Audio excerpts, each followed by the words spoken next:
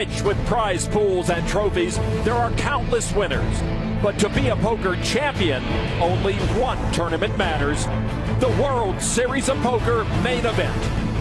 Many champions have come before, and many will follow. But today belongs to these 9 players. Some, like Ben Lamb approaching 10 million chips, and Phil Collins, have devoted their lives to the felt. This moment is the culmination of a poker player's career. Some, like Belize's Bob Bunara, are just living a dream. I won! It feels like surreal. Today, all 9 share what is truly a golden opportunity. My style might get me a bit of trouble, but I'm smart enough to change a little bit. I think I'm playing perfect poker right now. I've just been trying to get myself in a good mental state. This is a moment in my life I'm always going to remember, and I want to make the best of it. An opportunity to become champion of the only tournament that matters: the World Series of Poker main event.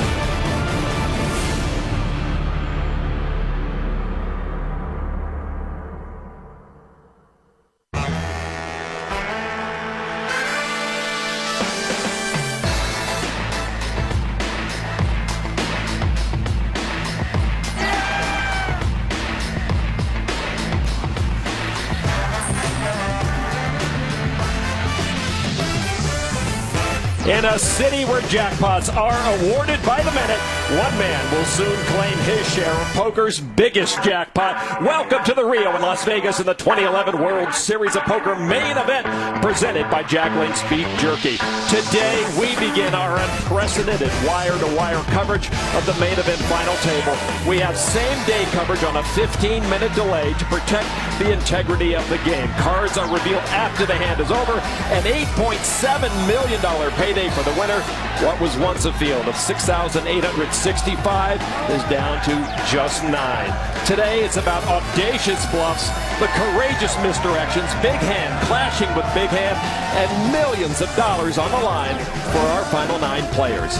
I am Lon McCarron with World Series bracelet winner Antonio Esfandiari. Norman Chad will join us later with his unique insight. Kara Scott is on the floor.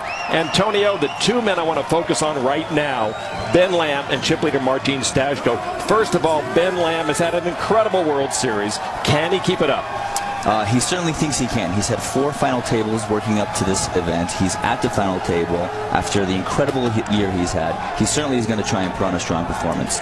With 40 million chips is our current chip leader from Czech Republic, Martin Stashko. A lot of people think he's the wild card here. Do you agree? I wouldn't go as far as wild card. I think he's more of a mathematical player than everyone else. I think people are calling him a wild card because we don't really know how he plays. All right, well, let's take a look at the leaderboard. Stashko on top with over 40 million chips. Ben Lamb, who we mentioned, right in the middle of the pack. Phil Collins right there as well. 3 Americans at this championship table. Sam Holden, the short stack right now. But nobody is really too far ahead. Nobody is really too far behind right now, Antonio. I mean, just one double up for, the short stack, and he's got average stack. I mean, at this point with the blind so high, it's anybody's game. Hi, everybody. Lon McCarron along with Antonio Esfandiari, and this is a once-in-a-lifetime moment for these 9 players. Ben Lamb got close a couple of years ago, but how are they coping with the enormous nature of this whole entire frenzy out there? I'd like to tell you I know how they're coping, but I honestly don't. Every time I've ever made it to a final table, you always come the next day and play. These guys have had 4 months to study their opponents, to practice their game, to work on whatever they need to work on, and now the moment has finally come. How they slept last night is beyond me. Let's cut right to the quick. Who do you like at this championship table? I know it's been the Ben Lamb show leading up to this final table, but I have to stick with the guy. I mean, his reads have been dead on. He's had the heart to pull the trigger on every single one of his decisions and his reads, and I got to stick with him. I think it's going to be Ben Lamb. All right, well, he's picking Ben Lamb. 8 other players have something else to say about that. Let's meet our November 9 right now, class of 2011. Sam Holden from Sussex, England. I'm short stacked. No one seems to be giving me a chance except me. Anton Makievsky from Ukraine. I'm here to become the youngest player ever to win the main event. Pius Heinz from Cologne, Germany. I'm very aggressive, and I'm going to try to win every part at this final table. Bob Bunara from Belize. I'm here to take the World Series main event bracelet to Belize. Ben Lamb from Las Vegas, Nevada. I'm the 2011 WSOP Player of the Year, but nothing would be sweeter than winning the main event. Phil Collins from Las Vegas. I'll have the loudest grill here, fired up and ready to watch me win. Matt Giannetti from Las Vegas, Nevada, third in chips for 24.75 million. Owen O'G from Dublin, Ireland. Forget the look of the Irish. Today we'll see the skill in the Irish. Marcin Staszko from Czech Republic. I have over 40 million chips. I am the chip leader.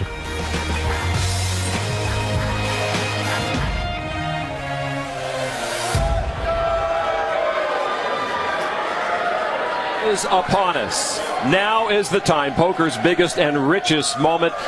And right now, maybe the biggest target is on Czech Republic's Marcin Staszko with 40 million. He is the chip leader. Can he hang on? The chip leader, Jonathan Duhamel, did it last year.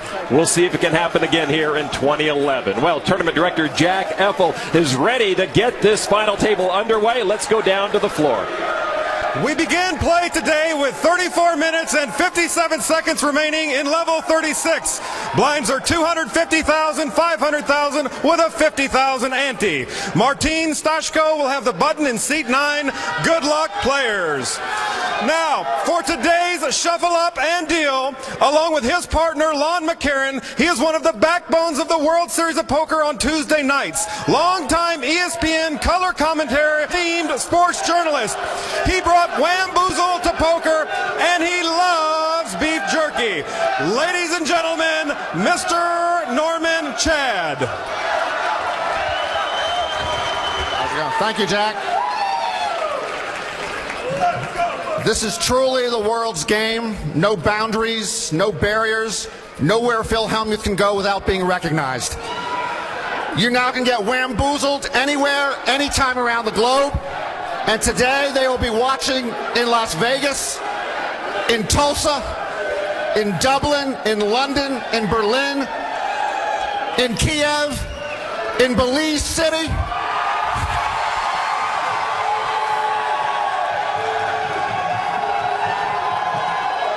And in Trinidad, Czech Republic, baby.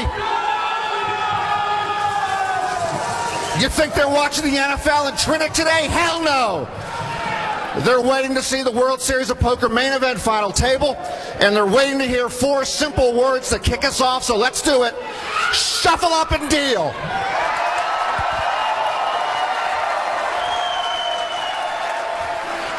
Well, if you want to light a fire under the crowd here in the Penn and Teller Theater, that is certainly one way to do it. Well done, Norman Chad. Got me fired up. All right, so as we begin the action, Staszko, the chip leader, will have the button. Matt Giannetti in the small blind. Bob Bunara, the wondrous amateur from Central America, from Belize City, the only amateur here with almost 20 million chips, has the big blind. You see the levels right now, 250,000, 500K, a 50,000 chip ante. That much time left in this level, then the players will take a short break. And now we kick it off. There is Irishman Owen O'D, and he will lay it down. Do you expect a tight final table, or to be a little come-out firing type of final table? I think that they're going to come firing. I mean, certainly with the blinds ante so high, I don't expect them to play too tight.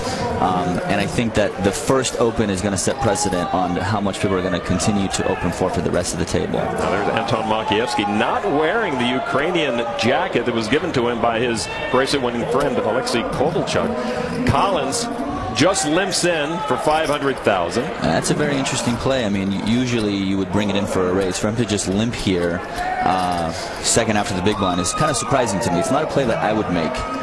Perhaps you could have a hand like Queen Jack suited, Queen 10 suited, and he wants to see a flop. What he doesn't want to do is raise and get re-raised, not be able to call. He could have a pocket pair. I doubt he has a hand like Ace-X suited. I think he'd probably bring it in for a raise with that kind of a hand. So a flop on the first hand, Bunara and Collins.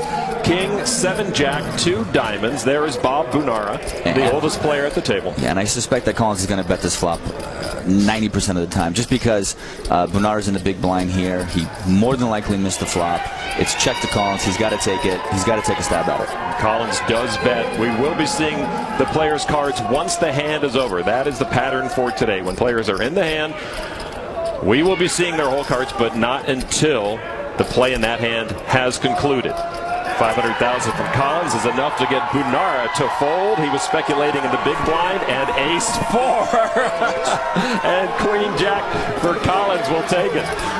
He had queen jack suited. It's exactly the kind of hand where he doesn't want to raise, get re-raised, and now what's he going to do? So he had middle pair, and that will take it down for Phil Collins. And his rail immediately goes to work with a Phil Collins song. You think we'll be hearing that song today? Phil Collins set to be at this final table for quite a long time, and I think they brought quite a repertoire tonight. I think so. And in the interview, he said he's going to have the loudest rail. Something tells me Belize is going to have a little bit louder. So $8.7 million for first place. That will not be awarded tonight, but on Tuesday. All players have been awarded ninth place money already.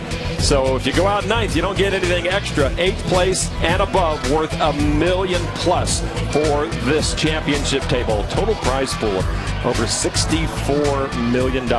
Almost 7,000 players bought in for $10,000 apiece back at the beginning of July when the main event started. Then they went on 3.5 months hiatus, and here we are back to determine a world championship this week.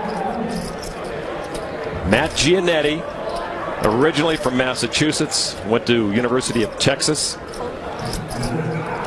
It's folded all the way around to the small blind. This is very unusual given that we have players like Hines and Lamb at the table. I think everybody's playing a little careful to start, kind of feel out the table and see what's going on.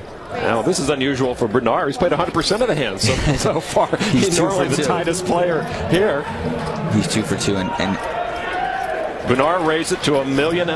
Now, Owen O.D. from Ireland. His dad made 2 main event final tables. And these are the 2 blinds. Odie does have position on Bunara. And everyone else not in the hand, paying very close attention to what's happening. They're very interested to see how the amateur is going to come out and play. And certainly Owen O.D., a huge threat to take this bracelet down. They would love to get any type of read on him they can. Right, and just looking at Bunara right now, with the limited information that we have, I don't think he's that strong. He's looking at O.D. in a way like, hey, I'm really watching you really closely. And when you're doing that, you're usually not super strong. Now, perhaps O.D. has sensed that as well, as he has re-raised the action to $3.2 million to find out how committed Bunara is.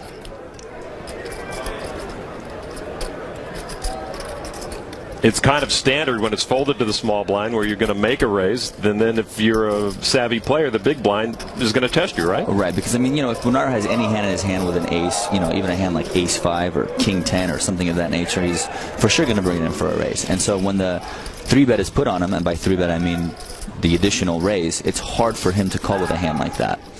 Now he's grabbed his chips, and this is what we call Hollywood. He's going to do something. You're convinced he's going to fold? Yes, I am. I don't think he's very strong.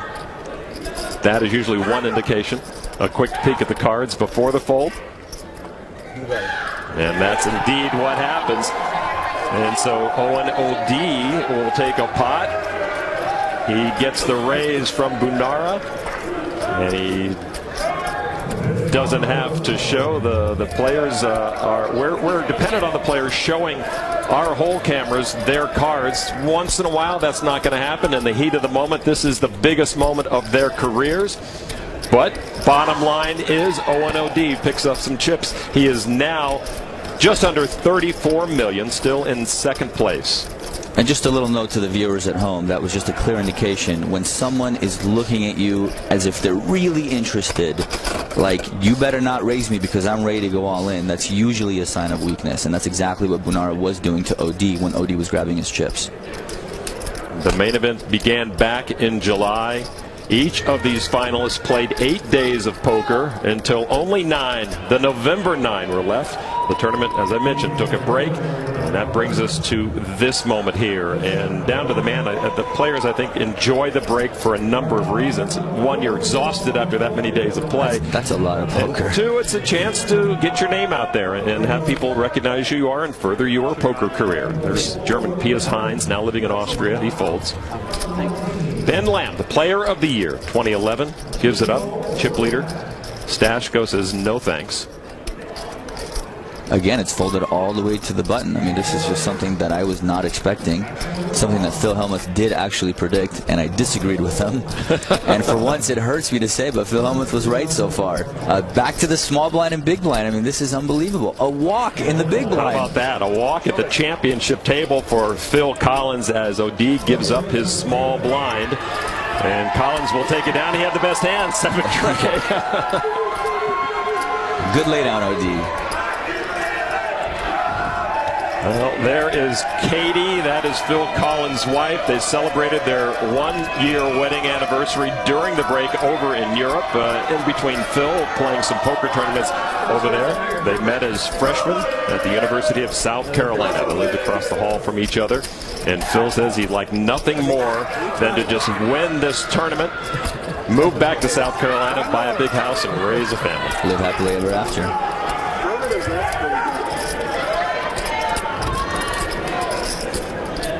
The crowd is so loud you can't even hear the players.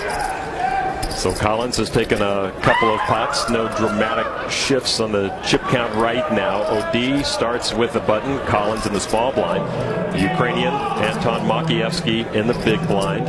He's right there at the left of your screen. Makievsky could become the youngest ever world champion.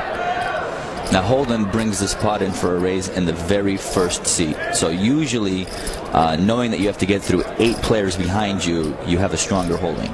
And Holden, the short stack, entering this championship table, just over 12 million chips, and Holden has raised it up to a cool 1 million. Stashko, who is a very snug player in his own right, as is Bunara. They both fold now to O'D on the button, and he'll give up that button. Will Holden's raise get through the whole table? Small blind Phil Collins now thinking about it, and he does fold. Now to Anton Makievsky, 21-year-old. I like watching Makievsky play. He's capable of having any 2 cards in any situation. What a World Series of Poker for Ukrainian bracelet winners. And Makievsky will give this up, and Holden's raise gets through. You're surprised by a few things going on tonight. I mean, we haven't seen much action, and you know, a lot of viewers at home, when they see the edited format of the shows, they don't see a lot of the hands where it's just raise, take it, raise, take it. That's 70-80% of the hands. And check out the wigs that Holden supporters are sporting tonight.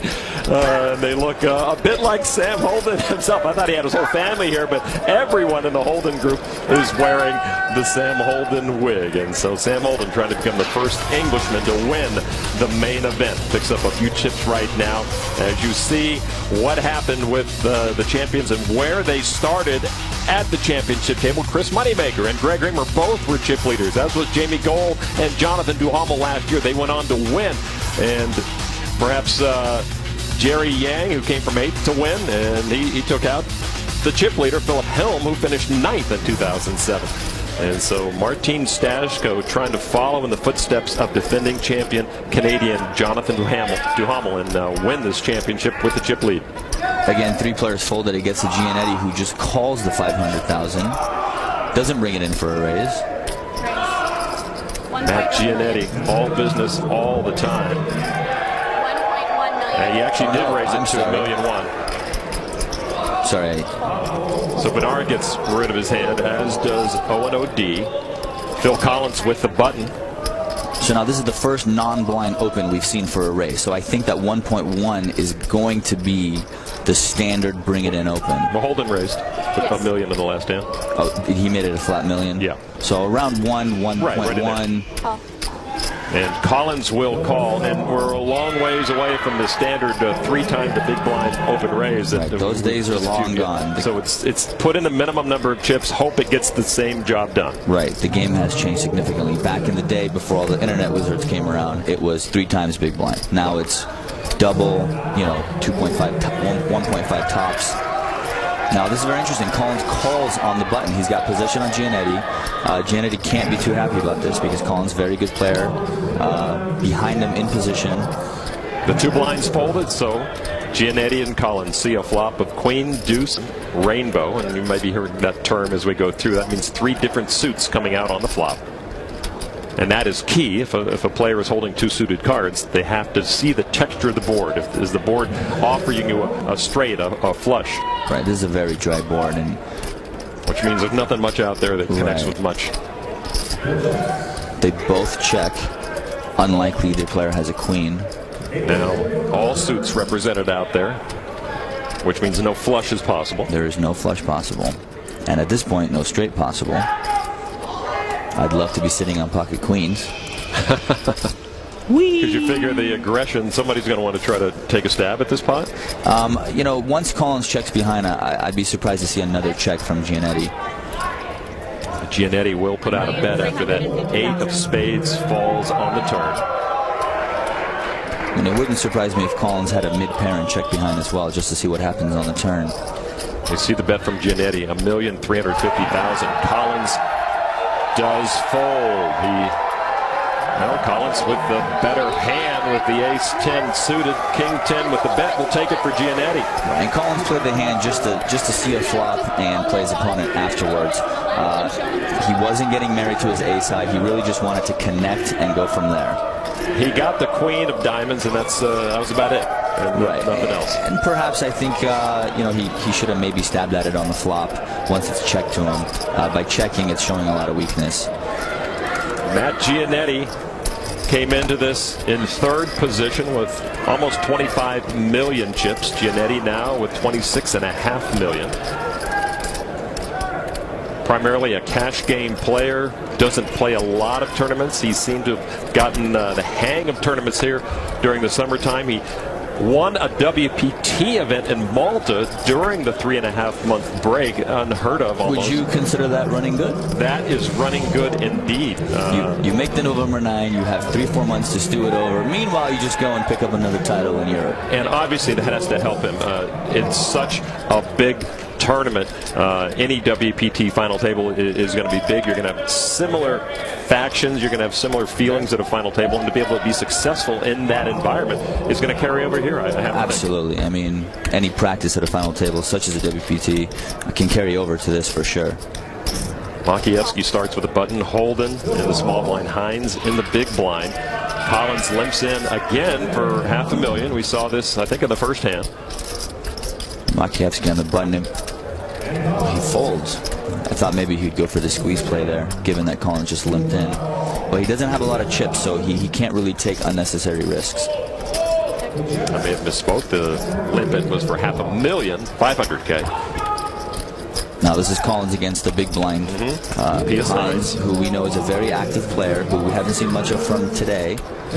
It's early. 6-6-10 in the flop. Hines in the big blind. It wouldn't surprise me if Hines took a stab at this flop, just hoping that Collins missed. Well, these guys have ventured into hands with each other on occasion, certainly 10-handed.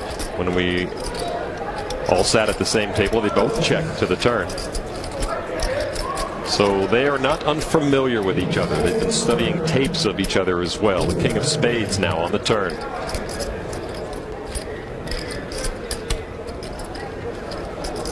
I would think Hines, knowing his aggressive streak, may want to venture here unless he just feels like he wants to give up, but I don't think he wants to give up. By betting here, he's repping a king or a 6. He wouldn't really bet a 10. It wouldn't really make any sense because the king just peeled off. What hand is Collins going to call him with where he's beating a 10? So it really wouldn't make any sense to bet a 10. So he's basically saying, I either have a king or I have a 6 in my hand.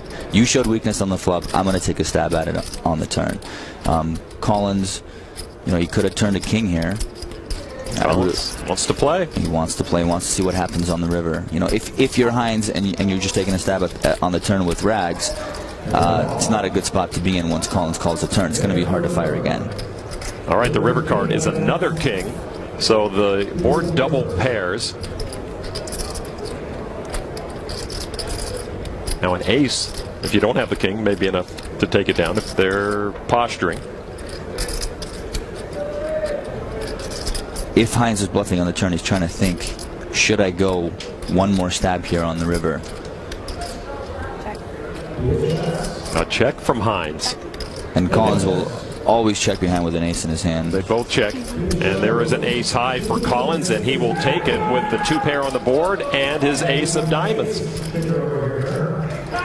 And so Collins got up easy on the river there. He sure did. I mean, if Hines puts in another bet, he's basically repping a king. And so I think that Collins would have called him in the end with an ace high.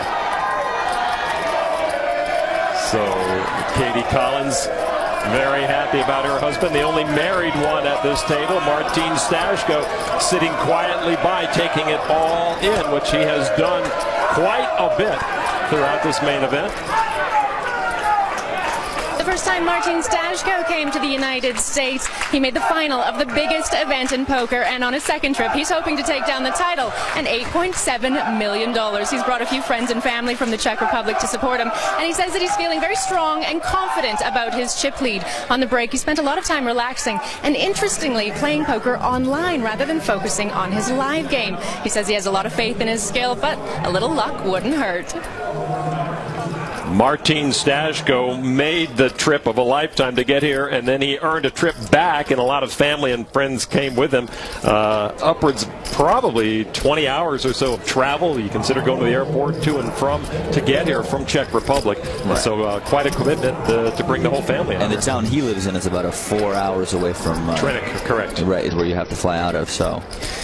And Prague is one of my absolute favorite cities. What a beautiful place. Have you been there, Lon? I have not been there yet. You are missing out, let me tell you. I'm going to try to get into Martin's home game when this is all done. So Holden starts with the button, Hines in the small blind, Ben Lamb in the big blind. Action on Sam Holden, the short stack at the table after Makievsky made a raise to $1 million.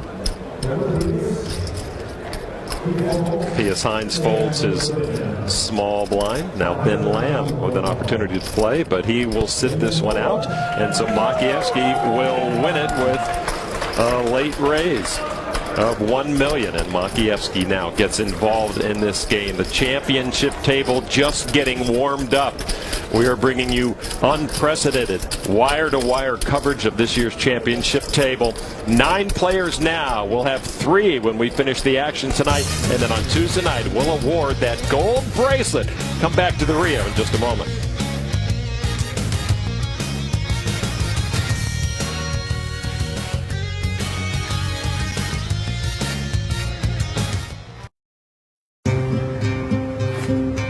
It's just like poker. At first you play, and maybe you're not so good. So you practice, and then you practice some more. And you know what? Eventually you find your rhythm, your game, and you get better. And there you are, a poker player. Learn to play better poker for free at the world's largest online poker site, PokerStars.com, and find the PokerStar in you. Of the World Series of Poker, this week we will award that championship bracelet to someone here in the Penn and Teller Theater. I'm Lon McCarron with Antonio Esfandiari and Kara Scott down on the floor. You didn't miss much while we were gone. Bob Bunara raised with ace high, and he won an uncontested pot. We talk about our leaderboard right now. Martin Stashko has been pretty quiet. 79 big blinds. Owen O.D. has dipped his finger into the pool. He has almost 35 million. Sam Holden still the short stack here. Makievsky working with just under 14 million. We talk about Owen O.D. from Dublin, Ireland. His father's made a couple of final tables, won a bracelet. There you see the young Irishman, Noel Furlong, the first Irishman to win a bracelet in 1999, won the main event. But you like this guy? I think he's a cool guy. I mean, I don't know him well, but from the looks of it, he looks like a pretty cool guy. And he used to say that it was all about the bracelet, and now he says it's all about the money. And it's got to be pretty interesting that your father was a very accomplished poker player, and not to be here at the final table. I mean, not only does he want to win it for himself, but he wants to make his father proud. Well, the money he's guaranteed already has surpassed his dad's World Series earnings for a career, so he's been able to rub that in just a little bit. All right, O.D. with almost 35 million. And he's not that far off the chip lead right now. Chip colors in play right now. You see the green ones were 25,000. The purples were the 100,000, and those beige hazard hand ones worth $250,000 each. There's a total of 205,950,000 chips out on the table. So yeah, keep that in mind when people start building a big stack. They always have a long way to go. Right. And at the end of it all, one person's going to have all those chips along with my 30,000. Did you? I feel like I should get a rebate of some sort.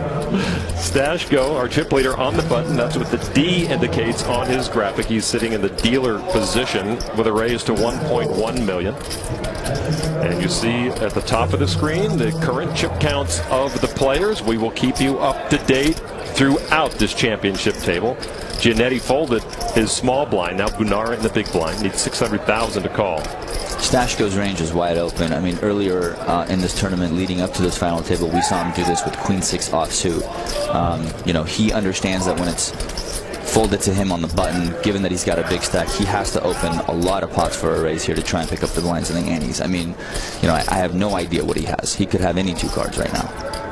Bunara now sitting like he seems to have something. We saw this near the end of play on day 8. He folded queens when in 10-handed play at one point because of so much action before him, and he felt it was worth it. He might have won the hand, but it was a risk. He would have won the hand. Not worth taking for him. Had he played that hand and won that hand, Giannetti would have been out. Exactly. And he would have had a monster chip stack. But he was playing to make the November 9. That was his first goal. Right. And there's a lot of value in it. Yeah, absolutely. He's a superstar back in his country of Belize, right? He calls for 600,000 more, and they both see ace, 10, queen.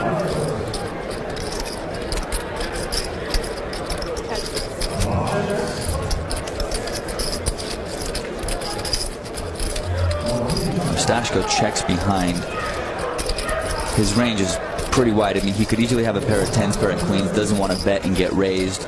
I think that if he had stone cold air, such as a hand like 5-6 or something like that, he would have certainly stabbed at the pot. Bunara checks. So I think that Stashko flops some sort of a 1-pair hand, but not the ace, or maybe ace rag, and check behind just to see what happens on the turn. Stashko puts out a bet. Stashko with $1.3 million into the pot. Bunara is not going to call. He's not comfortable, is he? He just looks weak. And the best he could have here, I think, is maybe a pair of 10s. Maybe he had a pair of 8s on the turn. And what are you seeing that's weak? Was he kind of settling himself into the chair? I wish I could be specific. You just kind of look at someone and you just kind of try and get in their soul. I don't know how to explain it, Ron. He just doesn't look very happy about his hand. That I know for sure. And when he turns over the King Jack, I'm giving him a poker fill-up. Well, that would give him a straight, but he's not. He does fold. And you are correct. And there is an ace for Stashko. He flopped top pair. Bunara turned a pair of 8s and got away from it, and correctly so. And the chip leader now starts to assert his power. And his parents, as I mentioned, are here. Ruta and Zophie made the long trip to Las Vegas, enjoying seeing their son play as the chip leader in the biggest poker tournament in the world. What a moment for Martin Stashko. Well, earlier in the main event, we talked about Bunara with a big fold 10-handed. He folded queens that would have given him a big stack. I'm all in. Giannetti says all in. Bunara with pocket queens, and he folds them. Call. And he does call. Got myself in a bad situation there. 10-6 trade. That misses both of them. The 7 of hearts, and Lamb picks up flush and straight draws. Giannetti's still ahead, though. The river card, the ace of spades. Giannetti does it again. Living on the edge, Matt. Nice hand. What a moment that was, as Ben Lamb forcing Bunara to fold, saving Giannetti's tournament. It's funny how everything had to play out the way it did. If Ben didn't open the pot, or if he didn't 3-bet the pot, if he didn't get to Giannetti, if Giannetti was just the opener, I mean, there's no way that Bunara would have folded. So Giannetti got really lucky in that pot for it to play out the way it did. But there was a lot of, as they say in the poker world, equity for Bunara just to try to guarantee his position at this championship table. That is absolutely true. And if this was a different kind of a different tournament, I suspect that there's a chance he might have not folded the queens. And if so, not so fast. Pius Heinz, the 22-year-old German pro with a raise to 1.1 million OD in the big blind, makes the call for 600,000 more. And these two will see a flop. Two very strong players, 6-10-5, couple of hearts. OD, 26-year-old from Dublin. Heinz, 22-year-old from Germany, Cologne, now lives in Austria, moved there in August of this year after the main event. Part A. Ireland versus Germany, and of course Heinz is, I think he's going to bet the flop here. I mean, he does bet it, but he for sure when it checked to him on the flop, he's going to stab at it, just in the hopes that his opponent has missed. No matter what Heinz is holding, he's hoping that OD did not connect with the flop and can't call a bet here out of position. In a world of aggressive players, Pius Heinz has stood out, and that is really saying a lot about a guy's play. 225,000 from Heinz. He certainly has, and it's that kind of aggression that gets you to the final table, but it's also that kind of aggression that gets you out of the tournament real quick. I mean, earlier in this tournament, we saw him get it all in over 8 million with a king-jack against the ace-king. You know, had he lost that hand like he's supposed to, he wouldn't be sitting here right now. With that being said, is Jerry Yang a front runner to all what's happening here in these days? I mean, he was so aggressive at the final table. You have to be aggressive and hope that your opponents are not catching cards. If you catch a few cards and you keep hammering at them, you put yourself in a spot to win. A call from OD, and they see the board pair, 5 of spades on the turn. Just about 5 minutes left in this level. Now, OD called the flop here out of position, so it's likely that he has a pair in his hand. He probably has a 10. I doubt he has a 5. I don't think he'd call him with bottom pair here out of position. There's a chance, but unlikely. Perhaps a hand like 6-7 suited, something like that, but more than likely he probably has a 10-9 or a 10-jack kind of a hand.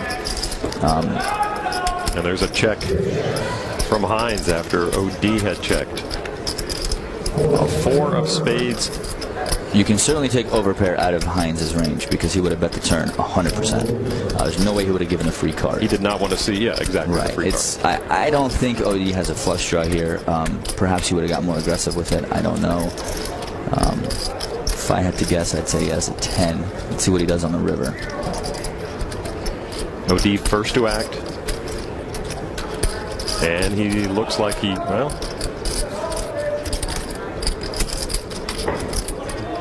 may put Heinz to a test here. Right, and neither one of them are really concerned about the flush out there because it was the runner flush. And OD will put pressure on Heinz here on the river. It's a bet of 2.6 million. Feels like a value bet to me. Less than half the pot. If I'm a Heinz and I can't beat a 10, I'm not going to call here. The value bet meaning it's a bet to try to get some value for the hand. Right. That he doesn't you would have get a call for. He doesn't have a super monster. He knows his 10 is probably good, and he wants to get value for it because, as we both know, it's very hard to make a hand and hold them. So to do that, you have to count on your opponent having something. Right. And Heinz apparently did not as he folds. Wow. And OD flopped a set of 10s, ended up with a full boat, and he will take that pot. Well, he did have a 10 in his hand, Lon. I didn't know he had 2 of them. And I'm surprised that he didn't 3-bet that pre-flop. And by 3-bet, I mean putting in the second raise. I guess he is out of position. He doesn't want to get it all in with a pair of 10s. But against a player like Heinz, who only has about 12 million, 13 million, I don't know, I might have just gone for the 3-bet and get it all in and see what happens. OD with a 10% gain so far at this championship table, up to almost 38 million. Stashko just over 40 million. So things are tightening up here in the opening hour of play. Coming to you from the Penn and Teller Theater. Heinz now the short stack with 12.1 million. Lost a decent chunk of his stack. It was the 3 youngest players who were the 3 shortest stacks at this championship table. Interesting in itself. Lamb now will come into the game with a raise of $1.1 million. Bunara starting with the button. Mr. Lamb can't take it anymore. He's got to get in there and get some chips. I've never seen him fold 8 hands in a row. Have you? I have not. I don't know if he has either. So now Bunara on the button. Says Lamb, you can take it. And just because he hasn't played a hand, for a while and comes in for a raise does not mean that he's holding a premium hand. But they thought he was. His range is pretty open as well. He could have had any 2 cards. Queen 10 offsuit, Ace 5. How about Ace 9? Ace 9. And Collins in the big blind. We show you that hand because he did have an option to play there. 9-5 suited. And of course, he was not going to play that against Ben Lamb. So Ben Lamb breaks the ice and decides to stick around. And he's been having a lot of fun in the off season, playing some golf and things. Nice little tan. How does the showing of the cards here on a 15-minute delay affect the play? It does have an effect. We have no doubt about that. Well, honestly, it adds a whole new aspect to the game of no limit holding. I mean, these guys in 15 minutes can find out what the other guy had. I mean, I guarantee each one of them has a guy in the audience who's getting a text message from somebody watching at home telling them exactly what their opponents had. I mean, poker is a game of information, and the more information you have, the more of an edge you have. The players are not allowed to have electronic devices with them at the table. It's okay for somebody they know in the crowd to have one and receive that information. And as Matt Giannetti said in an earlier interview, he's fine with it. It does add that extra level as long as everyone is on equal footing. Right, and everyone is. I mean, for you not to take advantage of that would be just a colossal error in my book. This will be the last hand at this level. We'll be going to level 37. The blinds will be at 300 and 600,000 with a 75,000 chip ante. OD, who's made the most gains so far, with a raise to 1 million. Makievsky now, the Ukrainian, in the big blind. And if he doesn't get something going soon, I'd imagine we're going to see that aquamarine jacket on his back. All right, he looks so different than the days back in July. And OD will take it with Queen Jack off. Makievsky folds his 10-7 in the big blind, and that is a break. The players will be taking a 10-minute break, but we will not. We'll be back to the Rio for our continuing wire-to-wire coverage of the 2011 World Series of Poker main event from the Rio. Is he bluffing? Could be. German shepherds, huh? I don't trust Germans. 2 cards. Could mean anything. Let's raise the stakes, frighten them off. No one to play with! Darn. So play online at partypoker.com. It's fun, it's easy, it's the world's largest poker room.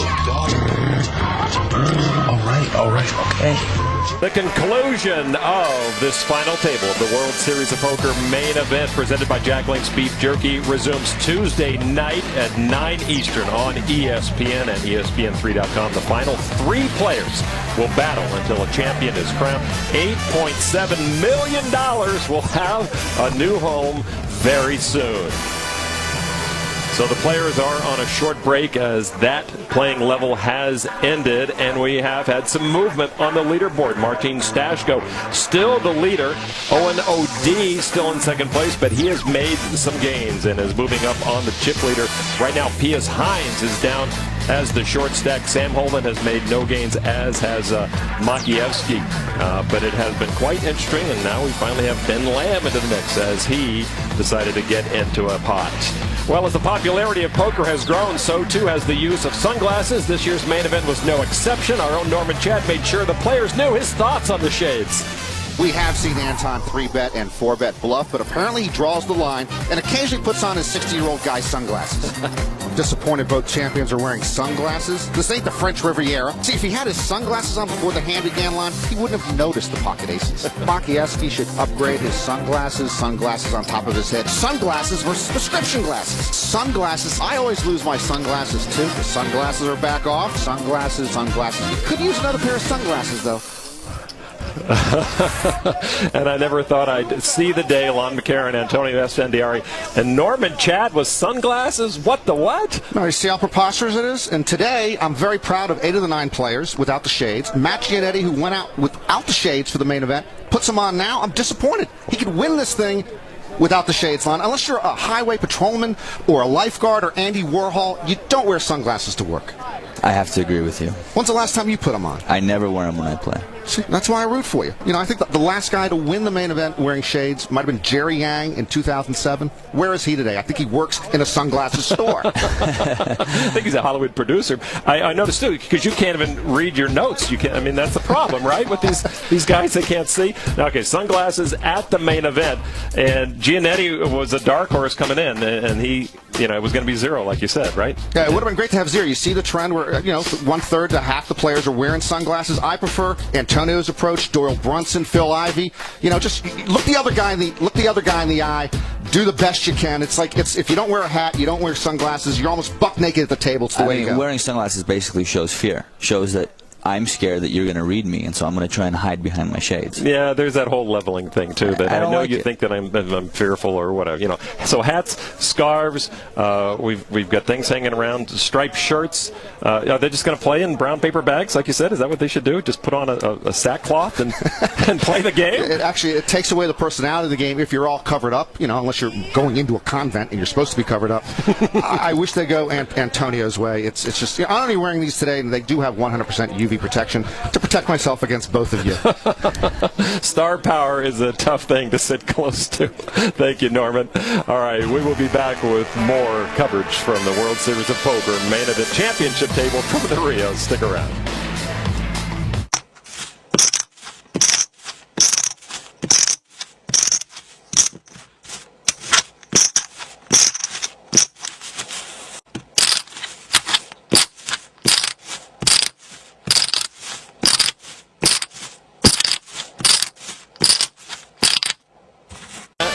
Unprecedented coverage of the 2011 World Series of Poker Championship table, wire to wire. We are on a 15-minute delay to protect the integrity of the game, but again, unprecedented. Hope you're enjoying all of the action. Martin Stashko came in as the chip leader, and after that 35 minutes or so of play, he is still the chip leader, but Owen O'D has picked up some chips to challenge him. Sam Holden no longer the short stack, as Pius Hines is now under 12, right at 12 million is the short stack. And as the players getting ready, you see the German player Pius Hines, Anton Makievsky, and I'm curious, Makievsky, Antonio, was so aggressive leading up to this championship table. He's really hamstrung right now, somewhat, isn't he? Right. I mean, aggression only goes so far. It really has to do with your chip stack, and his stack is pretty low on the totem pole there, so he can't really get after it too much. All right, well, Makievsky and the others are waiting for play to resume. Makievsky had been a very entertaining player throughout. He had terrific reads. Hometown right now, Kiev, Ukraine. He went to college there. This is his second World Series of Poker cash. He does hold a degree. A number of players hold college degrees. You'll be happy about that, Norman. I know you know that. He almost missed the World Series. This is the only event he played this year because he had visa interviews that delayed his departure from Ukraine. Got here to Las Vegas just in time to play the main event, and boy, is he glad he did. Well, yeah, it's remarkable. Think about it. He could become the youngest ever to win, and this is the first World Series event he ever played. And we've talked about how hyper-aggressive he is, and I think having to sit out even longer before he got here made him even more eager and aggressive when he got here. Well, as two of the youngest and most aggressive players in this tournament, Hines and Makievsky were no strangers to pre-flop raising wars, as we saw on day 8. Anton Makievsky, the chip leader with 4 deuce. He re-raises to $1,100,000, and he repops it to over $2 million. Wow. How much you got behind? I think a little less than 8 million. A little less than 8 million? Yeah. If you want to count them, no, that's okay. And he will give way to Hines. Hines' deuce had a better kicker. Well, that should boost his morale as he shows he won't get pushed around. A necessary quality here in the main event. So Pius Hines, as we've mentioned, a very aggressive player up against Makiewski, and when that happens, what is the key to winning that battle between two super aggressive players? You really just kind of have to show who is sicker than the other. I mean, you get into these pre-flop battles and it just doesn't stop. 3-bet, 4-bet, 5-bet. Also, position has a big part to doing it. When Makiewski was born, his parents looked at him and said, he looks like a 3-better. When Hines was born, his parents looked at him and said, he looks like a 4-better. That's amazing. And a lot of people watching might not even know what that means. A 3-bet is the second raise. So if someone opens the pot, someone comes in and raises behind them, that's called the 3-bet. The raise after that is the 4-bet. And the rest you can figure out. We are back to action. New blinds, 300 and 600,000, and Andy of 75,000. And Hines, thank you very much, Pius, for following up with what we were just talking about. A raise to 1.2 million. That's a minimum raise, as the big blind is 600,000. You can keep track of the players' chip counts as we scroll their numbers at the top of the screen for you. We are, as I mentioned, on a 15-minute delay, but same-day unprecedented coverage, and we'll be with you until 3 players are left tonight. Come back Tuesday night at 9 Eastern on ESPN to crown a champion. Hines with the raise, OD with the call. And Hines' 1.2 million chip raise is basically 10% of his stack.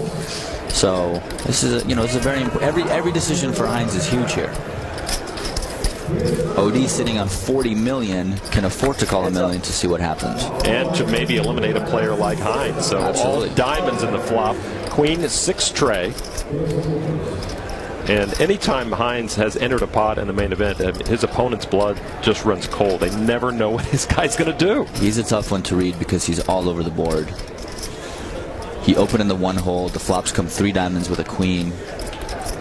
Will he stab at it? As you mentioned, any commitment is a huge commitment for the short stack. And there he goes. 1.325 is the bet. 1,325,000. 1,325,000. I don't think OD is very strong. He didn't look too happy about that bet there. So was OD just trying to get lucky? Your thought, maybe connect with a flop. I mean, he could have had a a hand like 10-jack suited, or perhaps maybe even a king-jack offsuit or something like that, and just called on the button just to see what happens. It's hard for Hines to really put forth a lot of aggression because of his short stack. So he's in a really good spot, OD here. But by Hines, anything he puts in, he's saying, I'm committed. Correct. And a call from OD. These both young players, but they are almost a generation apart in how they play the game. OD seems to be a little less aggressive, more steady. Right. I think he's very carefully aggressive, OD. I like the way he plays. Jack of clubs. If Hines was bluffing on the flop, it's pretty tough to continue here on the turn, given that he's going to have to risk, at least half his stack. OD certainly could have had the ace of diamonds in his hand. There's a chance he could have hand like king-queen offsuit, flopped a pair of queens. Initially, I didn't think OD was very strong on the flop, but he did call the flop, so who knows? What does the both checks tell you as we see the 8 of hearts fall on the river? OD's check on the turn tells me he's got a hand and just wants to check the pair of queens behind. Don't think he has the ace of diamonds in his hand anymore. He doesn't want to play huge pot with just 1 pair. And, then again, he could have flopped a stone cold nuts and just be trapping Hines here.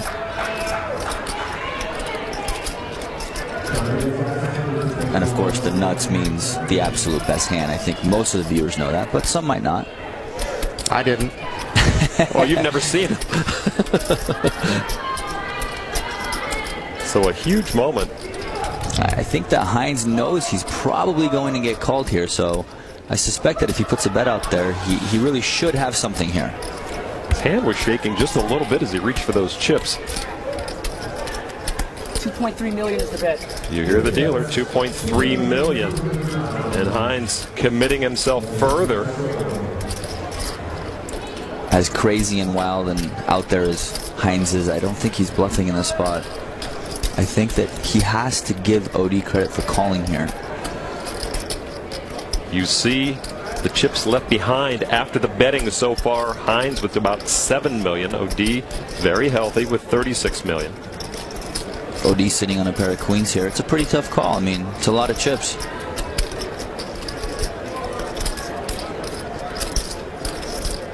Hand number 14 of this championship table.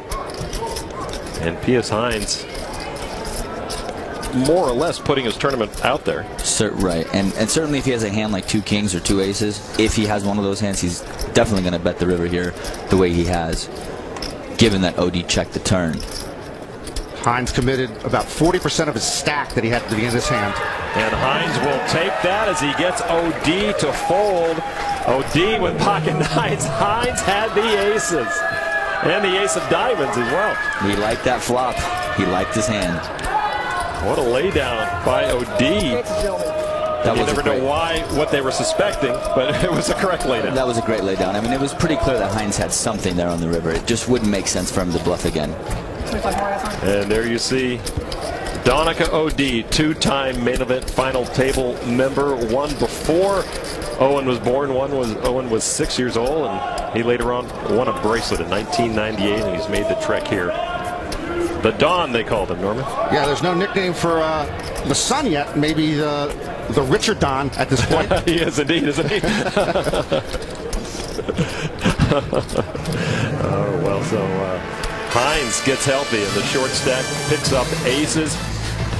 The World Series of Poker, presented by Jack Link's Beef Jerky, concludes Tuesday night coverage of the final table, where all the stakes are raised. One winner walks away with $8.7 million, and the World Series of Poker main event bracelet coverage begins with our final 3 players this Tuesday at 9 Eastern, and all 3 of us will be here to bring you that action, with or without sunglasses, Norman.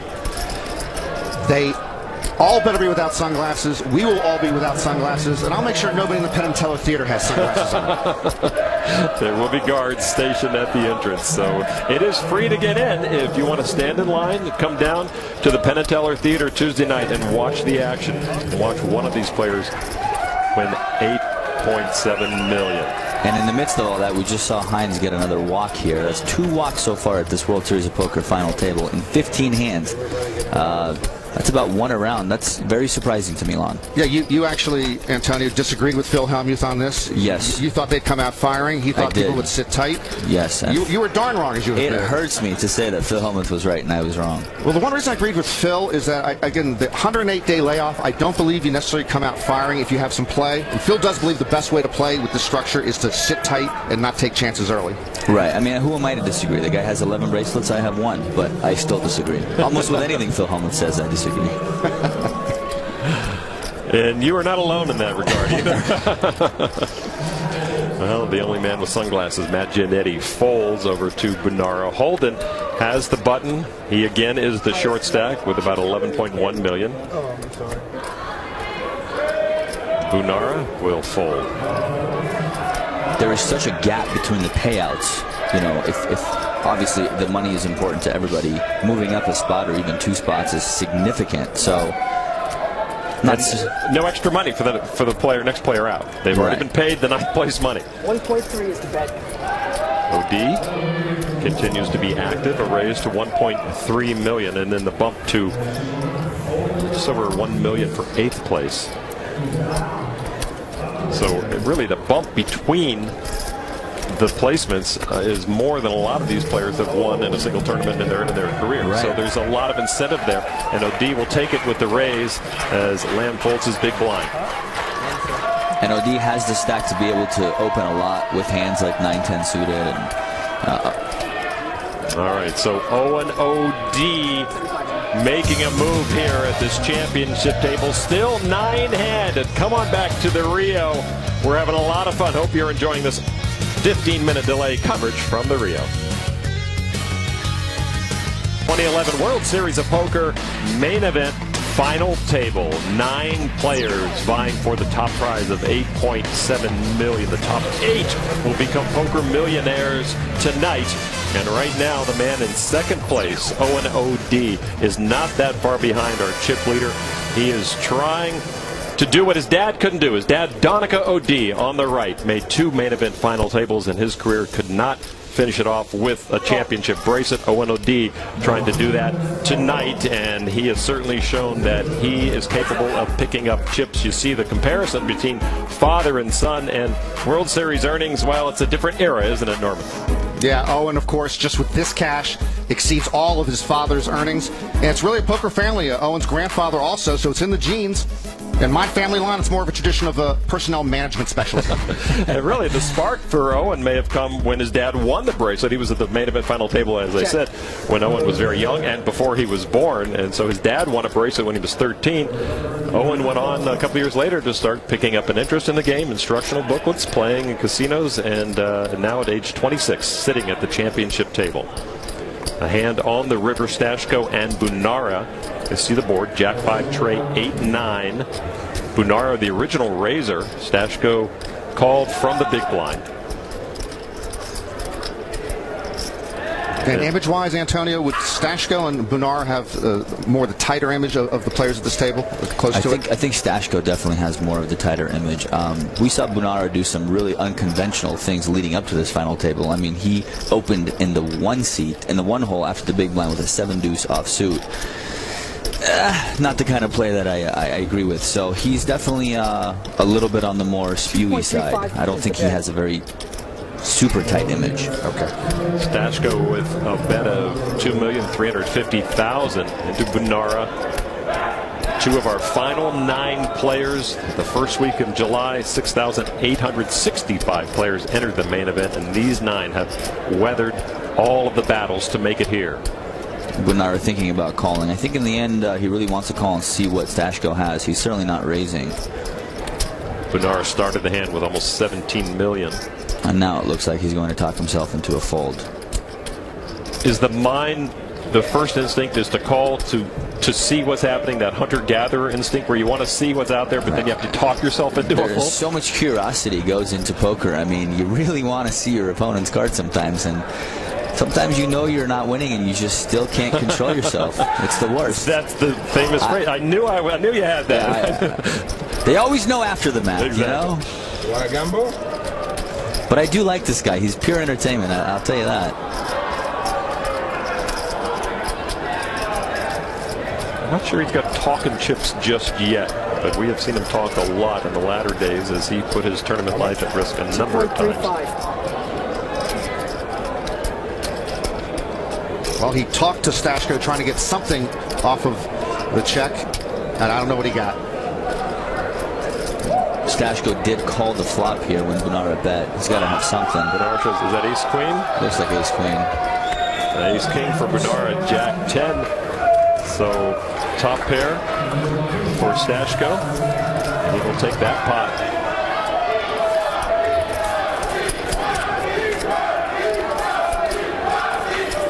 So Stashko, the chip leader, picking up a few more.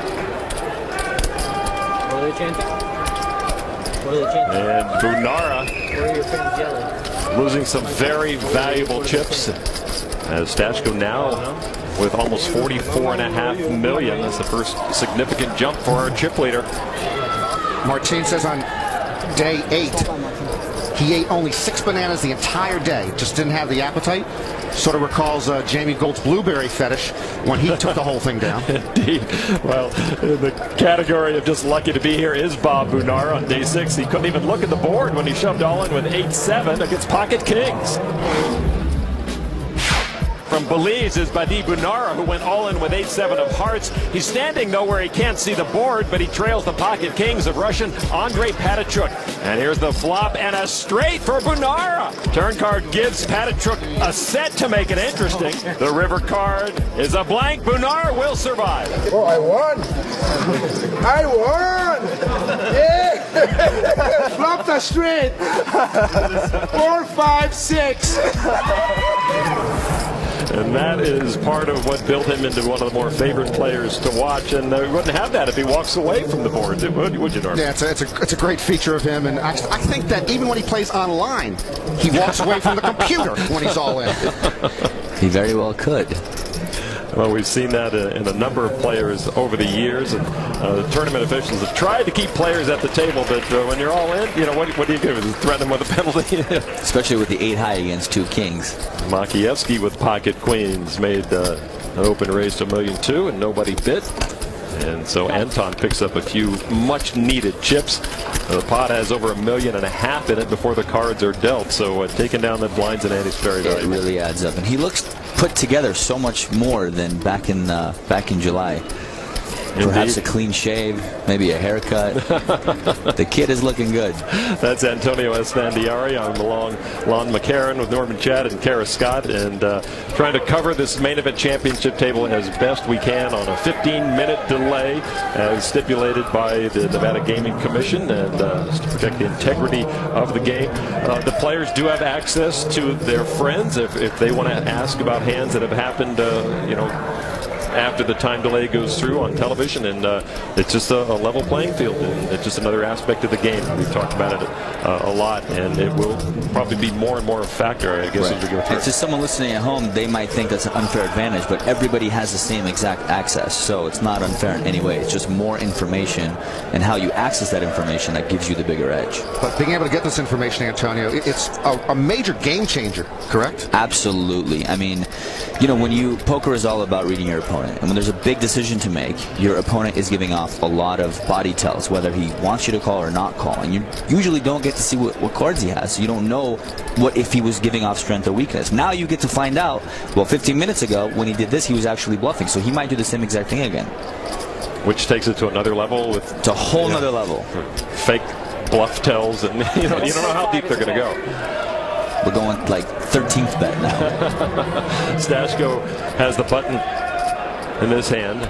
Action on Bunara in the big blind as Giannetti in the small raise it up, and he will take it. I think it looked like Giannetti with ace-10. Right, and a lot of players will show right there just to say, look, Bunara, I'm not picking on you. I had a legitimate hand, so when I do it again, know that I had something.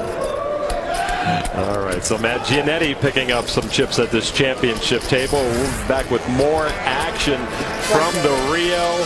Who is the face of the next champion? Stick around.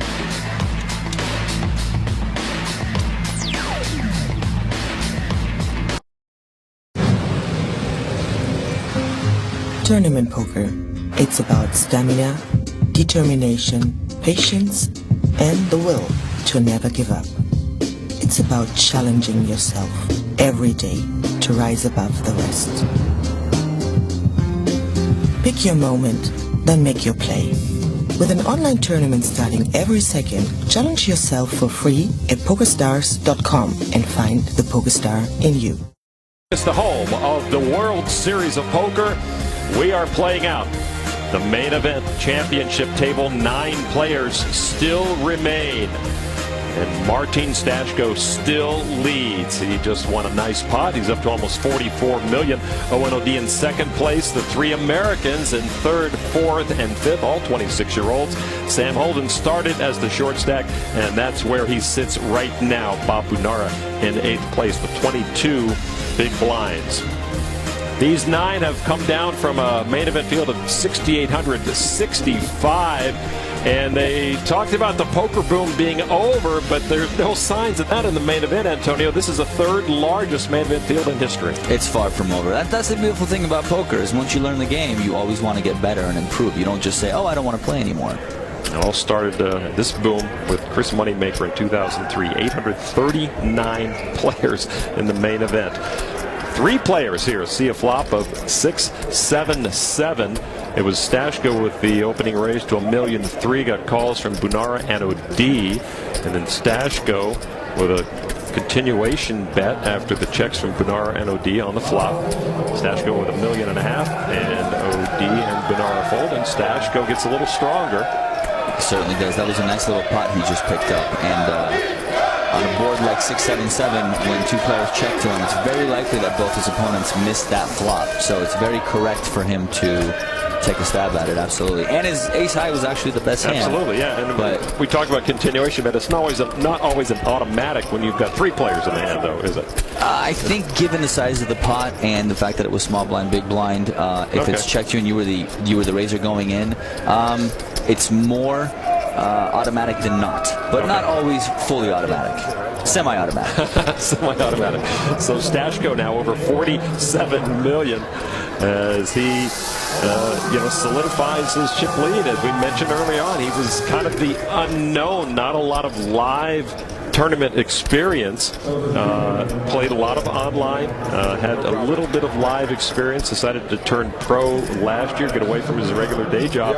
Right. And he knows game theory. He's a chess expert. He does, and he certainly cares about the money.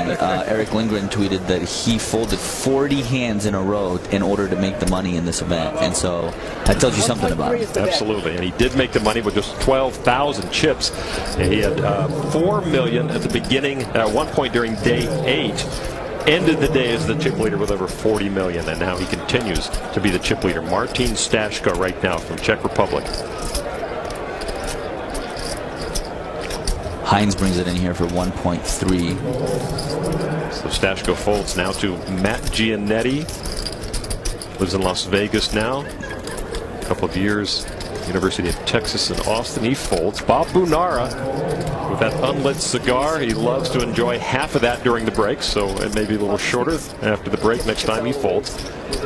Owen O'D, the Irishman, trying to become the second Irishman to win the main event. It looks like OD could have something here. I don't think he wants to fold. I think he's going to play this hand. OD was very disgusted with his previous main event performances, said he was never prepared, he was sick, partied too much. This time around he said he was prepared, he took care of himself better, and he's made the final table. And Hines will take it. Queen 10 suited as Collins folds his big blind, and so P.S. Hines gets some very valuable chips. Hines now suddenly over 16 million. And we haven't seen a lot of 3-betting at this table so far, which is surprising, because if you 3-bet, it's very difficult for your opponent to put in the 4th bet now, because you're basically committing your whole stack, given the blinds are so high. People are opening with ace deuce, queen 10 suited, and jack 10, all these kinds of hands. If you come over the top and re-raise them, it's almost impossible for them to continue.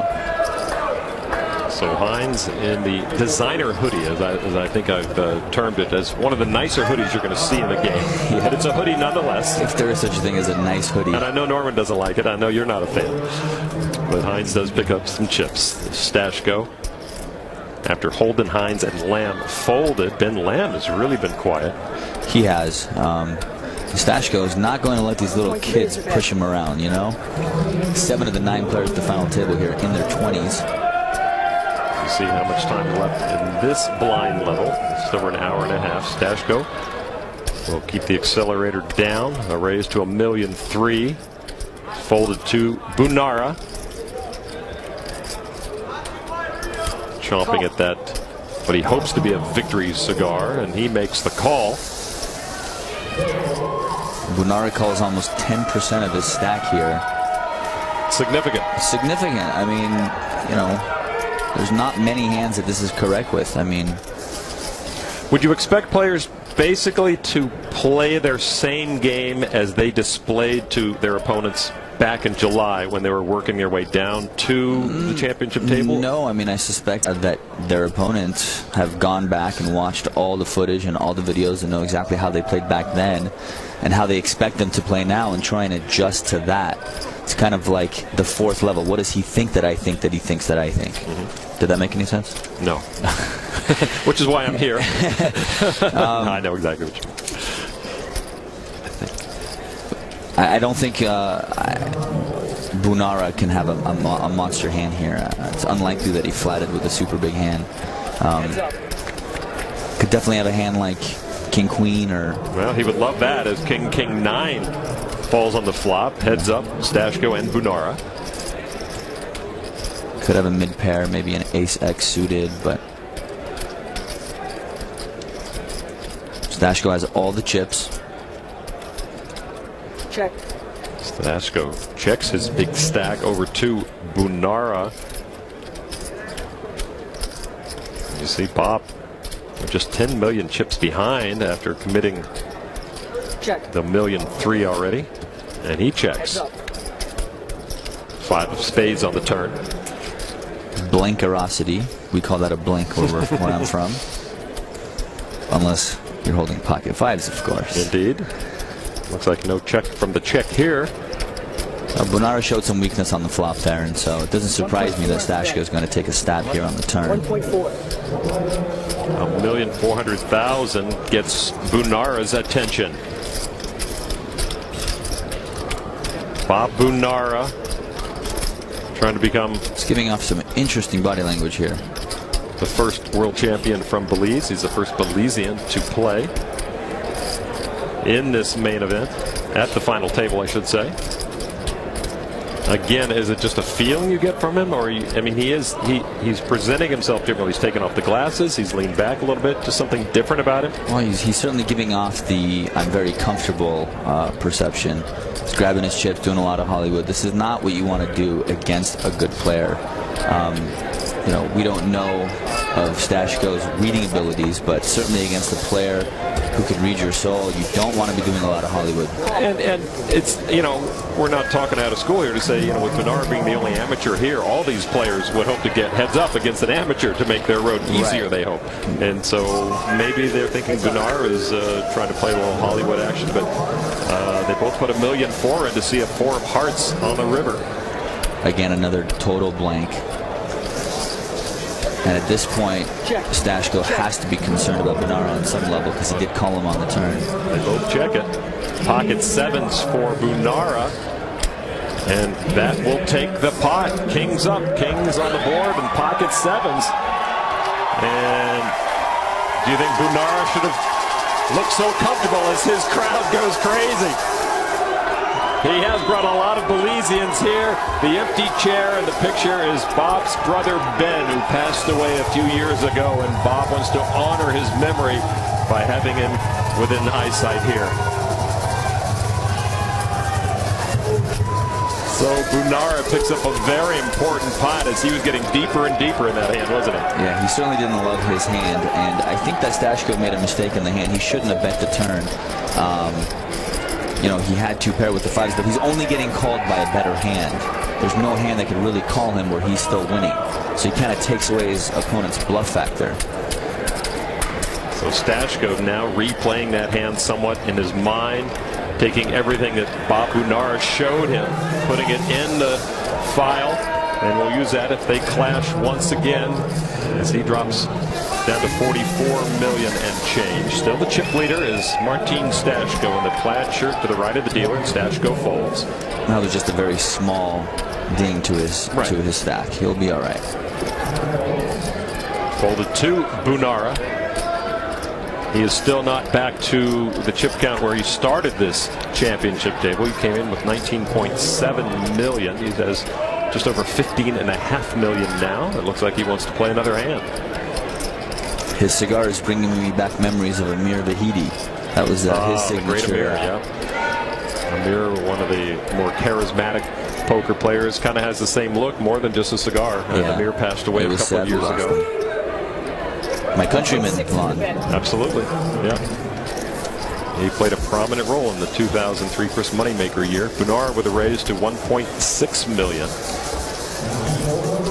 The big blind at 600,000. It's a little heftier than some players might raise it up. And Bunara will take it down. Ace-Jack suited after his pocket sevens. So all of Belize seemingly here inside the Penn and Teller Theater celebrating the recent success of their man Bob Bunara. Back with more action from the Rio in a moment.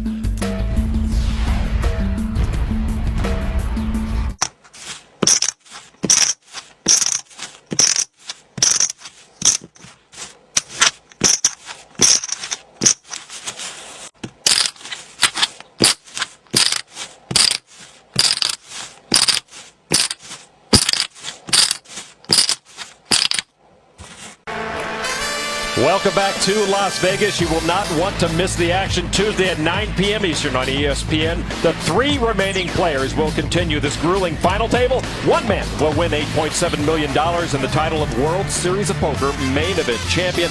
Every hand revealed. One world champion Tuesday at 9 Eastern.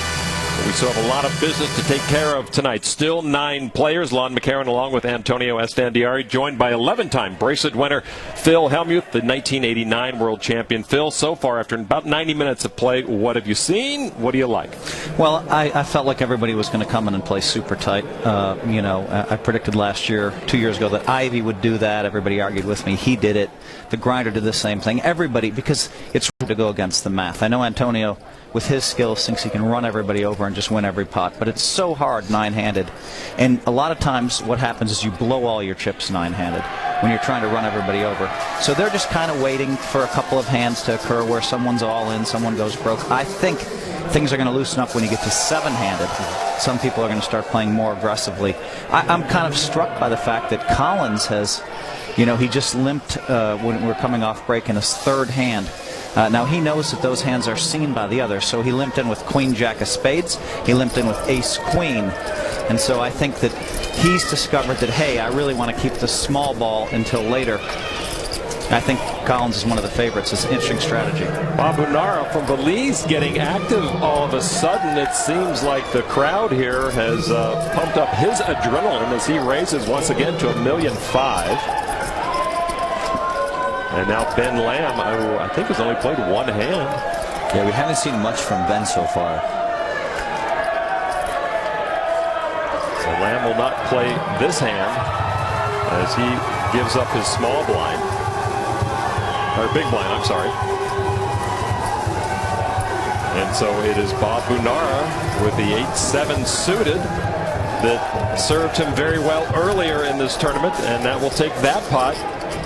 And the crowd here at the Penn and Teller Theater from Belize enjoying that. Bob said if he wins, he's going to charter a jet and fly everyone to Belize City for a party. I hope he takes us with him. I've always wanted to go to Belize.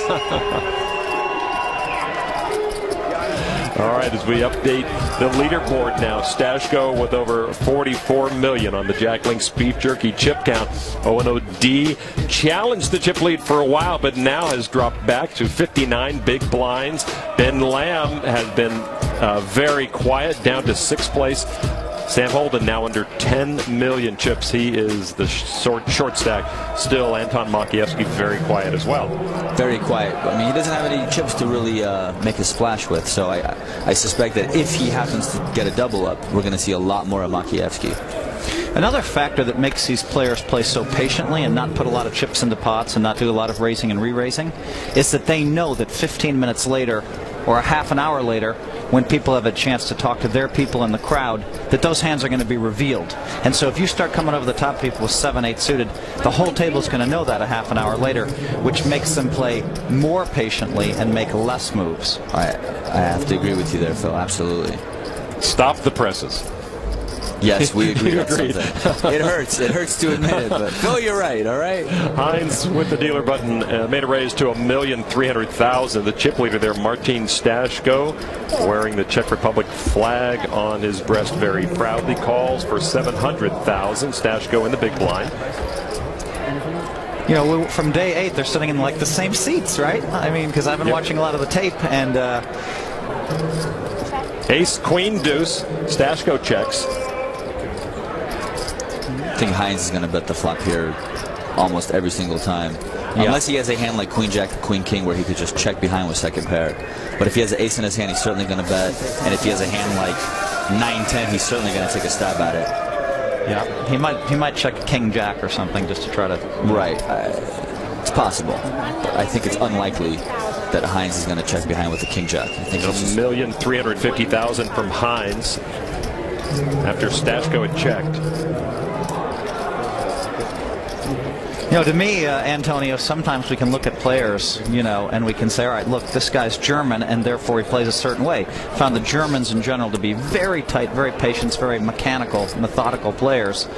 But Hines is nowhere in. I mean, he has broke the mold to an extent like I've never seen.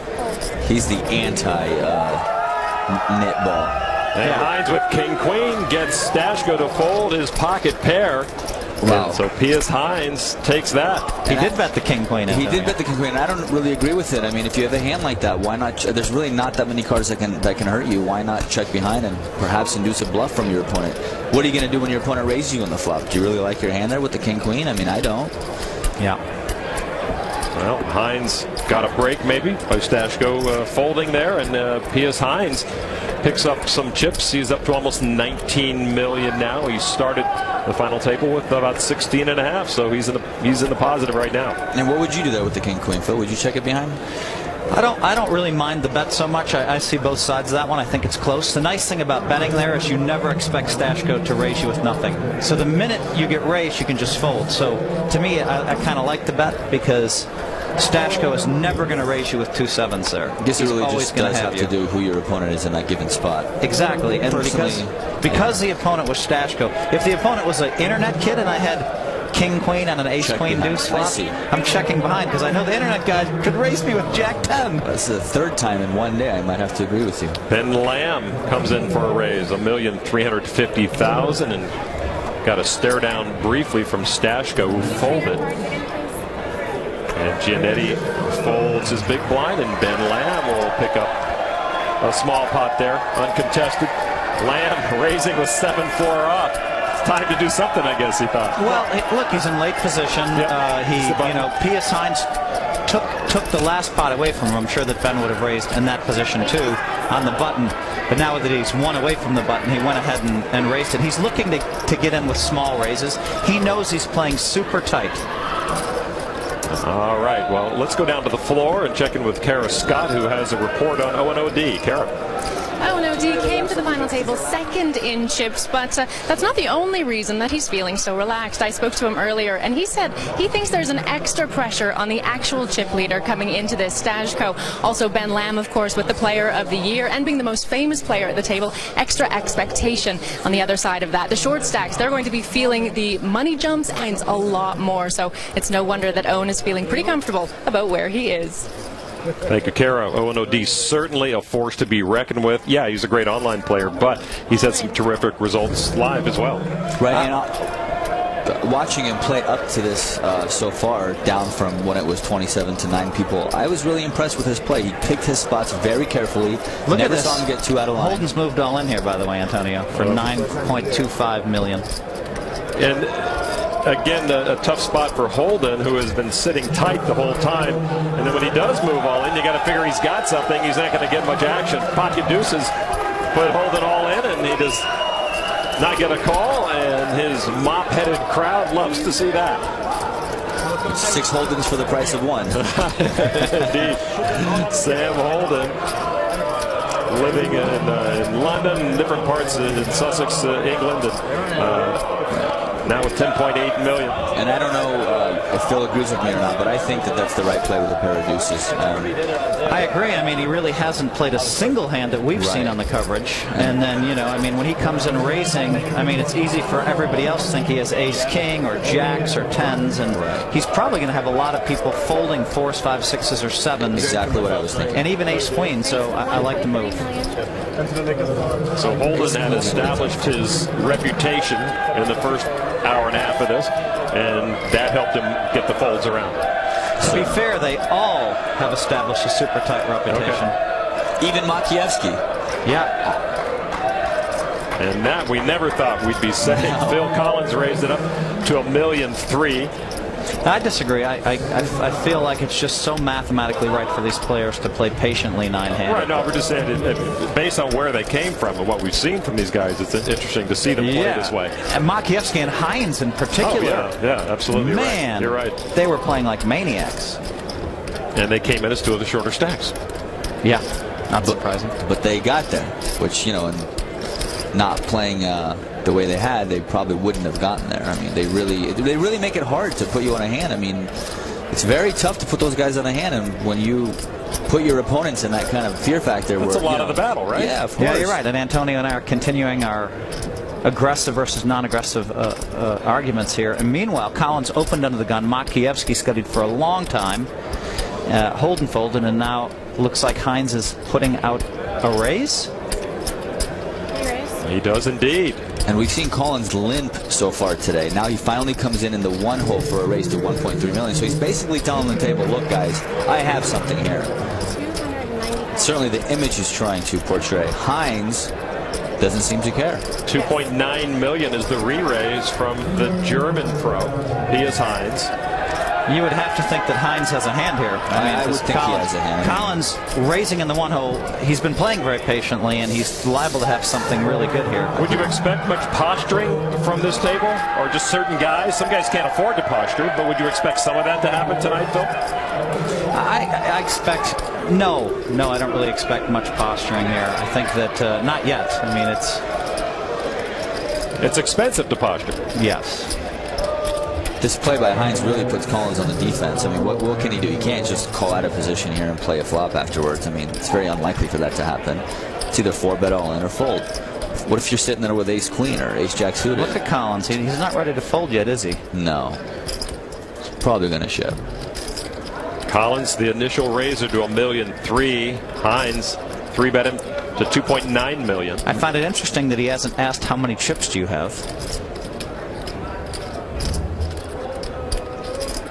And now Collins folds, and Hines will win it with King Jack. Wow, and that is the first move I've seen, Antonio, where someone made a re-raise, a 3-bet with a weak hand. It figures it would be Hines or Makievsky. And a tough place for Collins with that weak ace. It is. And, you know, he opened in the one hole, and he knows that everyone can see that. And so Hines went one extra level deeper, thinking, well, you know, Collins thinks that everyone's going to think I have a hand here. And so when I 3-bet, I really have to have something here. What was also happening behind the scenes there, to me, is that you have Collins opening in the one hole. He's played super tight, and Makievsky thought about raising him too. So Makievsky and Hines both looked at him, and both, I think, saw some weakness. And obviously, Hines saw some weakness because he re-raised with a king-jack. And so I wonder if Makievsky and Hines have a read on Collins. And Hines now in 4th place, as you saw, with 21.5 million chips. And the more chips this aggressive young German gets, the more dangerous he's going to be. He's rightfully so. I mean, some people you give them chips knowing you're going to get them back. Hines is a tough nut to crack. Once he gets those chips, I suspect we're going to see a lot of them go into play. And here we go. They're already back at work. $1.3 million from P.S. Hines. I think they're waking up, boys. I think they're waking up. Ben Lamb now next to act. And he is going to put some heat back on Hines. Maybe a little medicine that the German just dished out to Phil Collins. You know, I find myself doing the same thing a lot of times in tournaments as well. I win a big pot, I come over the top of someone, and I just feel like I can run over the table. And so almost always I always bring in the next pot for a raise, and that's exactly what Hines just did. Whether or not he has a hand or not, we'll find out. But you have to think. You'd have to think Lamb has something here. I mean, I talked to him before the tournament. We've been hanging out, drinking Scotch. He's a Scotch drinker, and he was planning on playing really super tight here. And by the way, I don't think Lamb has to have a hand here. I agree with you. Lamb did not have a hand. I agree. Ace-Jack to the King-5 suit. It didn't matter what Lamb had. He was going to be better. It just goes to show the power of the 3-bet. I mean, what can Hines do there? Put all of his money in with Ace-Jack off suit? And so Lamb, the first one to solve riddles so far at this championship bracelet. Can Ben Lamb come back and close off what has been a magical World Series for this 26-year-old American? Back in a moment. Is he bluffing? Could be. German shepherds, huh? I don't trust Germans. 2 cards. Could mean anything. Let's raise the stakes, frighten them off. No one to play with. Darn. So play online at partypoker.com. It's fun, it's easy, it's the world's largest poker room. All right, okay.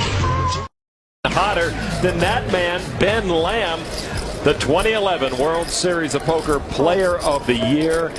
Ben Lamb thought he'd won it about 3 different times. As other players came on, he had a chance to lose the lead in Europe when Chris Moorman could have won it all and finished, but he ended up finishing second. Phil Hellmuth, our broadcast partner right now, finishes second in the Player of the Year standings again. Yeah, thank you. I appreciate that. just a fact. Sean Buchanan and Chris Moorman both had a shot at taking over the position from Lamb and would have forced Lamb to make a strong challenge here at this championship table. Moorman and Buchanan at the World Series of Poker Europe main event really put a lot of fear into a lot of players. And certainly Ben Lamb. And he's a fan of Lamb out there. I almost passed him in Europe. I had to finish 7th in an event. I had to finish 6th. But then he just had to make the top 8, so I wouldn't put much pressure on him if I moved up just one spot. And by the way, Ben Lamb, as Antonio said, he's starting to come alive a little bit. I think when you can play super patiently for a long time, when he finally did re-raise, it's got to put the fear of God into everybody, because here's a player that played really fast. They watched the coverage. He came in playing super slow. No one expected that.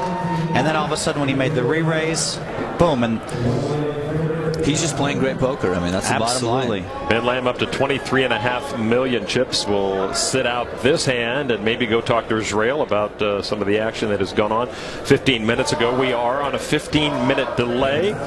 So action has folded around to Bob Bunara after Stashko opened for a raise. Lamb started with almost 21 million, so he's in the black for the day finally.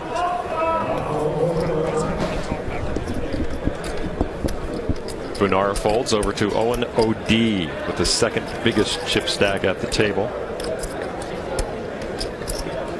O.D. just looks so calm and collected, as if he just belongs here. I mean, the one thing about O.D. to me, I mean, he's just so steady like his dad. You know, I mean, both him and his father. His father really is famous for having no leaks. He doesn't blow all his money betting sports, doesn't blow it all gambling. And so you look at the rest of the table, and they like what they see as the top 2 stacks at this championship table squaring off. Right, number 1 and number 2 chip leaders are in a pot together. O.D.'s just called with position, of course. Makievsky with just under 14 million chips, the short stack right now. Holden's short stack, so Makievsky the second shortest stack. Most of the times when someone is raised and someone else is called in late position, they've had a pocket pair almost every time that I've seen so far. So, you know, O.D. just called with 10s, he just called with 9s. Certainly in his range. The 2 big guns see a flop of 7, 8, 6. I wouldn't take suited connectors out of his range either, given that he has position and Stashko has a lot of chips. Then he likes this flop. If that's the case, he certainly does. A check from Stashko now to the Irishman. And Stashko, who opened, 3 to the right of the big blind, that's not really the best flop for him. He's pretty much representing big cards coming in, so I think that if O.D. bets, he's probably going to take this pot down right here. Yeah, I think so too. Also, it wouldn't surprise me if O.D. does have 4s, 5s, 6s, 7s, 8s, 9s, or 10s in his hand. Right. You saw the Donica O.D. Certainly in his range.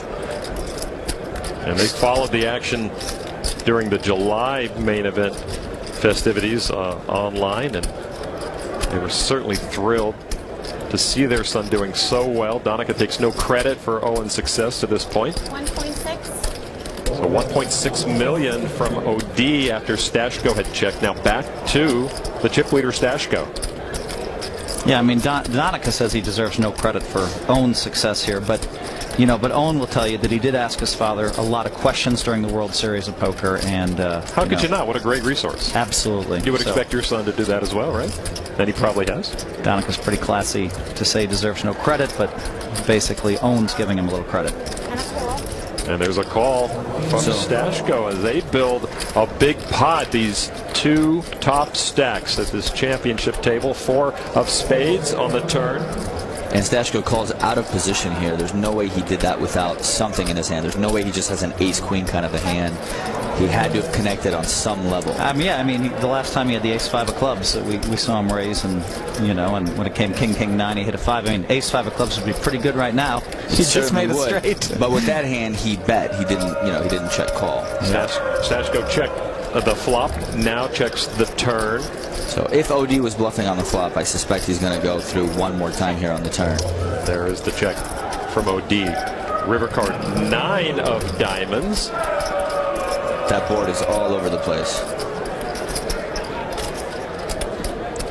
Is that a little nod there by Stashko? A little, what is that, river card? I think if Stashko bets here, he has a hand like ace-10 or something that... It's impossible that he has ace-10 in his hand. I can't imagine he has a hand like that. I wouldn't suspect him to call out of position on the flop there with ace-10. What do you think he has? Well, we'll see what happens when he bets. I'll tell you what I think he has after he bets. And there is the bet from Stashko. A bet and a stare immediately at OD. And OD folds quickly after the bet, $2.8 million. Wow. And there is the ace-10 sitting It's straight. impossible that he had ace-10 in my prediction when I put myself out there on the limb, Antonio. Nice hand, Phil Hellmuth. That's why you have 11 and I have 1. Good Lord. And the Czech Republic crowd now wakes up here inside the Penn and Teller Theater as they are enjoying their man continuing to hold the lead 9-handed. Stashko over 46 million chips, and we talked about him maybe not being the strongest player, being the wild card, not knowing exactly what he's going to come in and do, but he's doing just what he did late in the main event, and that's pick up chips. He's using the muscle correctly, do you think, Phil? I mean, I don't think he's using his muscle. I think he's playing a patient game. He did raise with ace-5 of clubs. That was late position. Ace-10 suited. These are hands that you're supposed to play if you're a tight player anyway. I haven't really seen Stashko use any of his muscle. I didn't see him use it much on day 8 either. I think he just wants to play a straight-up conservative game and see what that leads to and hope that some of the young kids get really hyper-aggressive and that he can take advantage of that. Antonio, how do you approach a guy like Stashko if you're sitting across the table from him? Well, it just kind of depends on the flow of the table and just exactly what he's doing. You know, in that particular spot, I was so shocked to see him call out of position there with the ace-10. Phil Hellmuth just read his soul correctly, and that hurts me to admit it, but it's true. Well, I mean, it just seemed like, you know, on a 6, 7, 8 board, when the 9 hit, I could put him on a 10, and then, you know, and then, all right, let's guess what kicker he has with the 10. He raised an early position, so then I thought maybe an ace. Actually, on the flop, he called with the best hand, 6, 7, 8. OD did bluff with a king-jack there. King-jack to hearts. And the king-jack would have worked that bluff if Stashko had the ace-jack. Giannetti opened for $1.3 million with ace-queen. Everyone else folded, and so Giannetti, who started 3rd in chips, picks up a few more here, up to almost $26.5 million. The sellout crowd, every seat filled here at the Penn and Teller Theater.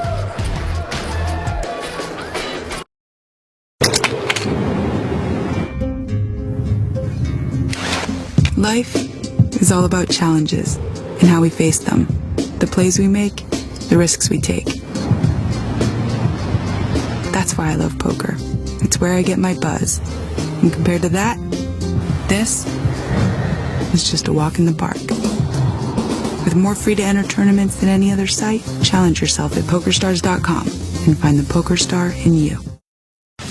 Well, the fans started lining up outside the Penn and Teller Theater this morning at 8 o'clock when they were finally let loose. They let loose. They are enjoying the action so far, supporting their champions that are seated on the stage here. 9 players still remain. Martin Stashko remains the chip leader. He is up that to over 46 million right now. Lon McCarron along with Antonio Esfandiari as the play is loosened up somewhat, and that's kind of what you expected to see as we go through these levels, and they get bigger and bigger. Owen O'D still in 2nd place. He made an early charge, fell back. The 3 Americans once again are group 3, 4, and 5. Makievsky in 8th place has been very quiet. Bunara has not. Sam Holden under 10 million remains the short stack. And that is one of the most enjoyable scenes you'll see in poker, to come into this Penn and Teller Theater, see the packed crowd, see them all cheering on their man.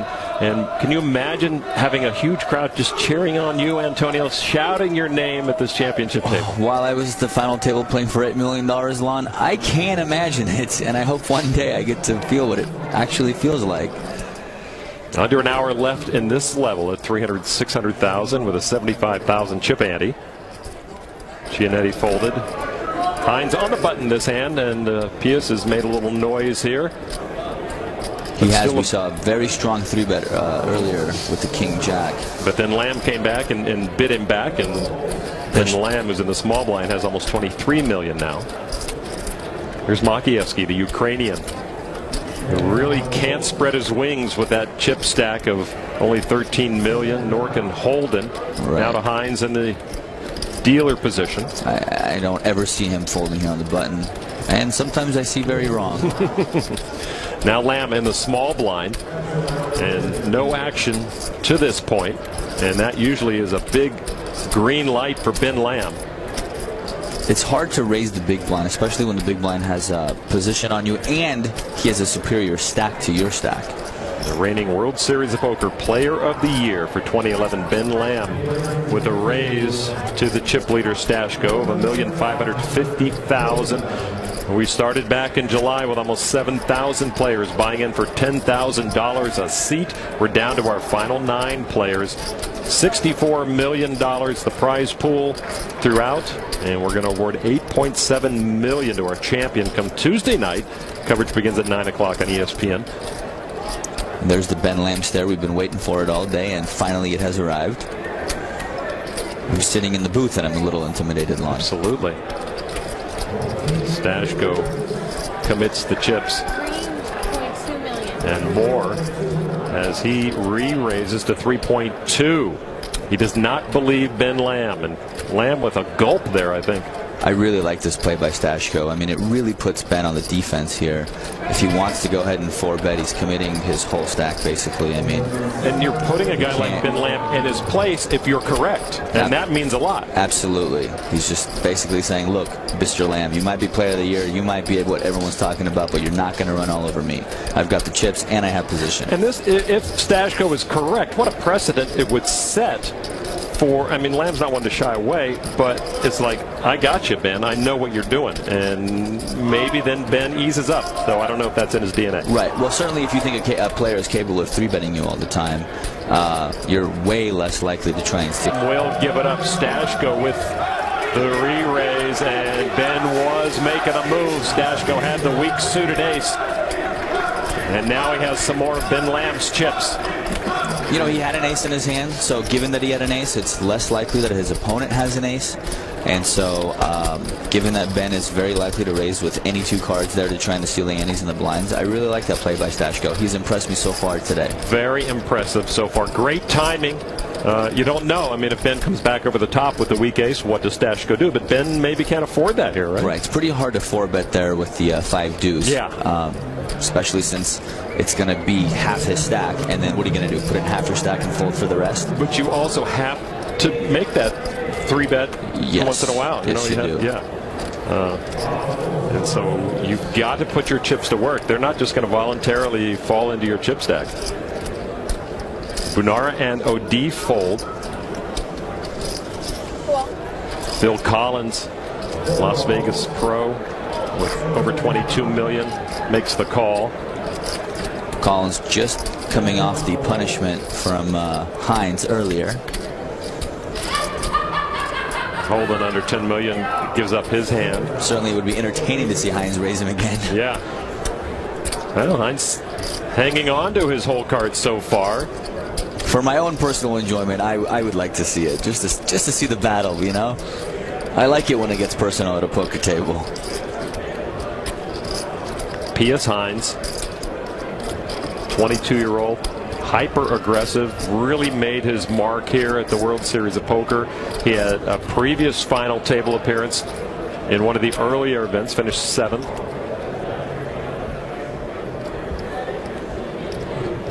Now one of the 9 remaining. In the big one, they call it the main event. A raise from Hines to 2.1, and Lamb looking a little sheepish at the moment, folds. That's a pretty significant raise. I mean, Collins limped in for the 600K, so Hines, by putting in such a big raise, is basically saying, look, you want to play, you got to call $1.5 million more. You're not going to just call another 700,000, 800,000. So action back to Collins, the original raiser. All right, actually, yeah, he just limped in. I'm sorry. Hey, this is, I think, his 4th or 3rd limp at this final table so far. And limping is just putting the chips in to call the big blind and not raising the action. Right, and I would be surprised to just see a fold here. I mean, he's got a hand that he limped in with 3rd to act. I think just limp folding is such a weak play. I'd be surprised to see it. You wouldn't expect that from a strong player like I wouldn't Collins. expect it. I mean, there's reasons for limping. Right. You know, limp folding. I wonder if he knows yet that Hines had King Jack on that hand yet or not. I don't know exactly if it's been 15 minutes or not, but it'd be interesting to know. We are on a 15-minute delay as stipulated by the Nevada Gaming Commission to protect the integrity of the game, but this is happening today in Las Vegas. Happy to bring you this wire-to-wire action of the championship table. We'll go down to 3 players tonight, no matter what time that is. And then we'll come back Tuesday night, 9 Eastern, and play 3 players down to a new world champion. He's grabbing some chips there, Lonnet. Doesn't look like he wants to give up here. And those chips are worth $250,000 each. And there's a re-raise from Collins. I like it. So a limp re-raise. I like it. I wouldn't have been happy if he just folded. Perhaps he could sense the table was starting to wake up a little bit. He's limped a few times earlier. He thought maybe somebody would raise it if he limped. No matter what he's holding, I like this play a lot. Collins started this hand with a bigger stack, but certainly Hines with almost 19 million can do significant damage to Collins. So this is quite a standoff.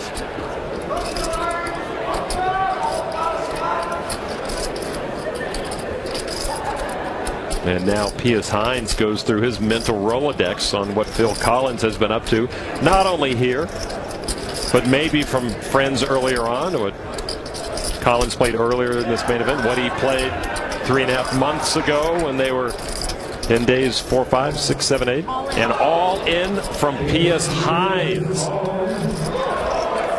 And Collins gives it up quickly. Ace king for Hines, ace queen for Collins. The right move for Hines, the right fold for Collins. Wow, that's the poker. A lot of players would have gone broke there with the ace queen. You got to give credit to Collins for just instant mucking the ace queen. He knew it was no good. Wow, great laydown by Collins. And Pius Hines, as Phil Collins licks his wounds, no singing of the songs right now as he's down to under 18 million. Hines up to almost 25 million, actually. That was an incorrect chip count. Almost 25 million for Pius Hines. In retrospect, he lost the absolute minimum. Had he opened for a raise and got re-raised, it's pretty hard to just fold ace queen for a single raise there. So if he wanted to go in for the 4-bet, he would have lost a lot more than what he did. I mean, I don't really like limping ace queen offsuit, but it seems to be working for Collins here. What a boost, both to his chip stack and to his mental faculties for Pius Hines. I would like it if Hines got a lot of chips. I mean, he's almost up to 25 million. Yep. He's entertaining to watch. 4th place. He's very aggressive. He plays all sorts of hands. So for, you know, my own personal entertainment factor, I would certainly we're here for you, Antonio. I would like to see him get a lot of chips. Giannetti, who's been rather quiet, limps in for 300,000 from the small blind. He wants to play a pot. And they have a little history. Earlier in the tournament today, he raised it with the ace-10 and showed Bunara. Now he's just limping. And we thought one of these two guys was going to go out 10-handed. They were short-stacked and playing tight as could be. Right. But they both made it through. And it's surprising with the blinds at 300, 600,000, ante 75,000 a person. We haven't seen anybody bust out yet. Jack Queen 9.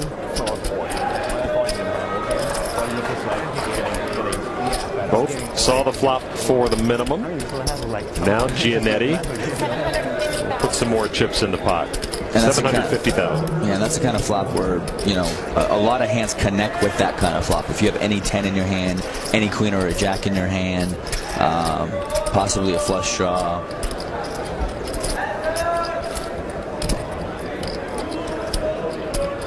Bunara always looking very comfortable. He knows why he's here. He's here for the fun. Yeah, it's going to be a good payday no matter where he finishes. But Bob Bunara, the everyman from Belize, and why not get behind him? He gives everyone hope that they can make it through the shark-infested fields of the main event and be right here. Absolutely. And in a country of only 300,000 people, here he is representing. I think everyone at home is watching.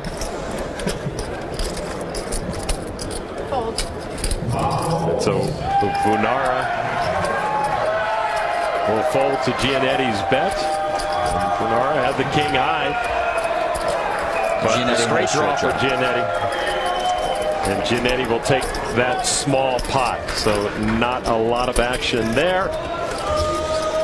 But we are getting ready for the fireworks to fly here at the Rio. We're nine-handed still at this championship table. Wire-to-wire coverage. Come on back.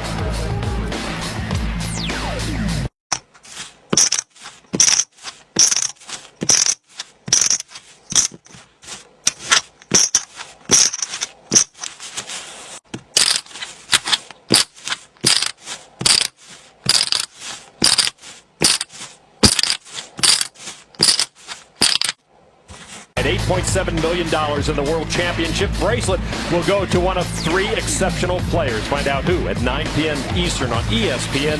Tune in for continued unprecedented coverage of the World Series of Poker main event presented by Jack Link's Beef Jerky.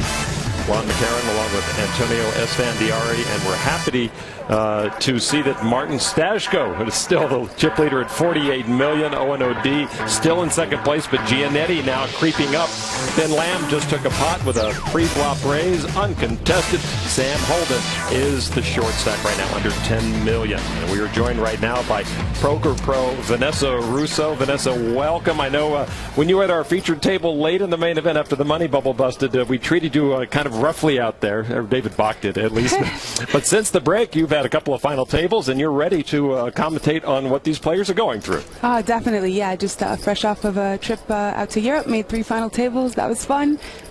So I'm ready here to see what's going on at this final table. Wish I was at it. What is your impression so far of the play, and has anyone or anything stood out in your mind?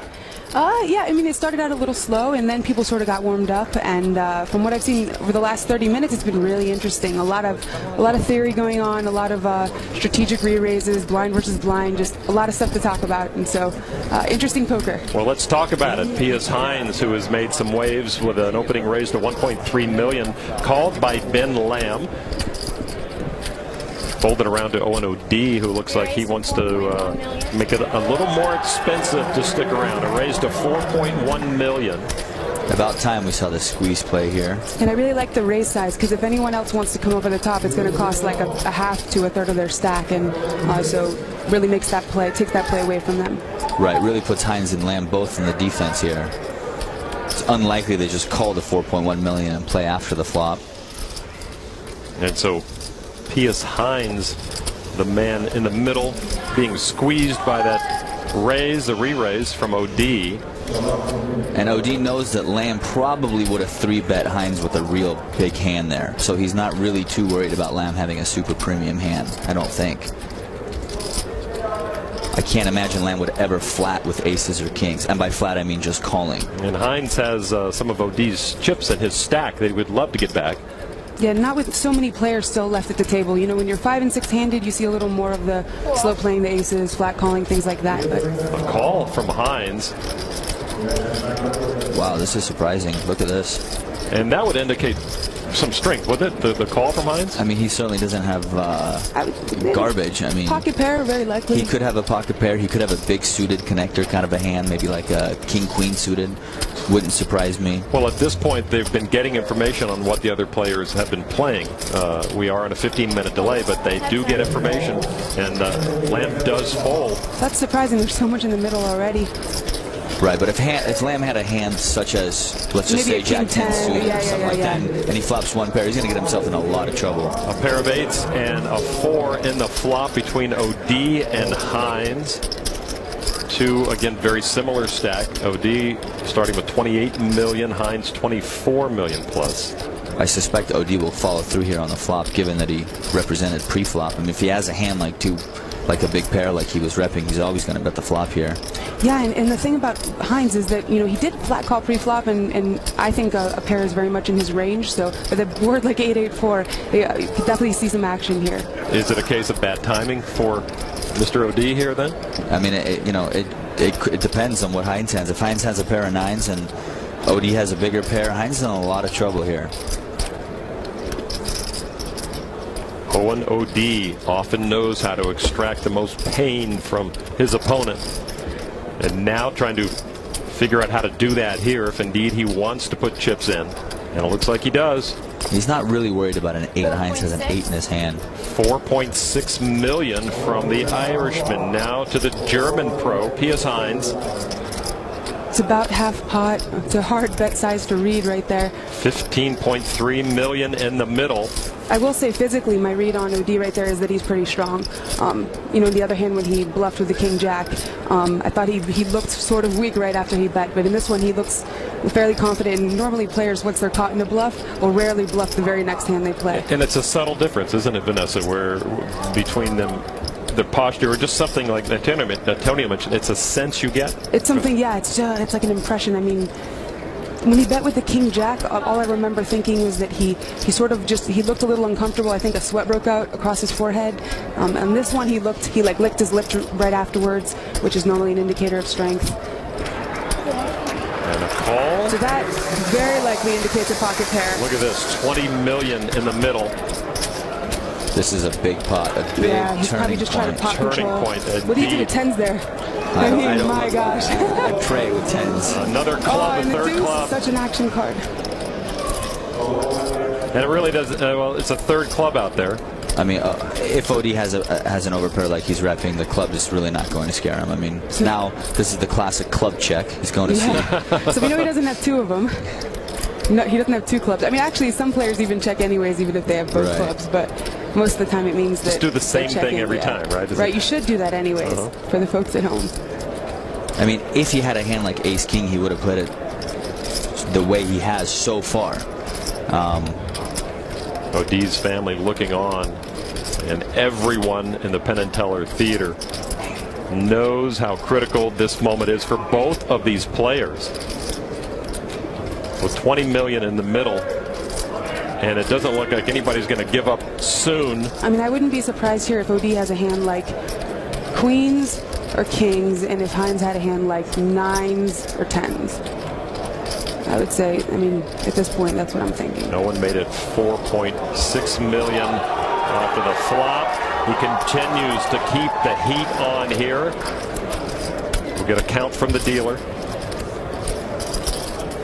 8,200,000. You heard her. 8,200,000. I mean, if he has an overpair with a club in his hand, I don't know, why wouldn't he check and let Hines maybe stab at it? What is he afraid of? I mean, why would he ever try and get him off the hand if that's the hand that he has?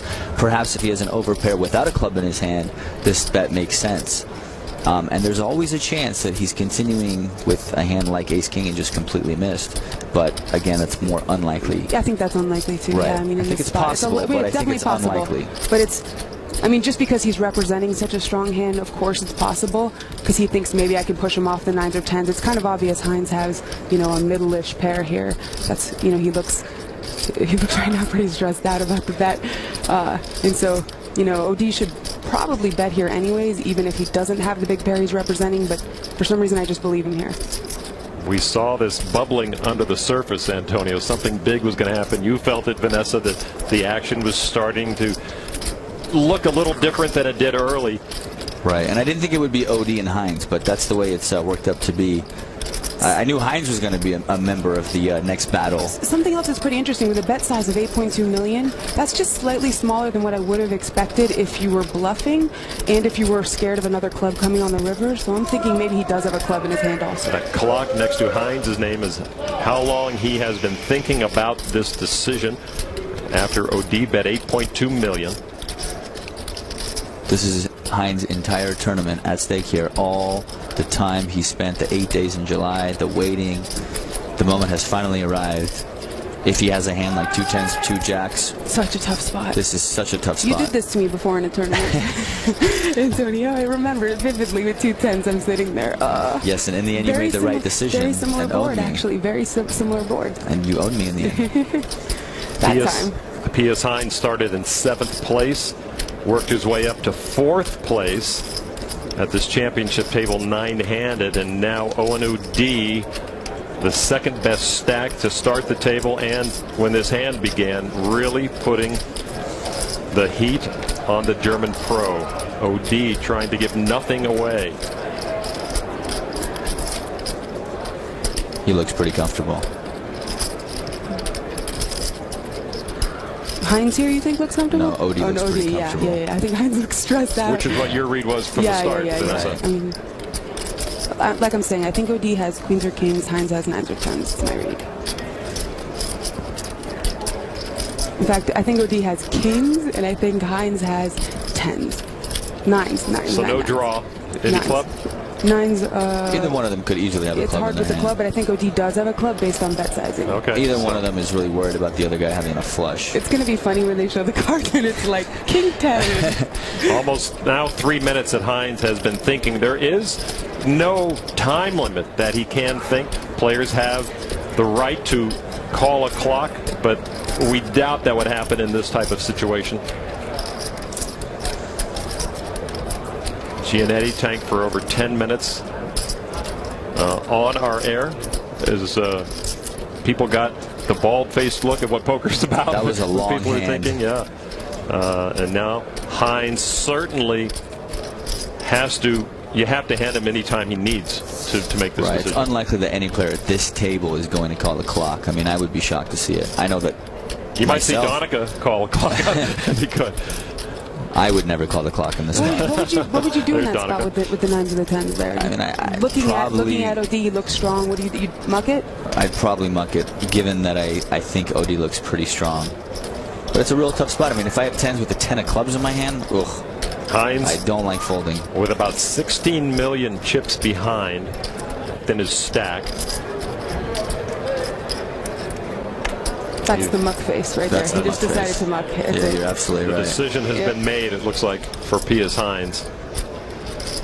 And he hates it. But he may feel, to save his tournament life, that he's got to get out of the hand. That's the suspicion look. And now the alter ego is trying to talk him back into the hand. Now he's going to muck. Hines getting a count on his own stack to see what he would be left to work with. 16 million is plenty. The problem with this is that if he just calls here now, it's such an easy bluff on the river. I mean, he's made it so clear that he wants to fold. I mean, he really, at this point, he shouldn't flat call here. He should just go with it, commit, or He's not. never calling here. What's he going to do? Call him and fold for the river? But then why look back at your chips and bother wondering how much you're going to have left? The call would cost him about half his stack. Right. He's never calling. It's either all in or fold.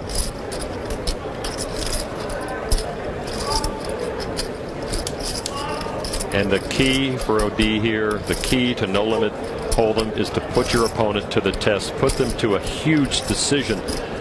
And Owen OD has done exactly that at the right spot, it appears. And all in from Hines, and there is the shove.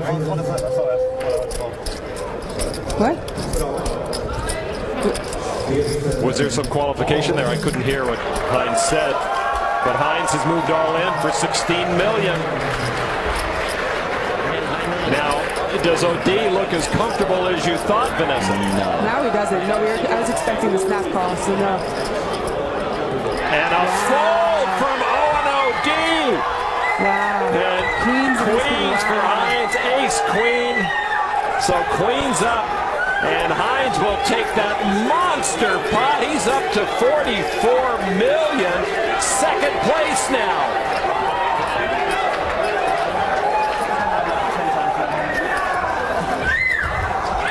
What a changing of the guard. Owen OD knocked down to 11.5 million. Pius Hines, the most aggressive player maybe in the main event this year, now is second place at this final table.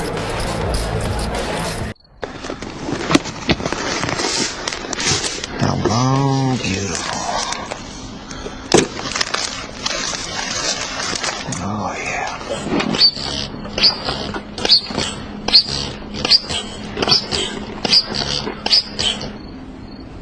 No one to play with. So play online at partypoker.com. It's fun, it's easy, it's the world's largest poker room. You folding? Rio, where a momentous event has just occurred here at this championship table as Owen O'D looks so comfortable putting Pius Hines to the test. Hines threw it right back in his face, moved all in, forcing O'D to fold. Hines now in second place with $44.1 million, and he's breathing down the chip leader Martin Stashko's neck, who has almost $48 million. Owen O'D knocked down to 8th place, $11.5 million. And how comfortable is this man right now, Pius Hines, Vanessa? I mean, wow, that's a big swing in chips right there. He made a great read. I mean, I'm really impressed with O'D's ability to sit there and look so calm when he's bluffing. I mean, he definitely fooled me. And you look at Hines, the 22-year-old, originally from Cologne, Germany, recently moved to Austria. His second World Series of Poker Cash. The other one was a final table, as we mentioned. He spent the off time transitioning from online to live play, and it's working. The second German ever to reach the main event final table. No German has won it, and certainly Pius Hines has put himself, Antonio, in great position to be the first German world champion here. He certainly has, and that was a tough play. I mean, I think it would be a lot different if he had 2 red queens in his hand versus the queen of clubs. I mean, that really does make a big part of his decision making. It's a little extra cushion for him. Just in case he's always got the club out. But I didn't think he had a hand as strong as 2 queens, and I didn't ever suspect that he would fold a hand like 2 queens there. The reason was because he flatted in first position there, opening himself up to playing out of position a 3-way pot with queens when it was 3-bet earlier. I mean, I was wondering, I mean, why didn't he consider maybe a 4-bet before the flop? That's the reason we were all so fooled that he didn't have queens. Right. I mean, yeah, you certainly don't put him on queens when he just flat bets when he flats the 3-bet there. So is there blood in the water? Are you going after a guy like Owen O'D now, who is hurting and maybe on tilt, a little bit off mentally right now?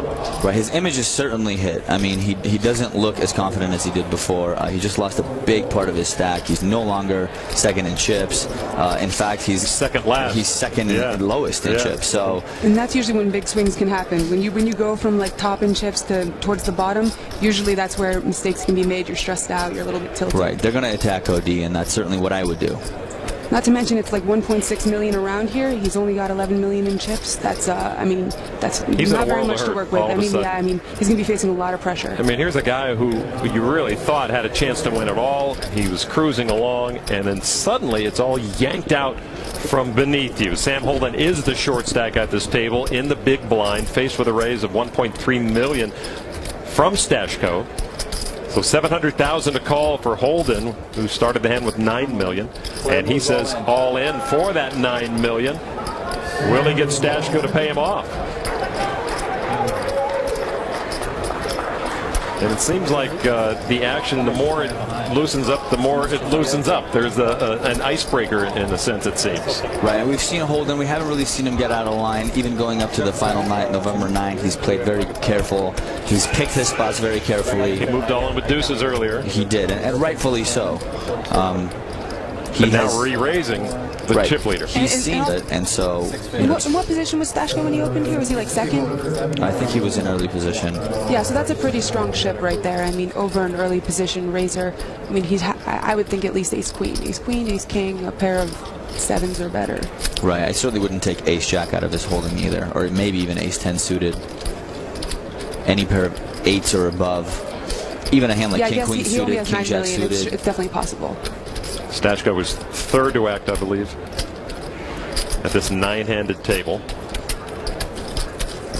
And now... He looks like he's thinking with a hand like ace-10, where it's usually a tough call here. I mean, ace-10, yeah, ace-10 or, pocket 6 is that kind of hand where... Ace-10 is very tough, because if you call and you lose, now you give up, or king-queen. He looks like he has ace-10 or king-queen. 25% of your stack.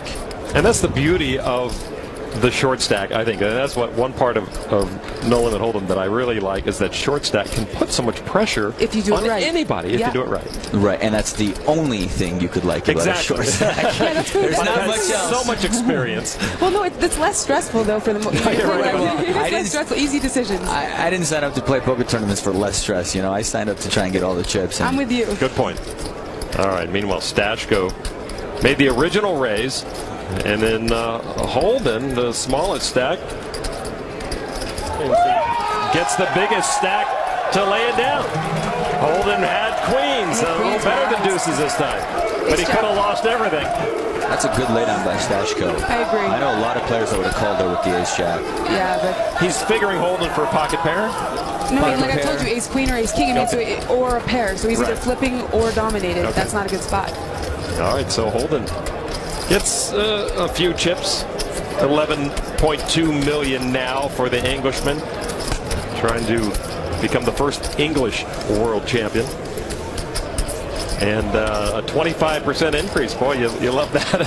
For sure. I mean, if he had had like 5 or 6 million, he may have gotten a call there. But with 9 million, it was too much. Historically, here is how the short stacks have done in the last few years. Not so well. Alex Kravchenko in 2007 finished fourth to Jerry Yang. Kelly Kim got pocket kings blind, and he moved up to 8th place. Antoine Saoud had a terrific World Series Poker Europe, and then came over and finished third in 09. And then Jason Sentai last year, a terrific short stack player, great player in his own right, finished 7th to Jonathan Duhamel last year. Sam Holden with a little rush right there. So where will he finish? And with the fireworks all around him, if he's quiet, as he has been, he can move up a notch. And if he gets queens, like you exactly. just said, he could definitely move up a few notches. So now they've seen him move in twice, and he's had a pocket pair twice. Right, they know about the deuces. I mean, for sure they all know that he had deuces that hand. Yeah, so that should have opened up their calling ranges. That was good for him. Unfortunately, he did get the fold out of the ace-jack, which, you know, was not optimal for him. 1.3. Fold it around to Phil Collins, who raised to $1.3 million. He's giving up the limping that he had tried. It has not worked, has it? Makievsky on the button. And Makievsky and Holden pretty even, along with OD, the 3 short stacks with 11 million. And Makievsky has the perfect ship it stack here. He basically can't really 3-bet fold. He's got to ship the whole thing or just fold his hand. And I really don't think he can ever call and play after the flop. He's down to less than 12 million here. It's like he hasn't even been at the table, really. He's been very quiet. So Makievsky, whose reads brought him this far, who's courageous all-ins, 3-4 bets, gave him huge chip stacks that all to be dwindled away, and he does fold. And it's not easy raising Hines blinds here because you know that Hines doesn't give up very easily. No, and especially after that little boost to his chip stack, he's definitely not feeling intimidated. Hines with a lot of chips is dangerous. Look at the swagger. He's got such swagger right now. And Hines will give it up, and Collins will take it with the raise. Collins this time with queens. Hines was thinking about it with 10-5. He really was. That is Pius Hines in a nutshell, ladies and gentlemen. But Phil Collins gets some more chips. Holden. Still the short stack. He started day 6 and 7 with just 2.5 million. Day 8 with only 4.7 million. But he made the final table. He still has a chance to be England's first world champion. With poker, like most things in life, to get better, you need to learn without taking too many hits. At PokerStars.com, you get more free tables and games at every level than any other poker site. Learn at your own pace till you're ready to make your move. Learn to play better poker for free at PokerStars.com and find the poker star in you. Everyone watching their favorites. 9-handed still at this championship table. Stashko still the leader on this Jack Link's beef jerky chip count. Pius Hines has made the biggest moves. He is now with 45 million in second place. Sam Holden still the short stack. Owen OD now with 11.2 million, and the blush is off the rose. This man had everything in his hands, and he gave up so many chips to Pius Hines. Very disheartening to come into the final table of the World Series of Poker as second in chips and now to be the short stack. Not a good feeling, Lon. And Owen OD, a very powerful player. You can just see it in his face. He's angry at himself. He's disappointed in himself, I'm sure. His whole aura is kind of screwed up there. And now he is sitting in 8th place, and that bracelet seems so much further away for the Irishman than it did early on. And the confidence that must be in that white hoodie of Pius Hines right now. How about that? Is soaring through the roof. Hines is definitely confident. He's got the aggression, and he knows that all the players don't want to get in a pot with him, and that is huge in a no-limit hold'em tournament. We expected fireworks, and they certainly are not disappointing us. A lot of people pointed to this final table as one of the strongest skill-wise in the last several years. Just one amateur, and really any player could have taken it down, and still to be nine-handed at this blind level, you know, they do care about it. They do want to hang around. It's not just about moving up the ladder, but these guys have the shorter stacks like OD and Makievsky and Holden have a lot of work to do, because nobody's going to let them off the hook either. Right, and certainly nobody wants to go out in ninth place because everybody's already got paid ninth place money. So how disappointing to is wait that? 4 months and not get another nickel. OD raises all in, almost $10 million for the Irishman, and he's got that shove it or fold it stack. The blinds at 600,000.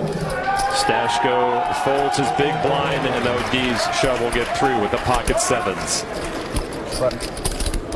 Pretty standard. Very standard chip. I mean, he's got a pair of sevens. He doesn't want to raise and get re-raised.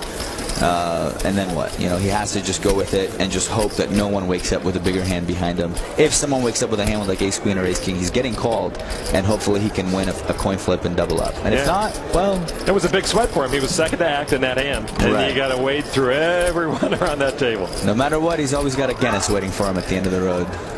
In eighth place is Owen OD. Sam Holden from England is the short stack, and so a very interesting turn of events, but it's not over. It's certainly not over, and a lot of people out there rooting for Holden. He only has 39% of himself in this tournament, so imagine how many people are sweating Mr. Holden here. When Holden got into poker, his folks were okay with it. He was playing at university, and now that he's made the final table here, they're way okay with it. They're thrilled. I know what that's like, trust me. Yeah. So Sam Holden, a very likable player. Very nice guy. Right. Just good goes, interview. Goes to show you that the importance of the World Series of Poker main event. It's a $10,000 buy-in. That's a lot of money, Lon, to a lot of people. And so you do what you have to do to get in this tournament. If you have to sell 60% of yourself, that's what you do. You just, as a poker player, have to play in this thing. If he wasn't in it, if he didn't sell parts of himself, he's not in it, and he's not here. And before we get too deep in this hand, I want to thank Vanessa Russo for stopping by with some great insight. We hope to hear more from her. But you're stuck with me, Lon McCarran, and Antonio Esfandiari for the moment. And Hines made a raise $1.3 million. I suspect we're going to see a lot more action from Hines. He's got all the chips now, so he's going to keep putting the pressure on his opponents. And with King 4, he will take that down. And Pius Hines, you know, it's like a rolling stone. You know, he just keeps gathering more and more. King 4 offsuit doesn't slow him down. And so Pius Hines creeping ever closer to the chip lead. And actually now he does have the chip lead with 48,750,000. The German has come from 7th place. He began this table with 16.5 million. Now the chip leader. And he now is the front runner for this prize pool. First place, 8.7 million. Second place and third place, 5.44 million. And 8th place and above, all poker millionaires. And we'll be awarding a lot of that money tonight. We'll get down to 3 players. And then Tuesday night on ESPN at 9 o'clock Eastern, we'll finish this off, and we will crown a world champion. Lon McCarran along with Antonio Esfandiari, Kara Scott working the floor, bringing us the insight down there. And on the right, just look at Ben Lamb and the posture of the World Series Player of the Year, and he does not look like a confident poker player. He seems a little more relaxed than we're used to. He hasn't played many hands, and he did not want to see Hines get all the chips. We have it all in here by Holden. Holden shoves for 10.5 million. He gets by the second biggest stack now. I got to get used to Pius Hines as the chip leader. Over to Bob Bunara, the only amateur at the table, the oldest player. And he folds face up, and Holden will take the blinds and antes. So Holden up to 12.1 million. Again, just did not want to see a call behind him. If he gets called, he knows his ace-10 is no good. Hey, Dennis Phillips had the clones. I think I like this a little better. I like it. They are clones as well, but just with the hair. I like that. They did a nice creative job with that. Sam Holden treading water so far today, but no longer the short stack. OD behind him. Makievsky behind him. I guess if I can ever do that in this tournament, I should be happy, right? What a setup here inside the Penn and Teller Theater as we bring you this blanket coverage of the World Championship event. You know, it's crazy to think all these people are just watching a poker tournament. I mean, all these lights, cameras, all the production. At the end of the day, it's poker. It's a fabulous game, and people are recognizing that more and more. Makievsky with 11.4 million. I didn't think Makievsky could play this tight if his life depended on it. Isn't that true? It's just something inside of him says all in. It has to be, or 3 or 4 bet. But he's going to be careful, you know. So action now on Giannetti, right to the left of the dealer. That's seat number 1 at the poker table. He has 2 relatively short stacks on his left. He's on the button. It's been folded around to him. He has a pretty tight image. And he should definitely bring it in for a raise, which is exactly what he's done. 1.3 total.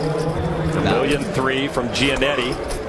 Both Bunard and OD have perfect ship it stacks. I mean, if they re-raise here, I'll call here.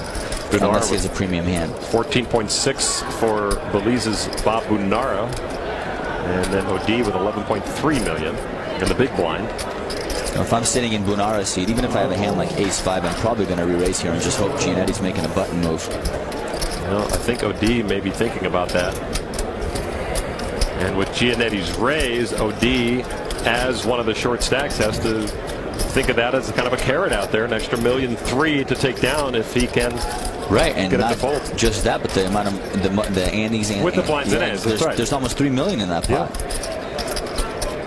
Certainly, if I'm sitting in ODC with a hand like King 10 or Queen 10 or any ace in my hand, I'm just going to ship it all in here and hope that Giannetti's just making a button move.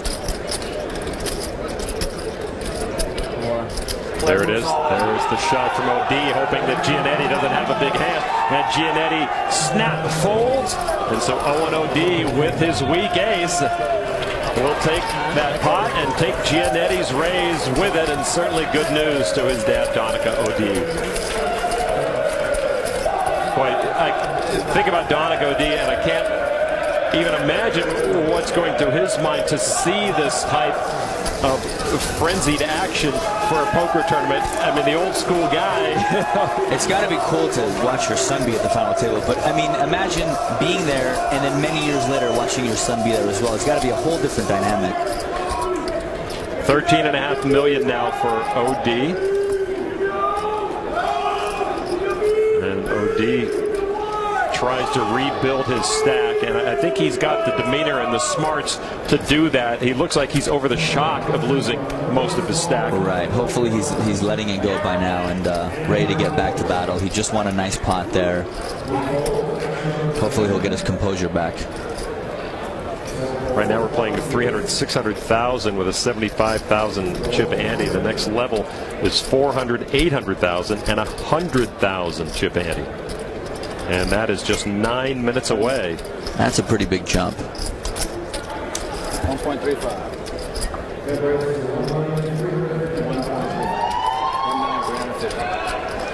$1,350,000 from Lamb. Ben Lamb has to get involved, has to put his chips to work. Folded to Bunara on the button.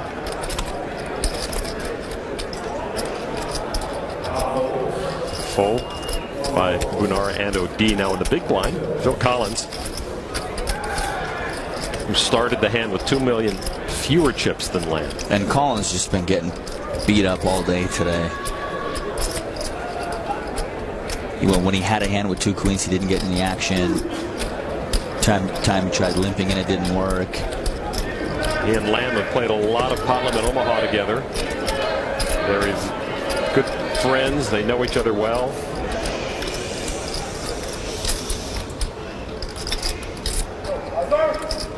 Doesn't look like he wants to fold. Collins in the big blind. Right. He's not much of a Hollywood player, so if he grabs his chips, they're probably going in on some level. He makes the call. So 2 Americans, 2 26-year-olds, 2 of the players, a lot of people favored to win this championship this week. And now 2 of the middling stacks will see a flop. Jack 10-8, all different suits. A check from Collins. And that board is all over the place. I mean, you know, any 2 cards that Ben could have opened here with could have connected with that flop on so many different levels. Any jack in your hand, any king, queen kind of a hand, you know, ace, queen, ace, king, just all the way up until, you know, any 8 in your hand connects. And for him to check behind tells me that he's got some sort of a pair hand. Ace of spades on the turn. 2 players who know each other very well. Another check from Collins. And Lamb checks behind again. Free river card, queen of spades, 3 spades out there, straight draws out there. Well, there's an interesting card. A king makes anyone a straight, a couple of spades puts the flush out there. A check again from Collins. Can Lamb let this one go? I think Lamb check back. Lamb has a hand that can win in a showdown. That's why he checked the flop and the turn. He certainly doesn't have complete rags. He connected on that flop somehow. And he'll find out if Collins connected on that flop as Ben Lamb fingers some of the big chips, 250,000 each.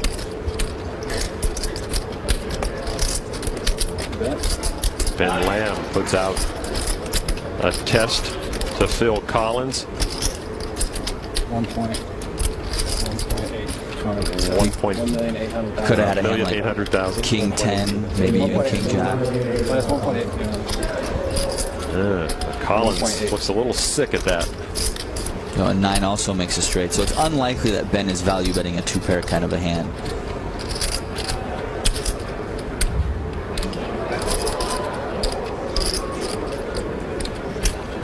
Amy, Ben Lamb's girlfriend, has been here throughout the main event, supported him. Ben's brother to her right. Ben's brother Stuart looking much more nervous than Ben was before this championship table began. He said Ben got a great night's sleep, woke up at a regular time this morning, looking very confident. But so far, Ben has kind of been a spectator until this hand. And Collins will fold, and Ben Lamb will take that $5.5 million chip pot. Ace king for Lamb.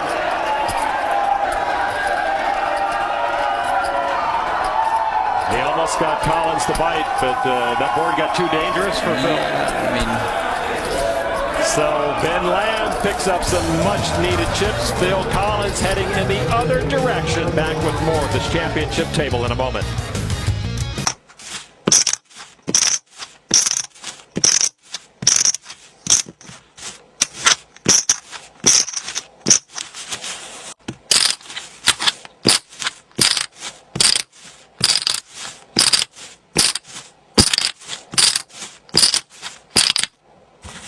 Has been the home since Jamie Gold won it in 2006 full-time. And you take a look at the entrance of the United States in the overall main event and of the main event final table. Over 4,600 U.S. entrants in the main event. 3 make it here. Belize had just 2 entrants, but 50% of their entrants have made it to the championship. They're running pretty good. It was a very good World Series for Ukrainian players. They won 4 bracelets. Makievsky trying to make it 5. Ben Lamb now going over to his rail, his cheering section, to maybe get some updates on what has transpired in the last few minutes. We are on a 15-minute delay as stipulated by the Nevada Gaming Commission. The players are allowed to go and talk to their relatives, friends, or whomever, and talk about any information they have from these telecasts. So everyone's allowed to do that, equal footing. Just adds another layer to the game. Would you like to play under those circumstances? You'd love to know what your opponents have. Of course, absolutely. I mean, I think my strongest aspect of the game is sizing up my opponents and getting a read. And if I could see their hands every time, that would be great. And that's exactly what this is enabling you to do. And we are, as you see, the hole cards indicate that Stashko is in the hand. Once the hand is completed is when we can show you those cards. Certainly, we will show no cards while a hand is in progress. Stashko with a raise, Giannetti with a re-raise to over $3 million. And Stashko has to think to himself, Giannetti's been playing pretty solid so far and played pretty solid working up to the final November 9. So it really puts Stashko on the defense here. Under a minute left in this level, and then they're going to take a break and play a little higher when they come back. Just a little. It's going to be over $2 million a round when they come back. It's going to be 400, 800,000 with a 100,000 ante per person. Stashko was turning around, checking the tournament clock to see how much time is left. As we mentioned, under a minute. This will be the last hand at this level. Phil Collins and other players who have folded will take the opportunity to take a few extra seconds of break. Stashko will fold, and Giannetti's re-raise will take that pot. They both had ace-jack. Stashko was suited, and he gave it up. I mean, it's hard to call there. You can't really just call out a position, and if you want to 4-bet, you're committing a big percentage of your stack. Great play by Giannetti. So that will be the end of the level at 300,000, 600,000. And as you mentioned, it's going to be a little more expensive to play, and you might see some of the short stacks being forced to move all in. We take a look at the Jack Link's Beef Jerky chip count at the end of this level. Pius Hines with almost 50 million. 83 big blinds is what he has in his stack right now. Stashko in second place, holding steady. The three Americans, third, fourth, and fifth. It has been a very interesting afternoon of poker so far. Back with more in a moment. Waiting for finally arrives this Tuesday night at 9 o'clock Eastern on ESPN. All the drama, the excitement, the skill, and the fortune will culminate in one player becoming champion of the 2011 World Series of Poker main event presented by Jack Link's Beef Jerky. 9 p.m. Eastern on ESPN. It all wraps up. Well, so far, it has been a very interesting night of poker here at the Penn and Teller Theater. Pius Hines now the leader with almost 50 million. Martin Stashko has been holding steady. He's in second place now. The three Americans, third, fourth, and fifth. Makievsky now the short stack, maybe the surprising stat of the night. Seventh place, Owen O.D. with just 13 million chips. So far, it's been all business tonight for Bob Bunara, but back home in the tropics of Belize, the businessman lives his life like he plays his cards with good spirits and island attitude and the goal of having fun.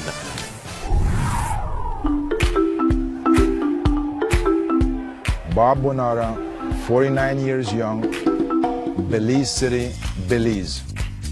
Belize is nature's best kept secret. It is paradise within a paradise.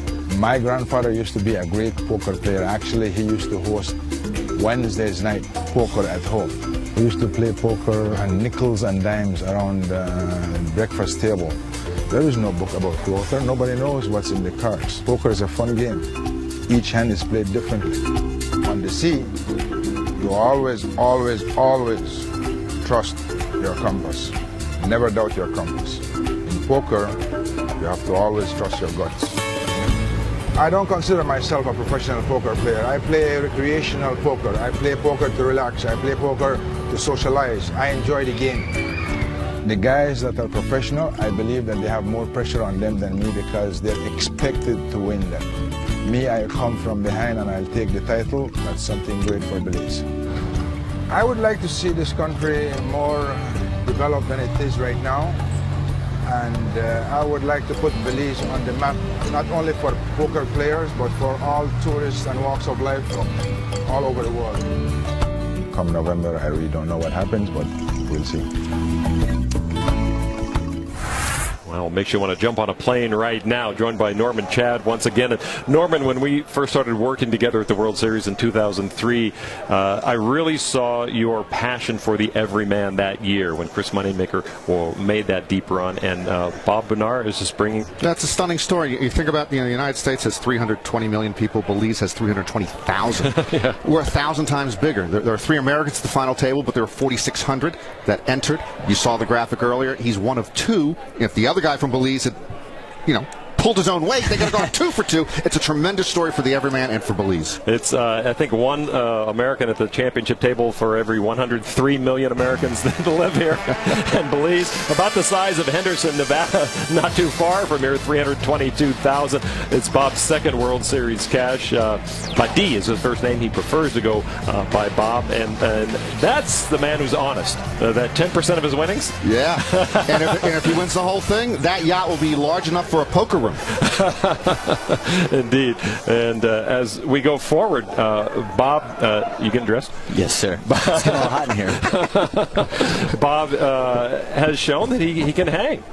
He is being pretty steady. He hasn't gotten caught up in too many nasty hands like Pius Hines and Phil Collins and Owen O'D.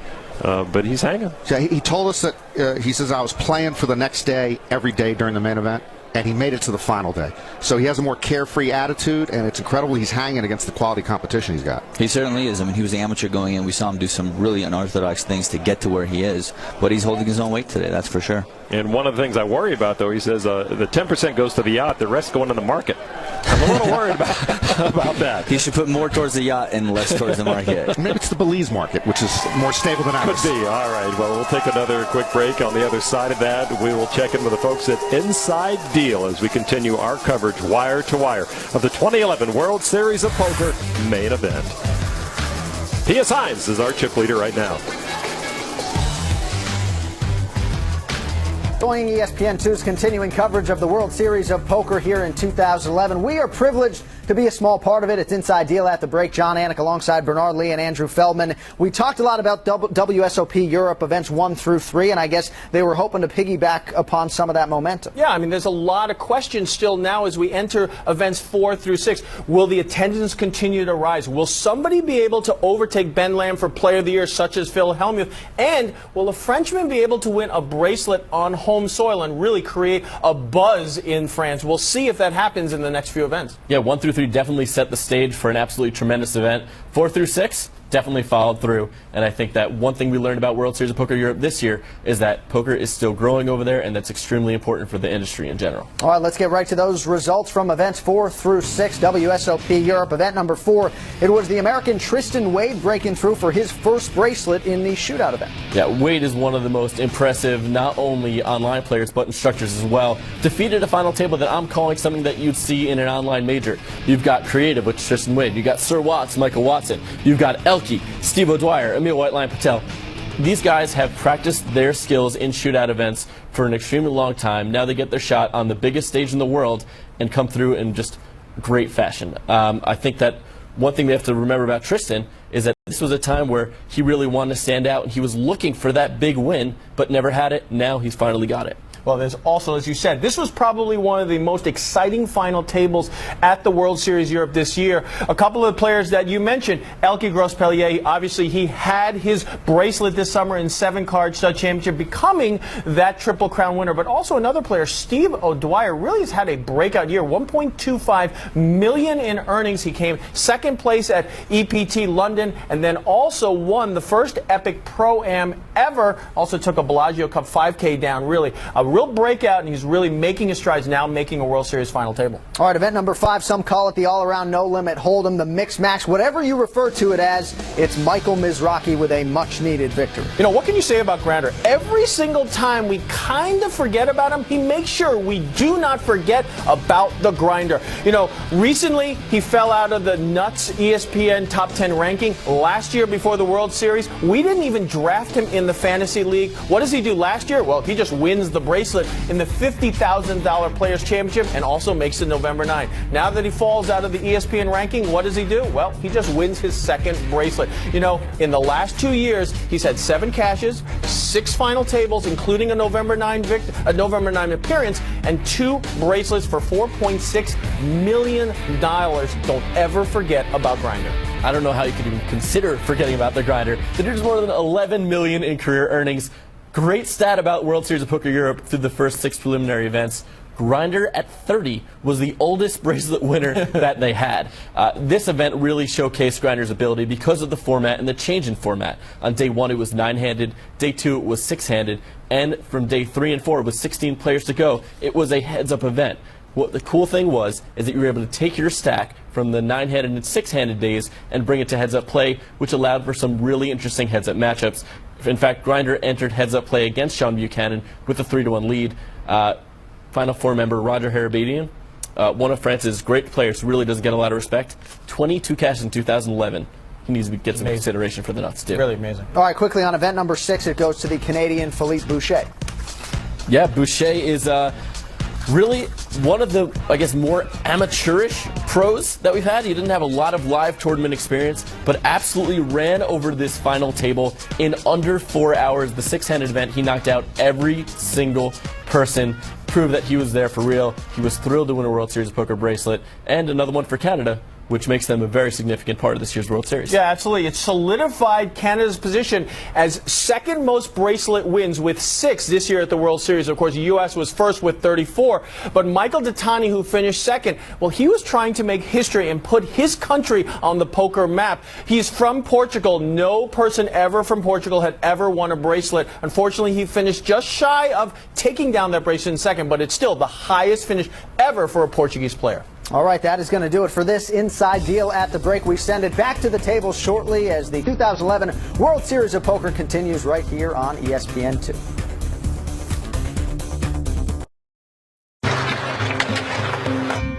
Playing poker, playing hockey, it's the same deal. It's about challenging your opponents, learning to make the right move at the right time.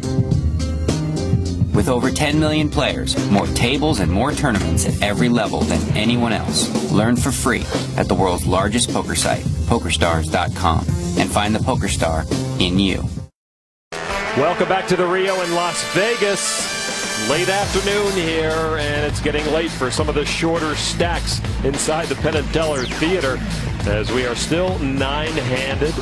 We'll play tonight until we are down to our final 3 players, and then come back Tuesday night, 9 Eastern on ESPN to crown a champion. I'm Lon McCarron, along with Norman Chad, Antonio Estandiari, Kara Scott working the floor tonight, getting us the action and the insights from down there as we take a look at our chip count right now. Pius Hines has made a move from 7th place to 1st place. In the process, Owen O'D has dropped from 2nd down to 7th. Stashko holding pretty steady at 43.5 million chips.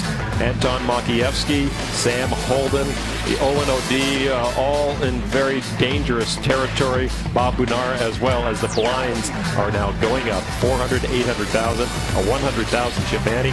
And here's what they're all playing for. They've all been paid 9th place money already of $782,000. Everyone wants to be a poker millionaire today. 8th place and up pays at least $1 million. Tuesday night, we'll have our $8.7 million winner. The bracelet, Ben Lam looking for a 2nd bracelet at this World Series, Norman, and he's had a bit of a rough go so far. You're worried about where he stands right now? No, actually, I think we're seeing the alter ego of Ben Lam, as we did with Anton Makievsky, who's shorter stacked. They're playing the Phil Hellmuth style. He's not taking a lot of chances here early. He's waiting for the right spot. He's not going to bluff off a lot of chips early, so I think he'd like to have a little more chips, but I think he's pretty much where he should be. Exactly, and he's picked his spots very carefully so far. We haven't seen him get out of line. He 3-bet light one time, got away with it. He tried to go after Stashko's big blind with the deuce 3, it didn't work, and he's just been kind of even since. I mean, he's He has about the same amount of chips as he started the day with, so he's just cruising by. When you're holding steady in a tournament is never good, but I'm wondering, do you think in Lamb's mind, is he a little upset that we're not down a player or two at this point? I mean, he would like to have played the style, but he can't play the style all night. Right, and certainly every player is upset that they haven't lost a player yet. You know, everybody wants to advance, make more money, and of course put themselves in a position to win the tournament. And here comes Ben Lamb, second position at the table, raises to $1.7 million. That's 2 times the big blind plus 100,000. Just to show you how powerful it is to bring it in for 1.7 million. If you do it twice and you win 50% of the time, you still pick up 400,000 in chips because there's 2.1 million dead out there. All right, so Phil Collins, who has not been the most confident player since taking a hit earlier on. He was the first one to fold. Around to Sam Holden now in the small blind. And the Englishman with quite a colorful crowd here behind him, mimicking his ragtag hair. Yeah, I want to get one of those mop top wigs. Absolutely. It would like quintuple my hair. I'd love to see you wear one of those for There an you entire go. year. Oh, that's great. Who knows? There might be some left. And there you go. Holden moves all in again, and each one is a little more. This one for 11.1 million. And Lamb makes a quick call. I think Lamb's got something. You think so? Ace king for Lamb. Ace jack of spades. And Ben Lamb in good position to pick up Holden's 11 million chips. He might regret the early celebration there. You don't want to do that. Just because you have ace king over ace jack. You might be able to pick up one of those mop tops real cheap, Norman. Holden at risk and dominated. Holden has spades, and Amy certainly very happy that things might turn around quickly. Holden came in as the short stack, now in danger of being the first one to go. And even though he's a pretty big underdog, he's going to win this pot about a third of the time. It's pretty crazy. He's up, and here's the flop, an ace for both. All clubs, and Lamb holds the only club. That's an awful flop for Holden. Boy, Lamb sits down. He looks very comfortable with that, doesn't he? Holden needs one of 2 jacks or runner to make a straight with the jack in his hand. Those are winning outs for Sam Holden and his crew. Ben Lamb with a wry smile, like, sorry, I had to be the one. A queen of clubs, and so a flush for Ben Lamb will win the hand, and Sam Holden, our short stack, becomes the first victim. This was his first ever 10K buy-in. The 22-year-old from England was a long shot with the short stack.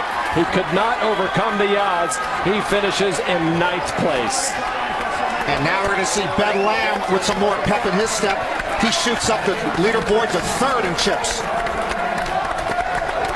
So Sam Holden makes his exit. He will not be the first World Series world champion from England. And like you said just a moment ago, that Ben Lamb was picking his spots perfectly, and you see his increase of stack by almost 60%. He's now at 34.5 million. And what a change at this final table, Norman. It's good to be Ben Lamb again. It's been a while since he's run like Ben Lamb, and he made that quick call with the ace-king, and he managed to dominate Holden and knock off the first player from this championship table. Was the quick tell call there a tell there, Lon, that he had something? Oh, my goodness. If Lon could pick up on that, that's a tell. That's an explosive start to this level, and this is actually a critical point of the 8-handed play, because we do have 4 players who are under 20 blinds. That's the critical level. When you're 20 blinds or less, you're in the danger zone. So half our players in the danger zone right now. Right, and I suspect we're going to see a lot of more all-in calls this level because it's so expensive per round. Sam Holden's certainly upset about that, but you know who else is upset? 7 other players out there who know Ben Lamb has working chips. Right, but at the same time, they're very happy they lost another player and they're one step closer. All right, well, let's go down to Kara Scott, who is right now with our 9th place finisher. Sam, talk to me about this exit here. You came in as a short stack, of course, so does it still hurt as much as it would? Yeah, certainly disappointing. Obviously, things could have gone better, but yeah, I think I'm happy with how I played for the most part. That last hand was probably pretty thin. I'll have to have a think about that to decide whether I'm happy with it, but Yeah, never mind. Did the consideration that people would be able to see what you had shoved with in the past come into it all for you? Yeah, well, I knew I had a really tight image, but at that point I didn't have much fold equity anyway over a raise. But you know, pretty much every better hand calls me. But yeah, it was a consideration all through the game, but it didn't really affect that last hand too much. You seemed to give a little bit of applause to the crowd as you were leaving. What was that about? Yeah, I just wanted to give a little bit of recognition. You know, I had a really good time, and obviously it's been a great tournament for me in the long run. So things didn't work out for the final table, but I'm really pleased with the experience, I guess. Okay, well, thank you so much, and back to you, Lon.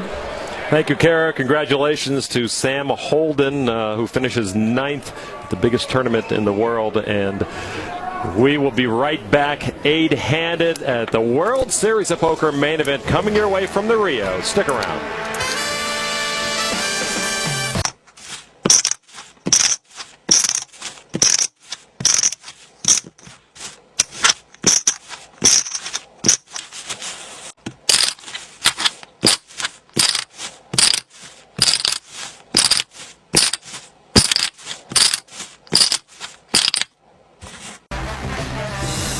Welcome back inside the Penn & Teller Theater at the Rio. We have just lost our first player from this main event final table. I'm Lon McCarron along with Antonio Esfandiari, Norma Chad, and Kara Scott. Sam Holden, the short stack from England, was knocked out by that man Ben Lamb. We all wondered where Ben Lamb was tonight. Well, he was picking his spots, as you said, Antonio, and now he has to be feeling much more confident. What do you think? Certainly, and it's an easy spot to pick when you have ace-king at the final table there. Well, Ben has had a lot of good spots that he's found himself in so far at this World Series of Poker. 4 of his last 5 finishes have been final tables. He finished 12th at the 10K 6-handed no-limit hold'em event. He won his first bracelet in the $10,000 pot limit Omaha event. Finished 2nd at another one. 8th at the 50K Poker Players Championship, and he's guaranteed 8th place money here.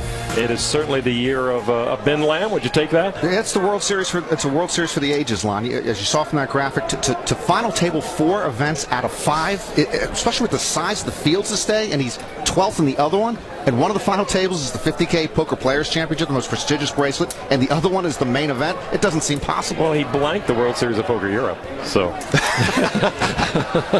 he wasn't even going to go there. And then actually his World Series of Poker Player of the Year title was on the line as Phil Hellmuth was giving him some heat, Chris Mormon and Sean Buchanan. So he went over and tried to pick up some more points there.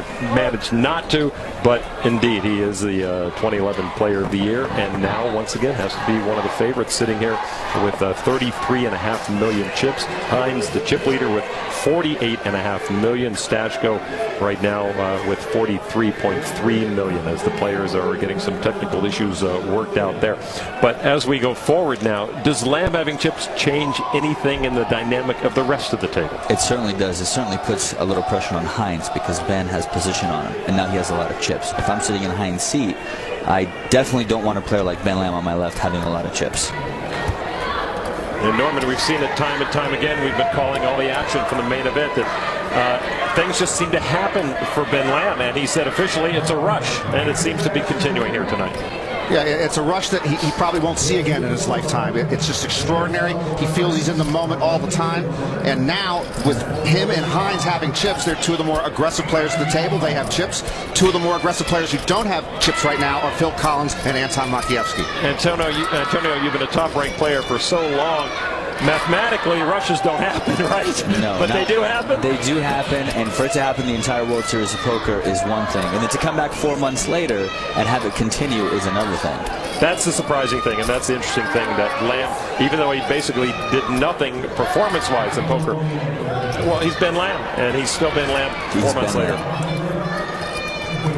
And so action is continuing after we got everything straightened out with Sam Holden's exit, and Norman wondering where all the mop-head wigs ended up, so we'll try to find out. But you see the next level as it just keeps getting more and more expensive, as Holden knocked out in the very opening moments of this 800,000 level, 100,000 ante from each player. Bunara opens for a raise for $1,950,000. He's the second to act. 195, 1.95.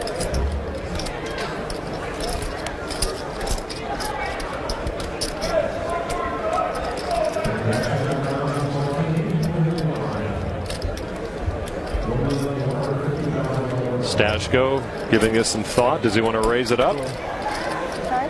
Call. He calls. 150,000 more on top of that. Just a call from Stashko. And he's got to put in a few chips. The new chips in play, the red, white, and blue ones are worth $500,000 each. Right, coming from a chess background, he's more of a mathematical kind of guy. And he knows that he's getting the right price with any two cards to kind of see a flop and see what happens. Unfortunately for him, he's out of position, which is not a good spot to be in. 4 Jack Queen. Heads up Stashko and Bunara. Bunara came into the end with a chip stack of 13.8 million. Stashko with over 43 million. And it's our 2 old fogies left. Yeah. Every time one of the 20-somethings gets knocked out, we get an older table. You can say 2 old fogies, but I certainly can't. Bunara, 49 years old. Stashko, 35 years old. And everyone here just got a pay raise of $220,000. As the 8th place pays over $1 million. A check and a bet from Bunara and a fold from Stashko, and Bunara will take it. Ace-9 against the pocket trays. Again, showing the power of just betting on the flop because likely your opponent has missed. And Ben Bunara, Bob's late brother, certainly in Bob's mind, holding down that seat nearby. Bob Bunara keeping his late brother very close to his heart as he currently sits in 5th place, 16.8 million. Bunara started with 19.7 million this afternoon.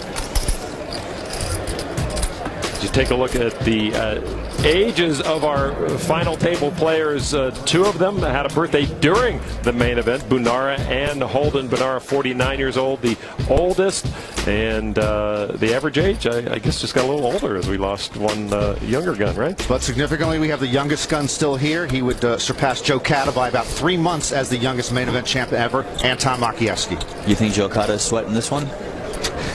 You know, you have to sweat it every year now because they keep getting younger and younger. Wherever he is, he's sweating it. We had a guy enter the main event this year on his 21st birthday. That would have been, you know, the nuts, I guess. Talk about being born on the right day. Makievsky, 21-year-old Ukrainian, and really has not been able to flex any muscle tonight, as he has very little in his stack, as he sits with 11.9 million. Not the Makievsky that got to this championship table. But when we were 10-handed with Anton, he said he folded every hand. He said it would be the worst day of his life if he finished 10th, so he took that little aggressive gene out of himself. Bunara staying busy, a raise to an even 2 million. Ben Lamb on the button gives it up. And the small blind is Martin Stashko, Czech Republic, chip leader to start this table. No longer, though. Bunara getting a little active after we lost Hines here. This is his 2nd open in a row. Matt Giannetti, the shades really aren't working well for him today. I'm sorry, Lon. He looks like he's working Secret Service detail on a presidential motorcade. Okay? And actually, come to think of it, I can't think of a single man who's ever won a U.S. presidential election wearing sunglasses. Maybe Warren Harding. Giannetti. Does he believe Bunara? Looks like he might want to play with the amateur.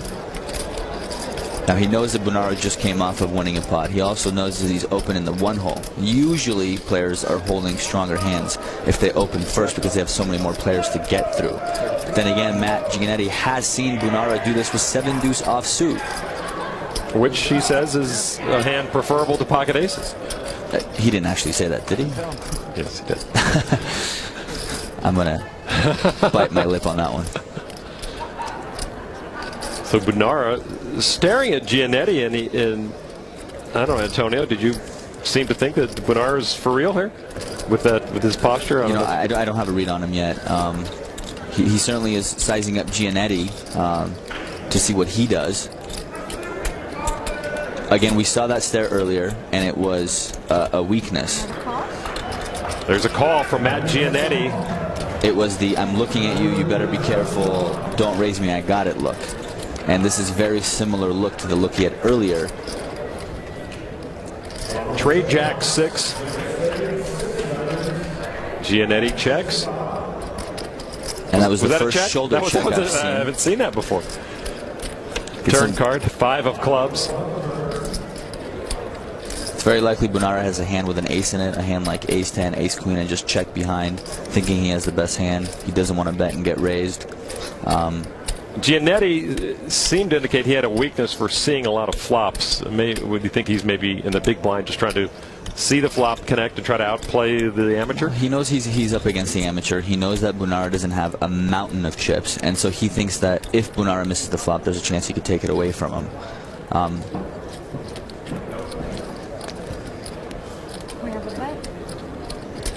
And Giannetti certainly thinks he has an advantage in general post-flop, so he's certainly going to want to play someone like Bunara post-flop. Right, and Bunara showed some weakness on the flop by checking behind. He certainly doesn't have a jack. He certainly doesn't have an overcard in his hand. You know, there's a very small chance he has a hand like pocket jacks and is slow playing, but highly unlikely. So Giannetti's going to go for it on the turn here when his opponent shows weakness on the flop. Almost $2.5 million from Giannetti. Prides himself on being able to extract maximum value from his hands. Bunara doesn't look too away. strong. No, he doesn't look too strong here. Bob Bunara's daughter Amal was with him the entire way in July. Back here at the Rio.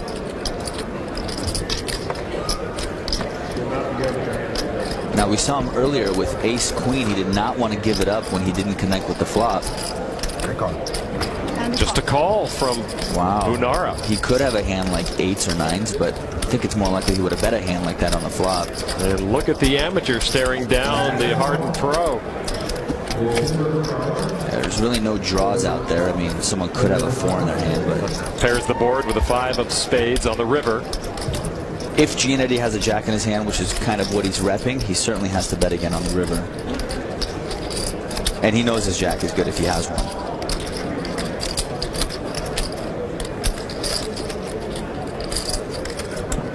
Giannetti often takes his time. We've seen it over and over. He's very careful with his actions. 1, he doesn't want to give anything away, but 2, he's working out the optimal amount if indeed he's going to bet. He's a very experienced cash game player. Hasn't had as much success in tournaments as he has in cash games until this given last year, of course. He picked up a title in the summer.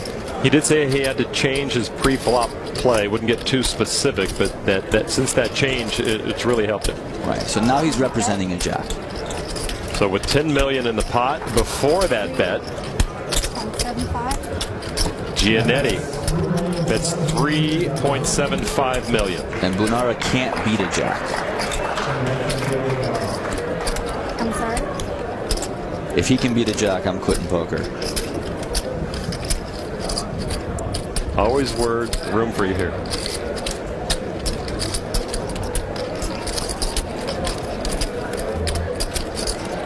So this is the interesting matchup that the players wanted to see. We were interested in seeing the seasoned pro against the only amateur.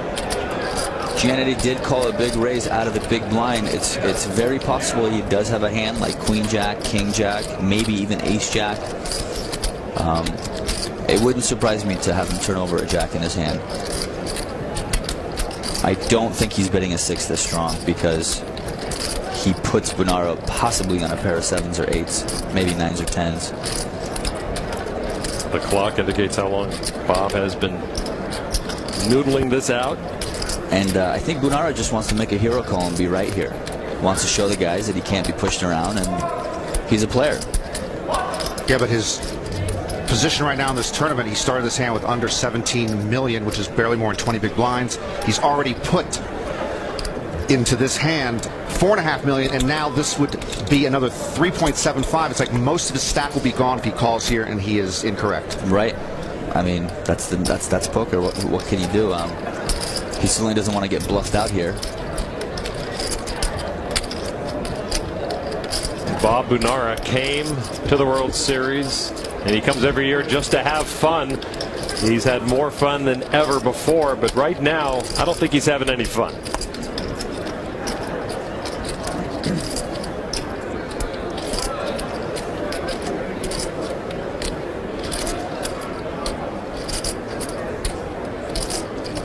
Giannetti without that Texas Longhorn hat, so he brought the shades instead, maybe.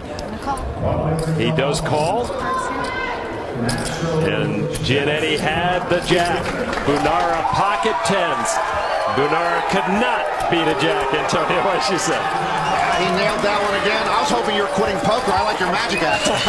But you were right on top of that one. Matt Giannetti wins a pot of $17.6 million, but importantly against Bob Bunara. And Bunara is hurt very badly. Giannetti goes over 35.5 million. He's in third place. And that means Bob Bunara is left with just about 8.5 million chips. As Bunara becomes a desperate short stack with just 10 big blinds. Matt Giannetti, the seasoned pro, outplaying the amateur.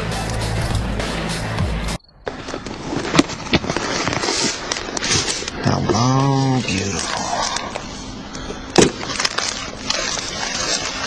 Oh, yeah.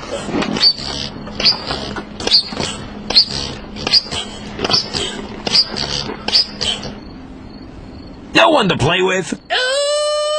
So play online at partypoker.com. It's fun, it's easy, it's the world's largest poker room. You folding? Here, the World Series of Poker, presented by Jack Link's Beef Jerky, concludes Tuesday night with coverage of the final table, where all the stakes are raised. One winner will walk away with $8.7 million in the coveted World Series of Poker main event bracelet. Come back Tuesday night, 9 Eastern on ESPN. We will carry it here on ESPN2 tonight until we have just 3 players remaining. We are down to 8 players right now. Ben Lamb with a knockout of Sam Holden. And that vaulted Lamb into 4th place now with almost 33 million. Hines has been quiet since he took the chip lead. Stashko in 2nd place. Giannetti now in 3rd after a great pot outplaying the amateur Bob Bunara. Stashko with a raise, and we'll take that pot. Collins made a call there, and Stashko then raised up the action, and he will take those chips. Then another limp in from Phil Collins there. He limped again, didn't work out. And I don't know how that is going to work out at this championship table. You know, if you ask me, I don't like the limping. I mean, so many times you just win the blinds and antes uncontested. I mean, why risk going to the flop? So Martin Stashko now with 43.4 million. Hines with 48.2 million, the chip leader. Consolidate the upper echelon of the chip count. Giannetti with 35 million now. Ben Lamb with 32.8 million. And so the short stacks you look at, Makievsky with 11.7, Collins 14.4, OD with 12.5, and Bunara, the short stack, with 7.6 million, under 10 big blinds. Bunara is on life support here, Lon. Action on Bunara. He has the small blind. He's already committed chips. He makes the call. OD in the big blind. Can play for free or put some extra heat on Bunara. And there's the heat all in from OD, who has Bunara covered. And this is rightfully so. I mean, Bunara just called the small blind with a short stack. There's no way he has a premium hand here. If he does, it's a very unconventional way to play it. I think with any ace or any 2 big cards in your hand, you just have to ship it and hope your opponent folds in the big blind. Bunara not going anywhere right now. He's doing a little Hollywood here. He's going to act like maybe he's going to call, and he's never going to call. Done that before? Yes, yes. OD making the proper poker play. Absolutely. I mean, his opponent showed weakness by looping in, and OD has to raise all in here. It doesn't really matter what he's holding. He knows that it's very unlikely for Bunara to call. And what a fortunate thing for OD to have Bunara, the shorter stack, doing that. Right. And so he's really the only guy that he can put pressure on. Does Bob Bunara want to risk his whole tournament with his holdings right now? Right, and I wouldn't be surprised to see a very light holding for OD. I mean, even a hand like ace deuce or a king 8 suited. I mean, something that would give him a chance should he be called. Right, and he doesn't have deuce 3 offsuit. But yeah, there's the fold, and OD will take it after Bunara limped. And Donica OD certainly happy about that. His son with a dangerously short stack. OD with 9-5. Bunara made the raise with king 10. So the proper poker play takes it down. Right, and Bunara makes a big mistake in this hand. I mean, he should just ship it from the small blind here and hope that he gets a walk. And even when OD ships the big blind, I might have called there with the king 10 off. Yeah, absolutely. And so Bunara now down in the dumps just a little bit as Belize hopes sink just a little deeper into the Central American Ocean. Lon McCarron along with Antonio Esfandiari. And it is getting more interesting. We knew it was, going to bubble up, but we see some big players with big stacks. Certainly. It started off very slow. Everybody was playing conservative, very careful poker, and now we see some craziness going on.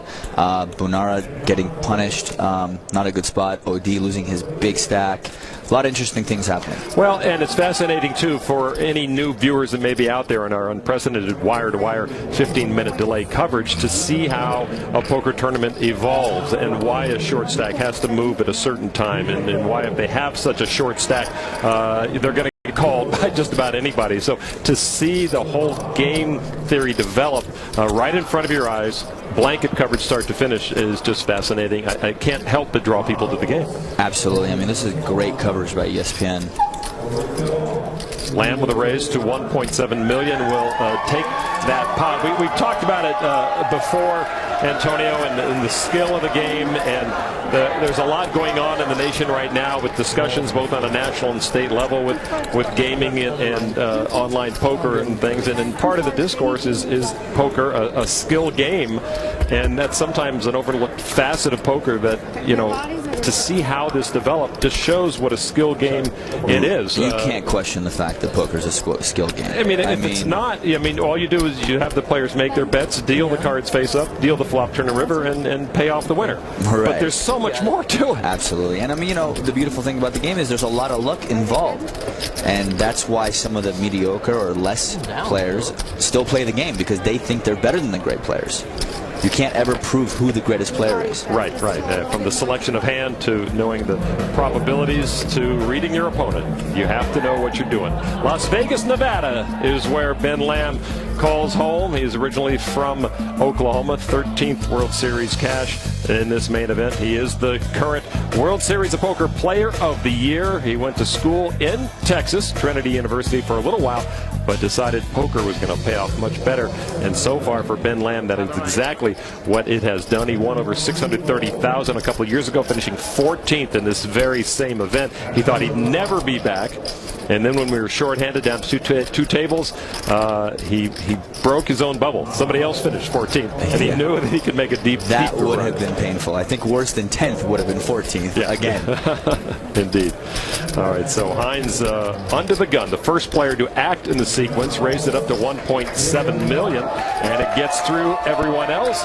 And so his pocket eights were worthy of that raise, and Makievsky could do nothing in the big blind with 9-6, and Hines will take more chips. Makievsky just praying to get a hand to double up to. And look at that killer corner right there with Hines, Lamb, and Stashko, and then Giannetti on the other side. All those guys over 34 million chips and above. And the short stacks have to be getting a little more desperate at this point. Stashko has a great seat. So does Giannetti. And you see almost 50 million chips for Pius Hines, the 22-year-old German pro. And he has quieted down a little bit. not as crazy. He's got all the chips. Yeah. You know, the payout is the They jump gotta and play his pay game, is right? so much, Yeah. and there's no reason for him to just get completely out of line. Well, the next payout is just about $1 million, a little more.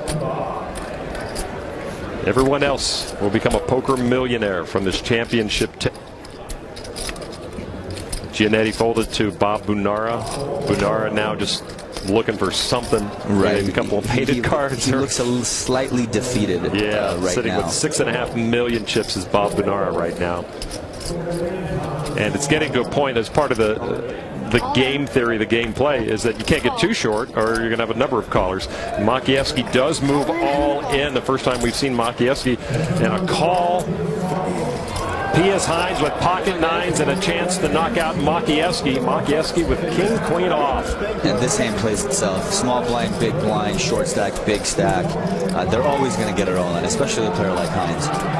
All right, so the king-queen for that man, Ukrainian Anton Makievsky, trying to become the youngest ever main event champion, but he's put his tournament life on the line right now. He needs to improve against the pocket nines of Hines. Is Hines running good? We will see. We don't know how Makievsky's running. This is so nerve-wracking if you're sitting in Makievsky's seat to look at this flop. All right, here's the flop. Is there any page? And king, jack, jack. Makievsky outflops Hines to get a pair of kings and take the lead. So Makievsky now at 10-1 advantage to double up. P.S. Hines, as you said, had to go with it. Absolutely. There's no way he's folding a pair of nines to a small blind. And you see the outs at the top of your screen. And there's a 9! Oh, P.S. Hines turns a full boat. He is running good. Makievsky is not done, but he certainly feels like it. Look at that look, man. Just 2 cards in the deck would have brought Makievsky down, and one of them, the 9 of clubs, came on the turn. And this certainly wouldn't be a poker tournament unless we had a roller coaster like this. So now Makievsky looking for a king or a jack. It's a 7 of hearts, and that will do it. Anton Makievsky thrilled us every step of the way with his exciting brand of poker throughout the main event. He constantly put his opponents to the test with little more than guts and a good read. He came in, though, with one of the shorter stacks and finishes in 8th place. He will win just over $1 million.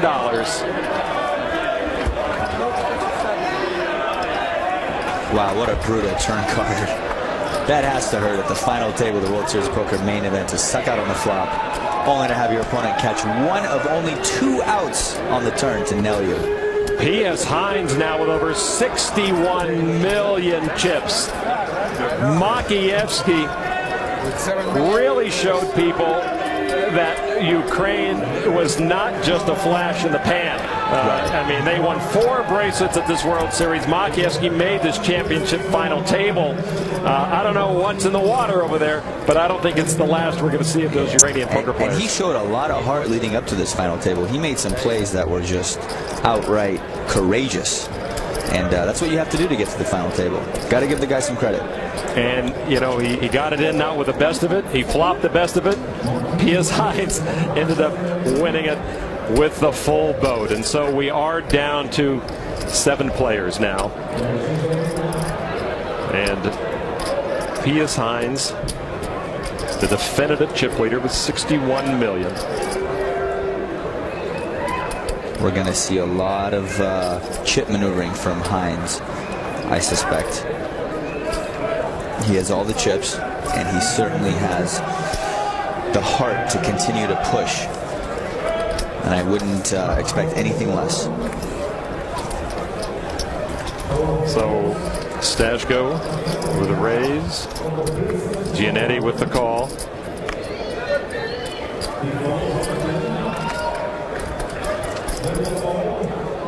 We've seen a lot of this going on today. Giannetti could certainly have a mid-pocket pair, perhaps 2 big suited cards. It's unlikely he has a hand like suited connectors, like 5-6 of hearts or something like that. Deuce 4 queen. Stashko, the original raiser, normally obligated to put in a continuation bet, but he checks. Right, we've seen him check quite a bit after the flop, even though he was the raiser going in. This isn't his first time doing so. You know, if Giannetti has a pair of 8s or 7s in his hand, I think he has to bet the flop here just to find out where he's at.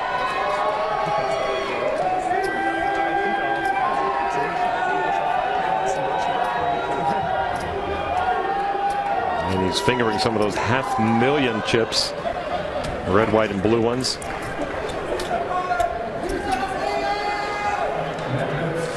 And $2.6 million, a quick fold from Stashko. And Giannetti will take it with pocket 7s. All right, let's go down to Karascacci's with Anton Makievsky, our latest casualty.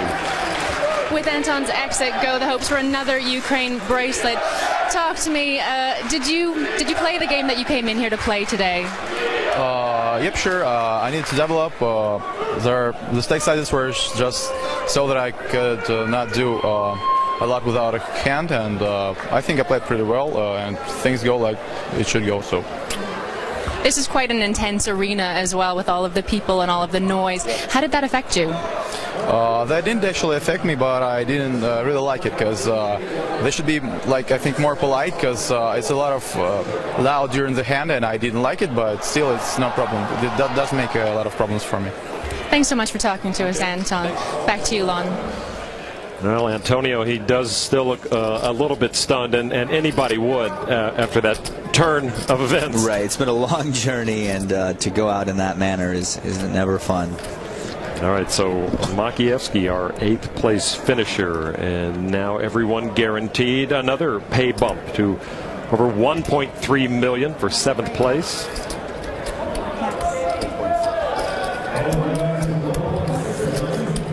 ONOD on the left 1.6 makes a raise to $1.6 million. Collins folds over to our chip leader, Pius Heinz from Germany. He lays it down. He's on the button. Lamb gives it up. And now Stashko in the big blind folds as well. And OD will take it with the raise. So OD with King 10. Stashko 7 deuce in the big blind. Was not going to play there. And OD will pick up some critically needed chips. Pius Heinz's aggression nearly got the best of him in this tide-turning day 8 pot as he shoved with King Jack. Found himself crushed by Ace King. Hewitt with Ace King. First to act and a raise to $650,000. I'm all in.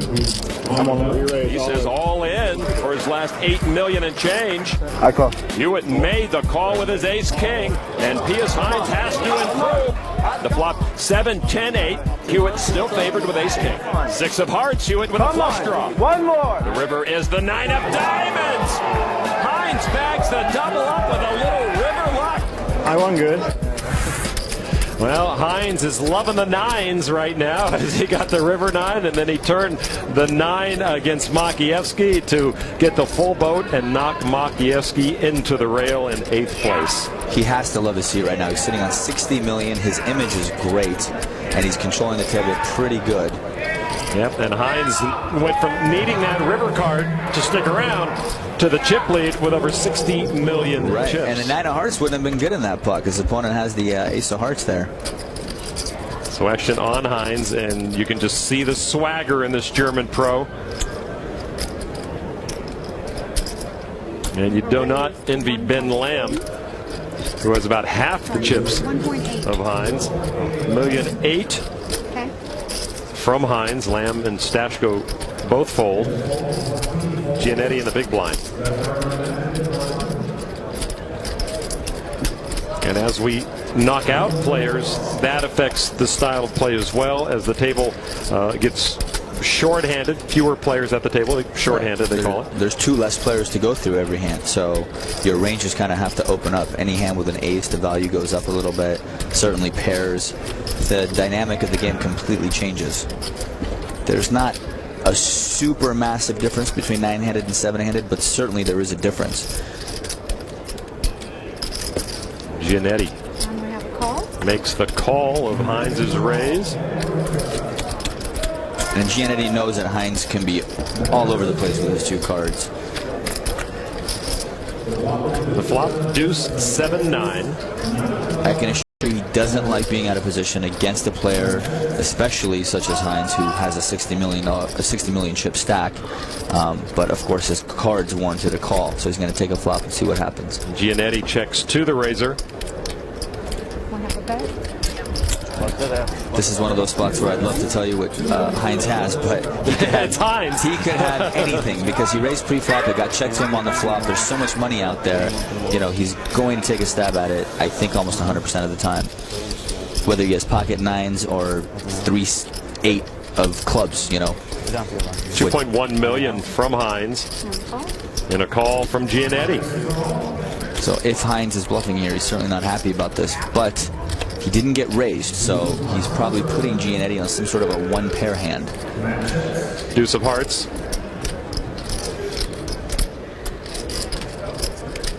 That's not exactly the best card for Hines if he was bluffing. They both check. And the reason for that is because if Giannetti had a hand, a 7 or 9 in his hand, he's probably not going to fold with just a deuce. So he better have it when he bets the turn. So the board double pairs with the 9 of hearts on the river. So if Giannetti has a 7 or 9 in his hand, he knows he has the best hand. There's a very small chance he has a hand like 6-8 or some sort of a draw, straight draw hand on the flop and has missed. But it's more likely that he has some sort of a pair hand. Well, it's one thing to take the chip lead. It's quite another to hold on to the chip lead. And now we'll see how well Pius Hines does that.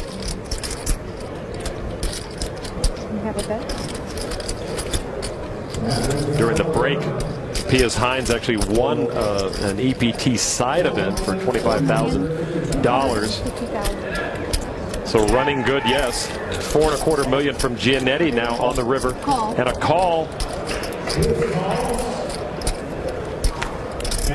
Pocket 8s for Hines and a set, a full boat for Giannetti as he has the deuce. Whee! Wow. Hines wasted no time calling there. So Giannetti just happened to get a player who had a hand, but Giannetti had the deuce that gave him the boat, and he takes that nice pot and moves into second place, increasing his stack by almost 25%. This is really becoming a shootout at the Rio. The World Series of Poker main event is working its way towards the champion. 2 players down. We'll work our way towards 3 tonight.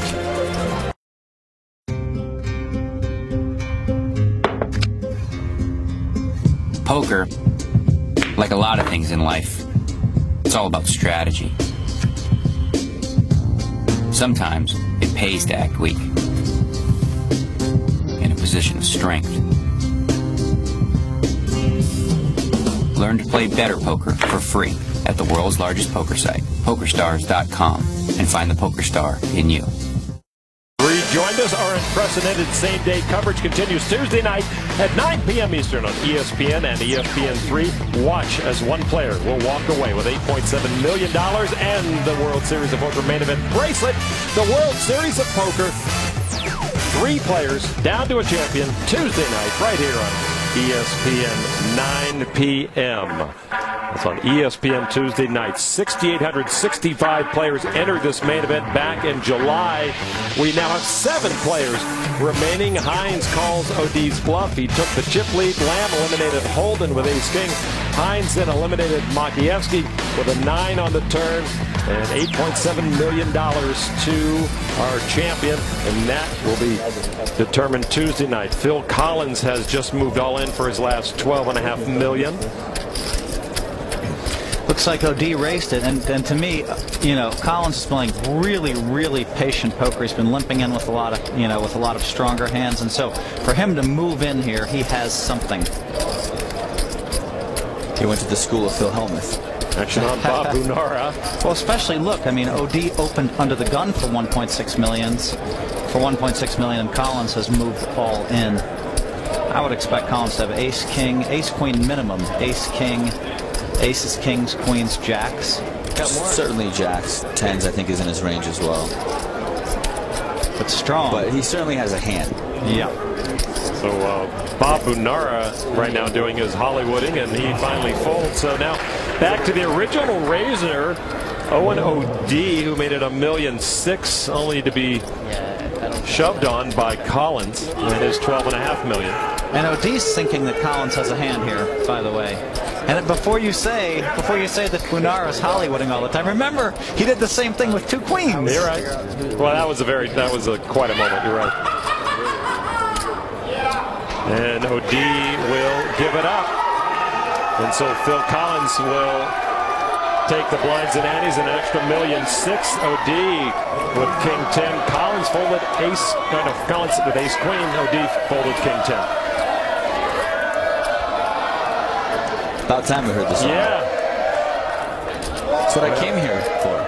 Phil Collins needs a lot more in the air tonight. Is Collins a guy you think can make a comeback tonight here, Phil? Yeah, I think that Collins, I think he could. I mean, I will say this about him. I looked at all his interviews, all his comments. He kept saying all the right things. And so I was kind of surprised when he got a little bit low, but he still hasn't been all in and called. And that was one of his goals, to never be all in and called. Transplant from South Carolina. He was a great online player. Won over $3 million online. This is his 9th World Series cash. Again, he learned poker and met his future wife Katie at college, and he is not named after the musician Phil Collins. So they do share 3 names. He also says law school is still on the books for him. Yeah, he actually was accepted to law school and did not go because he would be separated from his future wife Katie for those 3 years of law school. So it's possible. After you make the final table, I take the under on you finishing law school. Well, and look, he limped in under the gun again. He's staying with the limp. I'm kind of surprised. I mean, I kind of like limping personally. I'm an oddball in poker that I like that move, but when it doesn't work very well, you could argue it did work, Antonio. He had ace-queen against ace-king, and he lost the minimum by limping. He did lose the minimum on that hand. But and this is a very interesting situation. I mean, he's only got about 16 million. He limps in for 800,000. What if someone raises it? And Collins has said all the right things. I mean, he said one of his goals was to never be all in and called. He said, I want to make sure I don't get ahead of myself. He said, it's very important to maintain your ego at the table, even if you think you're the best player, because it all comes down to how you play your cards. I've heard quote after quote that I really liked from him. He seems calm. I hope that his reading ability is up to the task of winning this. That's what I'm not sure about, Antonio. Right. He tried earlier against Hines and was not happy to find out what happened there. Well, Collins limped in, and O'D checked his option in the big blind, and Collins will take it after flopping top pair. And there is Katie, Phil's wife, who has supported him the entire way ever since college sophomores when Phil took up poker. He's now up to 17.75 million chips. A long way to go to our chip leader, P.S. Hines, who has 52 million right now. You're all getting down to 6.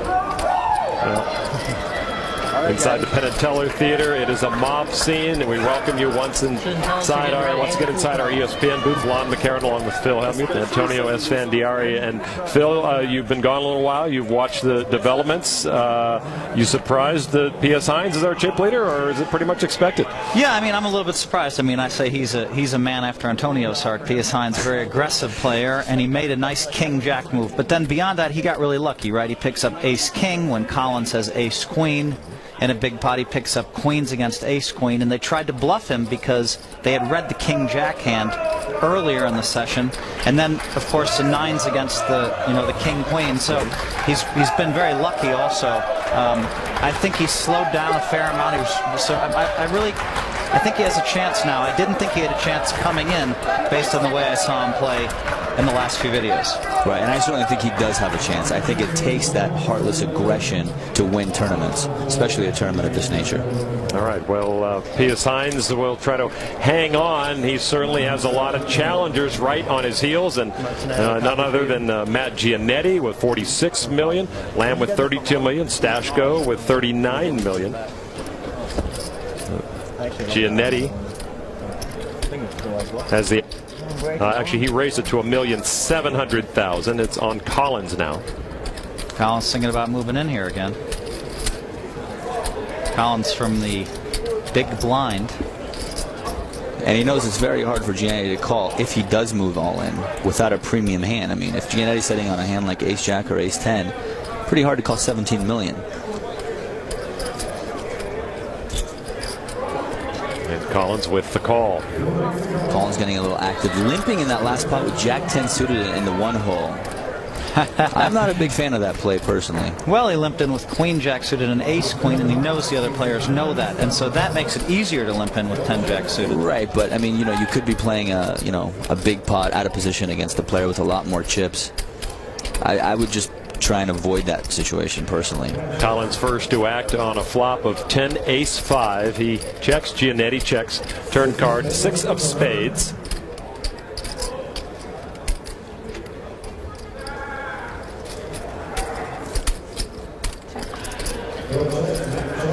Check from Collins, check from Giannetti again. $4.5 million in the pot. 4 of spades on the river. And certainly I think Giannetti has a hand that can win in a showdown. Otherwise he would have tried to stab at the flop I or agree the turn. 100%. He could have a 10 with no, but I think he'd bet a 10 at this point. He could have a king high there, and he has a king jack. Yep, exactly. Giannetti wins it with the king high. 4.5 million chips. And Collins shrinks that much further. Not too much action. But still, Collins can't be happy with the way things are going for him right now as Giannetti now approaches 50 million chips, just about 3 million behind Hines. So let's go down to Kara Scott on the floor, who has a report on Phil Collins. If Phil Collins had been accepted into law school right away, his life would be very different right now. But instead, he was waitlisted, which gave him quite a lot of time to play poker. And by the time his acceptance letter came through, he'd won so much that it didn't really make sense for him to go to school. A lot of parents might be a little nervous about their son picking up poker instead of a legal career, but Phil says that his family and friends know 2 things about him for sure. 1, he's very smart and makes good decisions. And 2, he's very strong-willed, so they wouldn't be able to change his mind either way. And as you mentioned, law school's always there.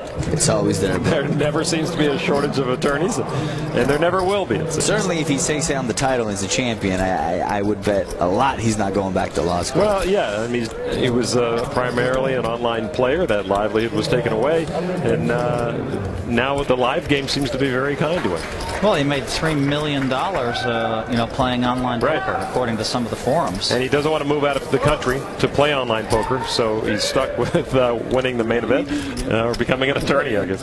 What an amazing thing to be that young, to win almost $3 million just sitting at home on your computer. I mean, who would have thought?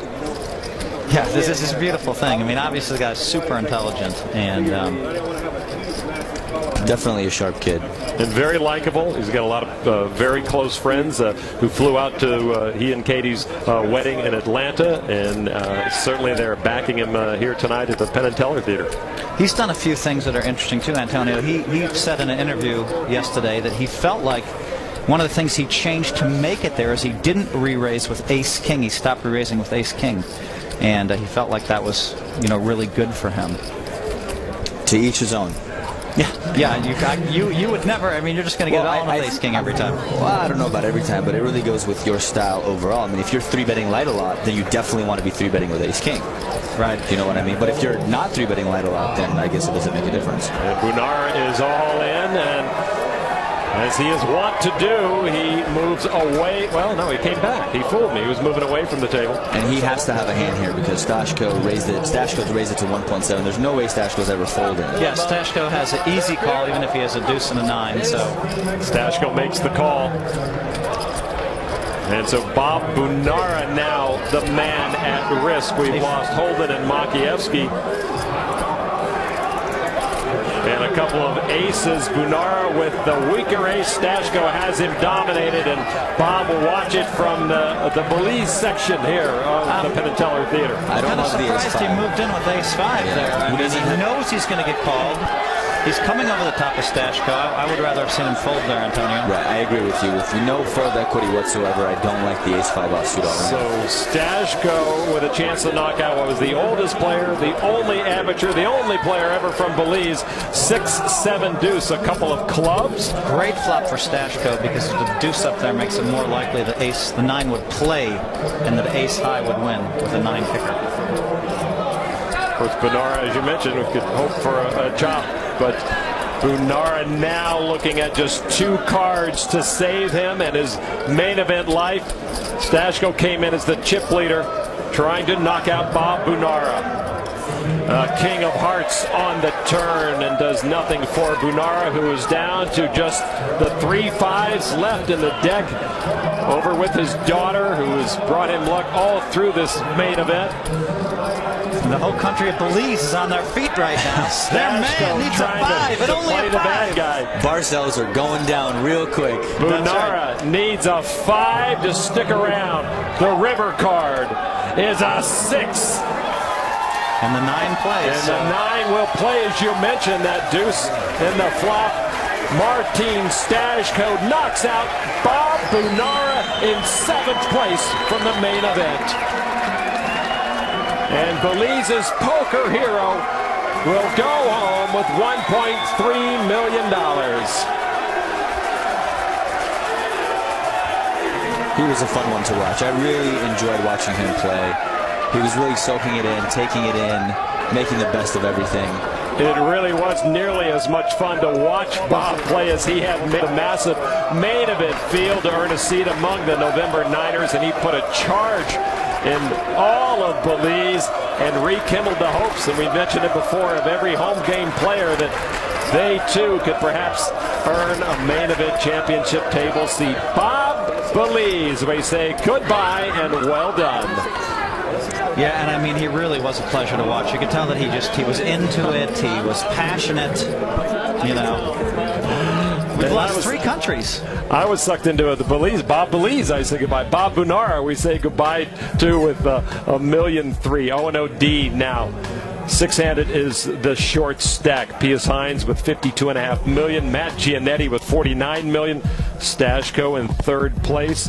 And, you know, you got to think that anybody in the top 4 can take it, and a lot of work to be done for the other 2 if they want to be a contender. Stashko will take another pot pre-flop. It's USA versus Europe. There's 3 USA players left, and 3 players left from Europe. Who will prevail? By the way, did you see that? I mean, everybody folded to Stashko in the big blind there, which when you think of having Pius Hines 2 to your right and having Ben Lamb 1 to your right, what are the chances one of those guys isn't going to raise? I saw quite a few surprising walks today. Yeah. So Stashko with $46.6 million he got the knockout of Bunara and took that last hand uncontested, so over 7 million chips. And right now, Bob Bunara is standing by with Kara Scott. Bob, let's talk about the hand where you had the pocket 10s against Matt Giannetti. You studied him for so long. Did he do something that made you think that he was weak? I didn't expect him to call me with Jack 8.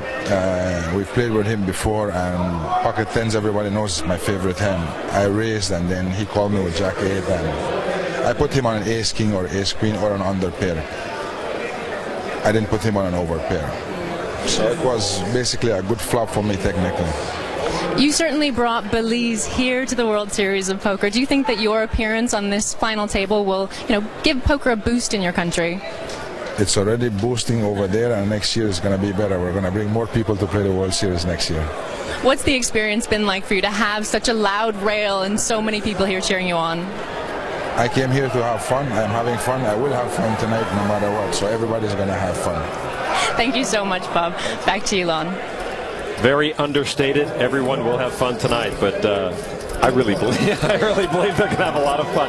We got a heads up pot between Giannetti and Hines. A flop of ace-9 king. Hines opened for $1.8 million. Giannetti called from the big blind for $1 million. And let me say something about Giannetti now.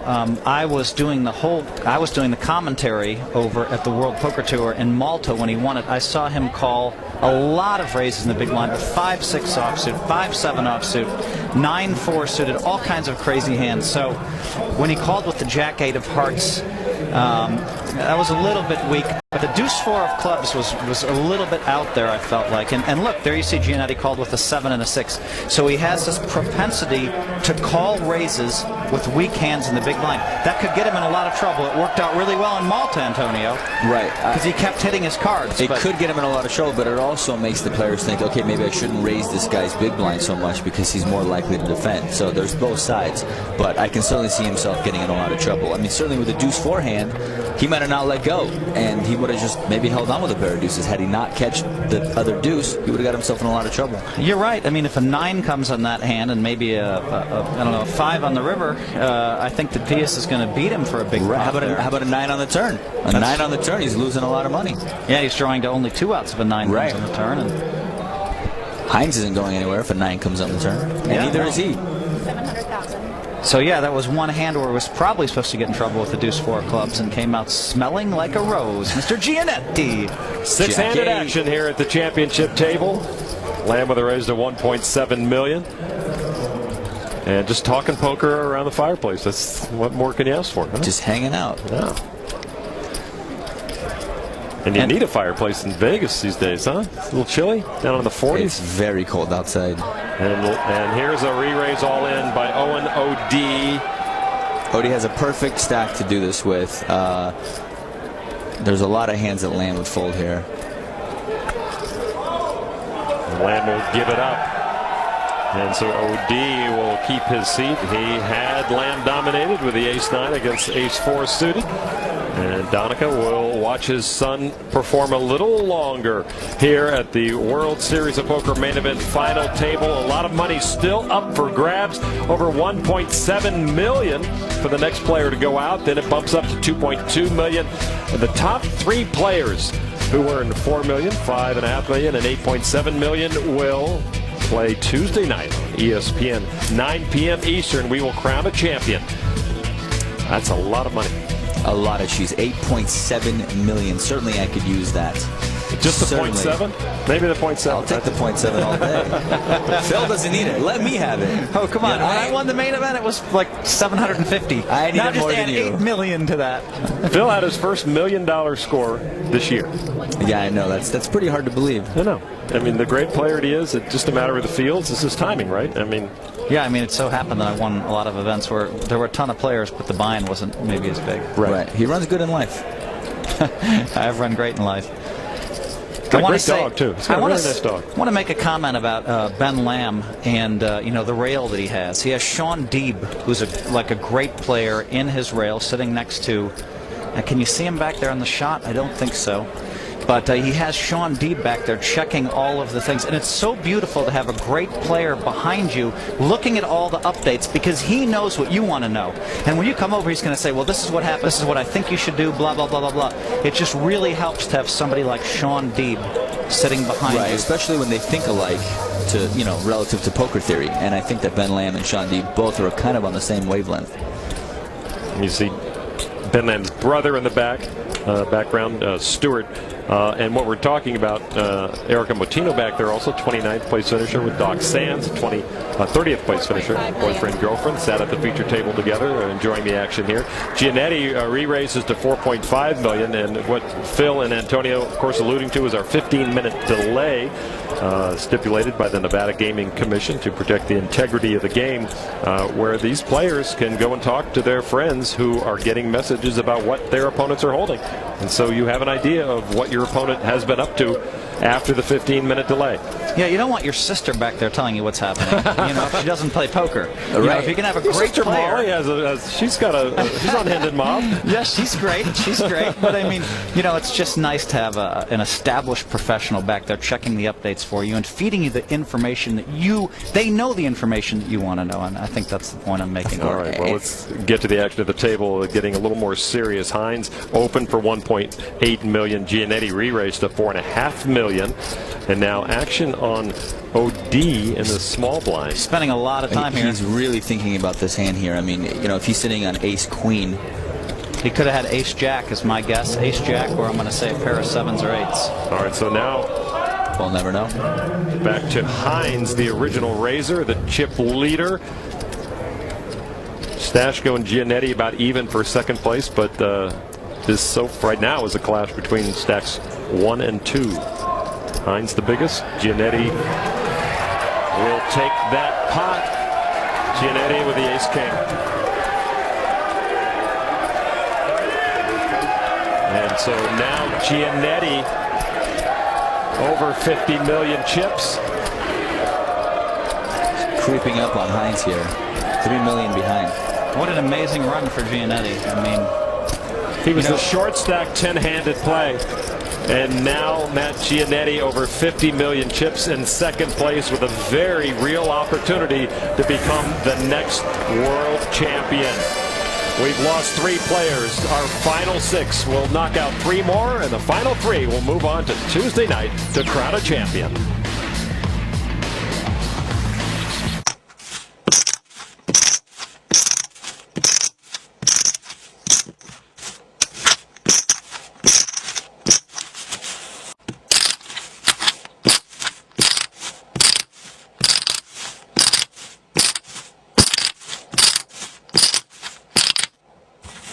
The World Series of Poker presented by Jack Link's Beef Jerky coming your way as usual from the Rio. The championship table has been hot and heavy lately. Phil Collins just moved all in and got a call from Ben Lamb. Collins with Queen Jack offsuit.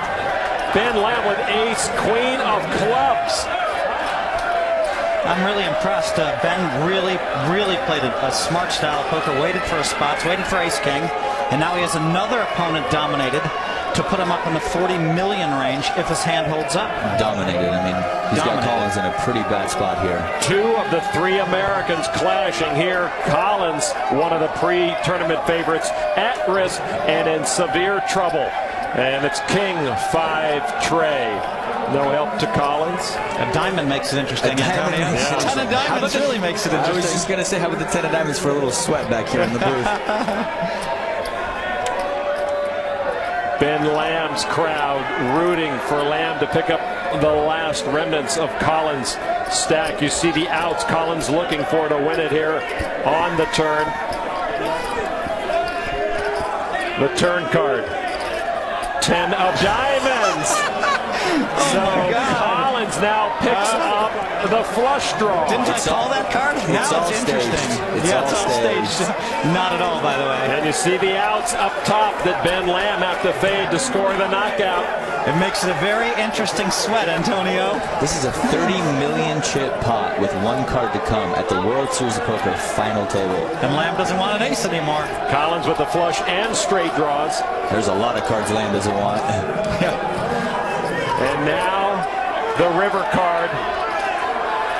And a Queen of Diamonds. Oh my God. Phil Collins survives with the rivered flush. 4 diamonds on the board. His Jack of Diamonds brings him that 28 million chip pot. And that put a hurt on Ben Lamb. Oh my God. That's all I can say. If you're sitting there in Ben Lamb's seat, that's got to hurt. I mean, that's pretty bad. Is Phil Collins running good? Phil Collins is running good. It had been a rough start to this championship table. Well, Antonio, let me ask you this. It was the biggest and most important part of his life. And he was way behind. Way behind. And he was really dead after the flop. You think he's running good? Runner. And to your point earlier, Phil Collins just said that's the first time he's been all in and at risk in this main event. I mean, if it's the first time you're going to go all in at risk, you might as well win the pot when you're a big underdog. You better win the pot, or you're not going to get another chance. Everybody has their own style. And look at the stack of Ben Lamb now. He was looking at 40 million. He's down to just about 15 million in 5th place with 6 players to go. And now he's just thinking it's like day 1 of the tournament. Just get back to the grind and start over. So here are the updated chip counts now. Pius Hines trying to stave off Matt Giannetti for the chip lead right now. Owen OD with 13 million is the short stack. Ben Lamb not that far ahead of OD. Collins up to 28 million chips. And Phil Collins with a miracle, and he is going to stick around a little while longer, Phil. I was watching his interview yesterday, and he said that he had a vivid dream that he won it, and a vivid dream that OD finished in 2nd place. And before that hand, they both have a long ways to go. You're right about that. And he also said a lot of friends had dreamed that he won the main event. And don't discount that, because it happened to Joe Hashim on the plane flight from Australia over to the main event the year he won it. How many of those dreams you think we don't hear about? Every year. There's probably 100. Yeah, but I think it's remarkable that in your ESPN interview you say I had a vivid dream that I won it, and so did a bunch of my friends. Well, he still does have a long way to go, but that was a huge step for Phil Collins, up to 28 million. He'll sit this hand out. Hines on the button. And now Ben Lamb, it's a dangerous time for Ben. He's played great poker. He played 2 huge pots where he just had his opponents completely dominated. I'm really proud of the way that Ben has played. And, you know, I think back to what happened to him a few years ago when he had 2 aces beat in a pot where he really shouldn't have lost, when he made a big re-raise to the Jack-9 suited. But before you feel too sorry for Ben Lamb, remember he did win Player of the Year this year. He did. And who took 2nd in that running? Hines will take that hand. Let me step in here. 10-7 in the raise. So Ben Lamb, he's got that deer or lamb in the headlights look right now after that devastating blow with the Queen of Diamonds on the river. And Ben is a very composed player. I don't see him going on tilt by any means. I think he's just going to get back in there and battle away. He's been around the block a few times. Best for him is to go to the audience and talk to Sean Deeb if he needs it, and his wife or his girlfriend. But I don't think he needs it. I think he knows what's at stake. He's dreamed about this for a long time. I think all of these players had to be prepared mentally to go low in chips. If that's not part of your mental preparation, is imagining yourself going low and keeping your composure, then you've made a mistake. I'd have to agree with you. Poker, as we know, is a serious roller coaster, and if you can't accept the lows, you certainly can't have the highs. Owen OD says it's time to move once again. Over 13 million is his all-in. Stashko lays it down. Giannetti wastes little time in folding, and OD will take that pot. So OD trying to work his way back into the mix. We've got some short stacks, but we've got some very powerful players working those short stacks in OD and Ben Lamb. And we'll be back with more of the 6-handed coverage from the Rio. What a turn of events. Phil Collins, the first time all in and at risk the entire World Series of Poker main event. He had Ben Lamb crushed when that Queen of Diamonds came out for the double up. Luck is very misunderstood. There's a lot of luck that is involved that people don't really see. It's very convenient when somebody else has a big hand. That's a factor of luck that people don't really see. Yeah, you played great and you got it in good, but it was very fortunate for somebody else to have a hand. And then other times it can be very unfortunate that your opponents keep outflopping you over and over. But in the long run, the better players are going to win. So I try not to think about how well I've been running or how lucky I've been. Just focus on playing the best you can. Back at this championship table, and Antonio, you talked about luck earlier. It is a factor in the game, but you have to put yourself in good position to get lucky also often. Certainly, and Collins did the opposite. He put himself in a pretty bad spot there with the Queen Jack and had to catch runner to get there. And did you think it was coming on the river there, Phil? You and I discussed this. We both felt like Collins was going to win that hand, right? I mean, we both kind of. But we've been wrong before, right? Especially when that 10 of diamonds came. That was like, wow, what an exciting card. So Collins, as you saw, in fourth place with almost $27 million. Look at this tournament update. After almost 7,000 players entered the main event back in early July, we're down to our final 6. Lamb knocked out Holden to get a nice boost to his stack. Bunara out in 7th. Collins just doubled up through Lamb.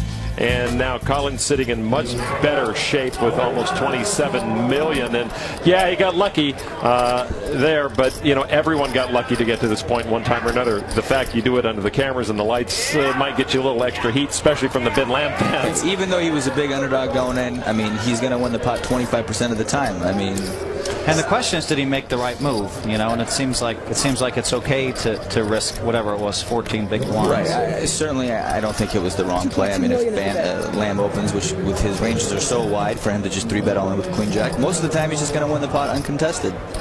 Collins opens for $2.2 million.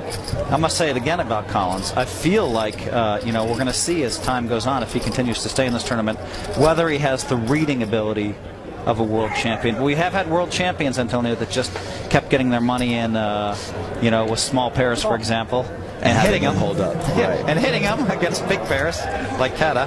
Hines, the chip leader, makes the call against Collins. And they'll be heads up. 8, deuce, jack. Collins, the original raiser. He made a pretty hefty raise in the small blind. He knows that Hines is very likely to call behind him, given that he has a big stack. Yeah, these days that's a hefty re-raise. You know, he call 800 and raise 1.4 million more. Especially for a player that comes from the online world. Online wizard, as I like to call them. And you know, this is the kind of situation where Hines could get himself in trouble against Collins if Collins has a hand like a ace jack or king jack or something. You're the dealer. Collins made it $2 million. He's betting less than half the pot. Almost like either he has nothing or he has a huge hand. Right. You're just playing with fire anytime you go up against Pius Hines. Very easily. And with position on Collins, that doesn't make it any easier for Phil.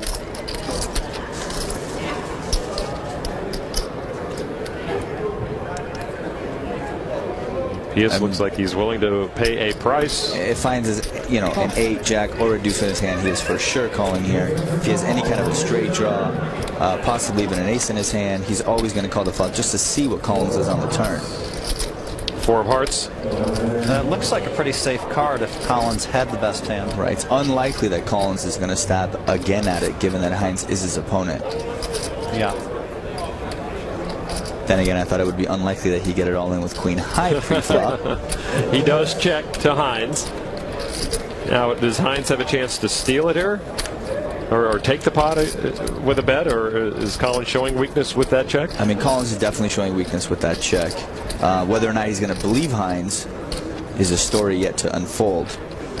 Every action does write a story for the individual player, and it's up to the opponent to figure out what that story is and what the ending is. I wouldn't be shocked if Collins had a real hand here and checked the turn, because he knows that Hines is very likely to bet if he shows weakness by checking.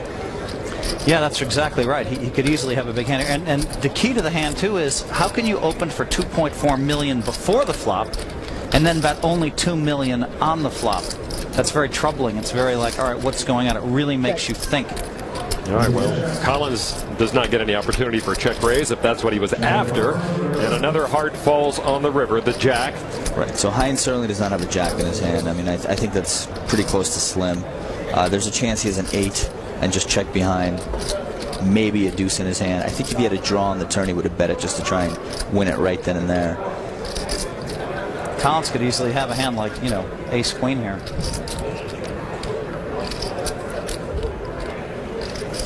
Collins not only playing with fire because it's Hines the chip leader. And see how long Collins is taking here? It's almost like he's trying to freeze him, freeze his opponent. I've seen him do this with ace high, ace king, ace queen. He doesn't want where he doesn't want to call. But if he's betting, I certainly don't put him on ace high. $3.3 million is the bet.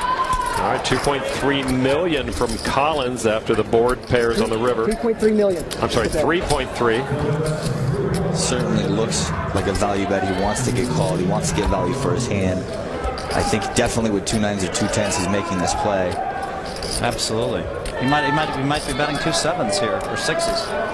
He could have ace 4. I mean, it looks like to me he does have some. 3.3. You think so? 6s and 7s is possible, but I think it's a little lower than his range because there's a chance that Hines could have an 8. It's about a third of the pot. Well, if Hines did have an 8, he would have called a long time ago.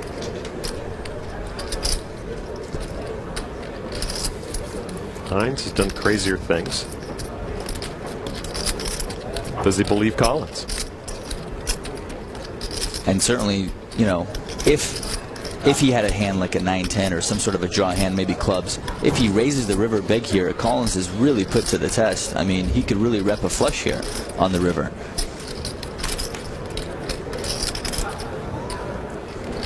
It's never fun when you bet the river and your opponent raises you and that's big. The danger you were saying, right? You know, I hate that the most. How does Collins like it if he has 2 9s and Hines raises here? I mean, it's very difficult for him to call him, especially if he ships it.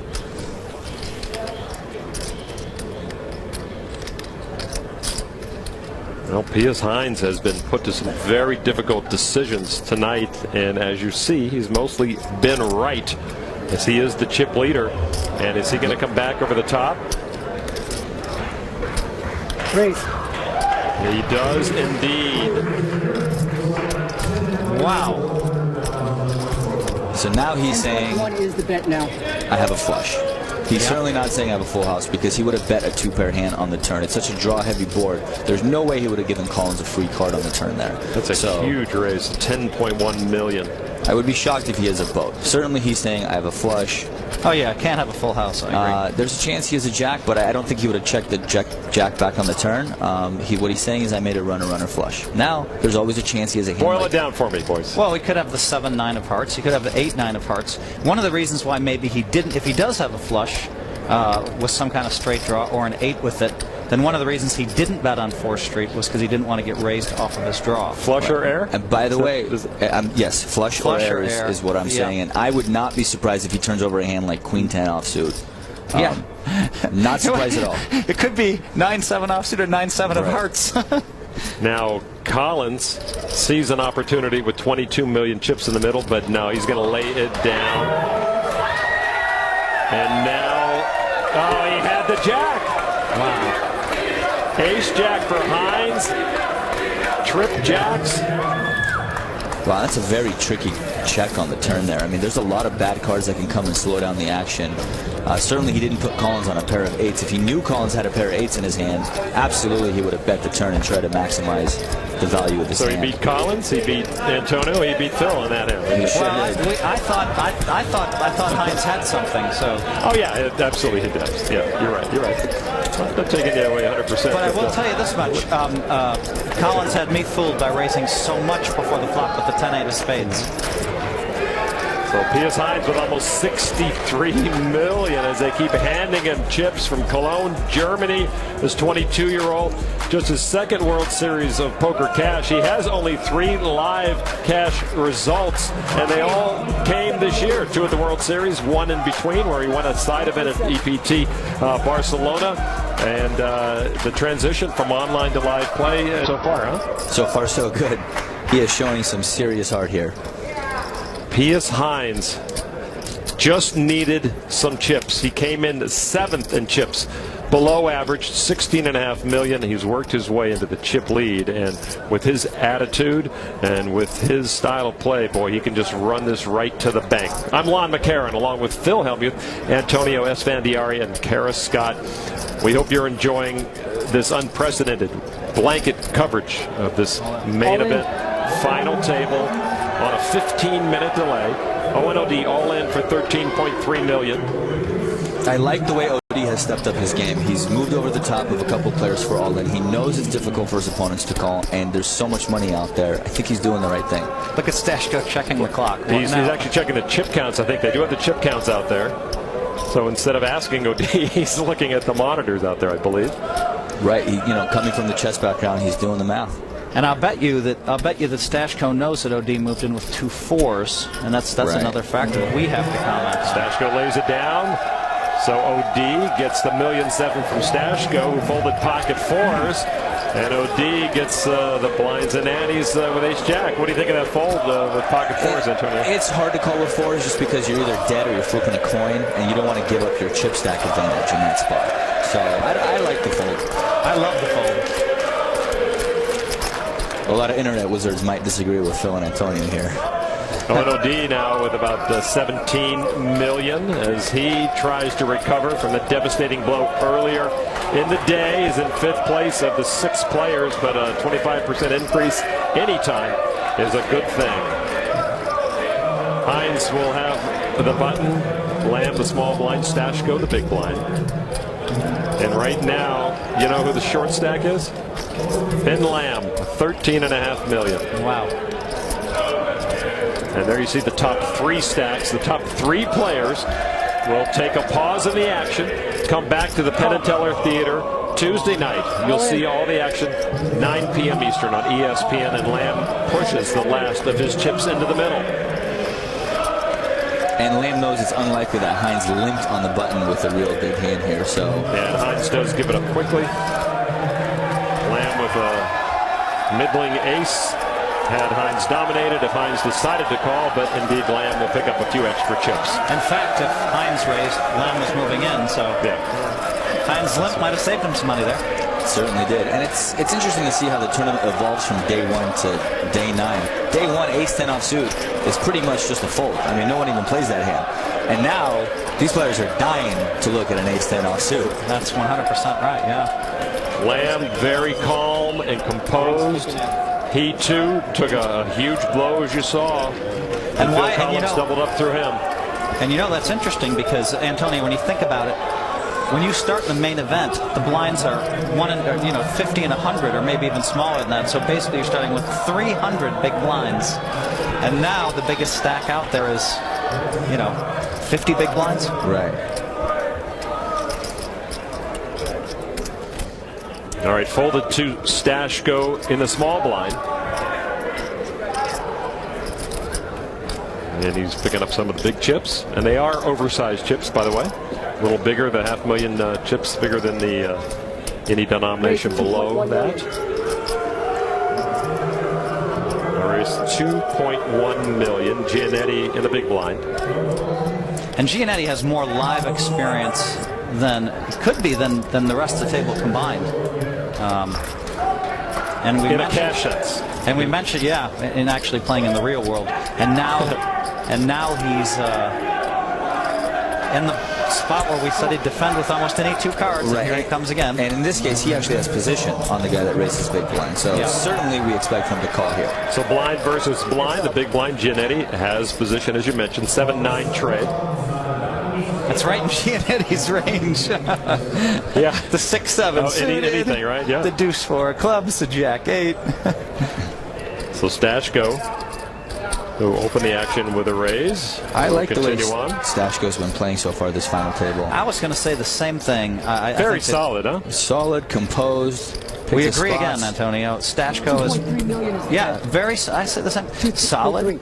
He picks his spots well. Has not gotten himself in trouble. No. Really hasn't, put a lot of chips out there where someone could raise him or he could lose a big pot. Is Matt Giannetti's hand worth $2.3 million more chips? That is what Martin Stashko is posturing right now, or asking right now. Posturing a poker term. Maybe he's not posturing.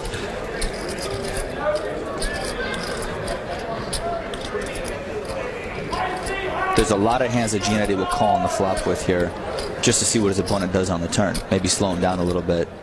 Call. If he has a hand like Jack 10 in his hand, for sure he's going to call the flop. Absolutely.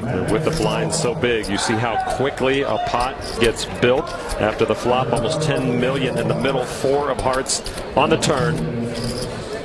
5-6 would be pretty sweet. Little double belly on the flop. I saw him play 5-6 a couple of times in the big blind over in Europe. When he won that WPT Malta. Check. Once again, Stashko. Hard to imagine Giannetti checking anything. Even if he has 6-8, you would think he's going to take a right. If he has a 6-8, he has to take a stab at it. Yeah. If he has a 9 in his hand, he has to bet at. Perhaps if he has a 7, he has a bet of 7 too, I think. Yeah, I wouldn't even mind seeing a bet of 3 or 4, 3-4. You know, I don't see how you could check anything here. Yeah. Maybe he picked up pocket jacks again, like he did. I definitely doesn't have pocket jacks. I think we would have heard about it a little while ago. But then again, there is a lot at stake, and he's got a big stack, so play a huge pot with a hand like Jack. So if he had it, which I don't think he does, I wouldn't be shocked to see him play it like this. Well, he is going to bet after Stashko checked. 4.75 is the bet. 4,750,000. It's a pretty serious bet. It's about half the pot. Pot is now 14 million chips. That's a style too, to bet around half the size of the pot. The size, yeah. It's hard for Stashko to continue here without a hand. And with still another betting round to come, potentially. Right. I mean, he certainly can't raise it here. If he raises, what is he representing? What hand does he possibly have where he checks it on the turn? Now he's going for the raise on the turn, so it's either call or fold.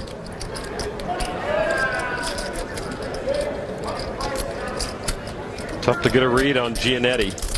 He has studied tape. He's studied his opponents. He's studied himself. And Giannetti will take that pot with ace-5. He had a wheel draw. So he flopped nothing and called on the flop because he thought maybe my ace high is good because it was a blind over blind situation. The 4 gave him a straight draw where he could hit a deuce or a 6. He thought he made a really good bet. Yeah, double gutter. Just goes to show you the power of position. So Giannetti takes it with the weaker ace against the bigger stack. You know, Giannetti, his girlfriend, who I really like a lot, left him the first day of the main event, or said, "Hey, let's take a little break." Let me guess, she's back. Well, I mean, I think that gave him a lot of incentive, and I think they were together. I mean, he says he fell off a cliff when that happened, and so although I don't approve her timing, there's no pain worse than love pain. Giannetti in second place, Stashko in third place. P.S. Hines with 77 big blinds on the Jack Link's beef jerky chip count. Almost 61.5 million, and it's Ben Lamb on the short stack. He and ONOD fighting it out for that privilege, I guess you could say. Collins opens. But there's Giannetti, and so I mean, I think what happened was he had a real rough February. He told me, Antonio, that 4 times he had 3 aces and someone else had 3 sevens, and they hit the 7 all 4 times to make quads. And he said he feels like this is a bit of a makeup for him, this deep final table run.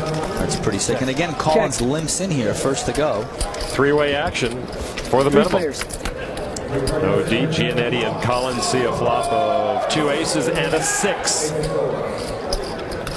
That's just great for Collins. I mean, to limp in and have it come ace-ace. Right, and you're going to most times both players are going to check. You're going to bet and just win it. It doesn't matter what. Right, and I wouldn't be shocked if he even had an ace in his hand. I mean, exactly. The way he's been limping a lot of pots wouldn't surprise me if he limped in with an ace hand, ace 10, ace jack. So Collins sees an opening on that 900,000 is the bet. 900,000. This limping is very interesting. You just never see this anymore. I do this sometimes, Antonio. I know you do, and I disagree with it. Seems to be working for you. Hasn't been working that well for Collins today. It might be close on whether the limps have worked or not for him today. Well, the limps haven't worked. His queen jack all in worked. Well, I mean, he saved money when he had ace queen versus ace king by limping. Collins with the pocket jacks. And the aces on board, had the best hand, and he will take that pot. And Katie, his wife's very happy about that. I mean, basically, he just gave OD a chance to flop a king and outflop him. But he also gave OD a chance to flop a 3 and give him a lot of chips. I don't think OD would have given him a lot of chips with just a 3. All right, so Phil Collins getting a little healthier with over 21 million chips. P.S. Hines continues to lead Matt Giannetti with almost 54 million in second. Is he bluffing? Could be. German shepherds, I don't trust Germans. 2 cards. Could mean anything. Let's raise the stakes, frighten them off. No one to play with. Darn. So play online at partypoker.com. It's fun, it's easy, it's the world's largest poker room. All right, okay. Back inside the Penn & Teller Theater, the World Series of Poker presented by Jack Link's Beef Jerky concludes Tuesday night coverage of the final table with 3 players will return. Stakes are raised. One person will walk away with the championship and $8.7 million.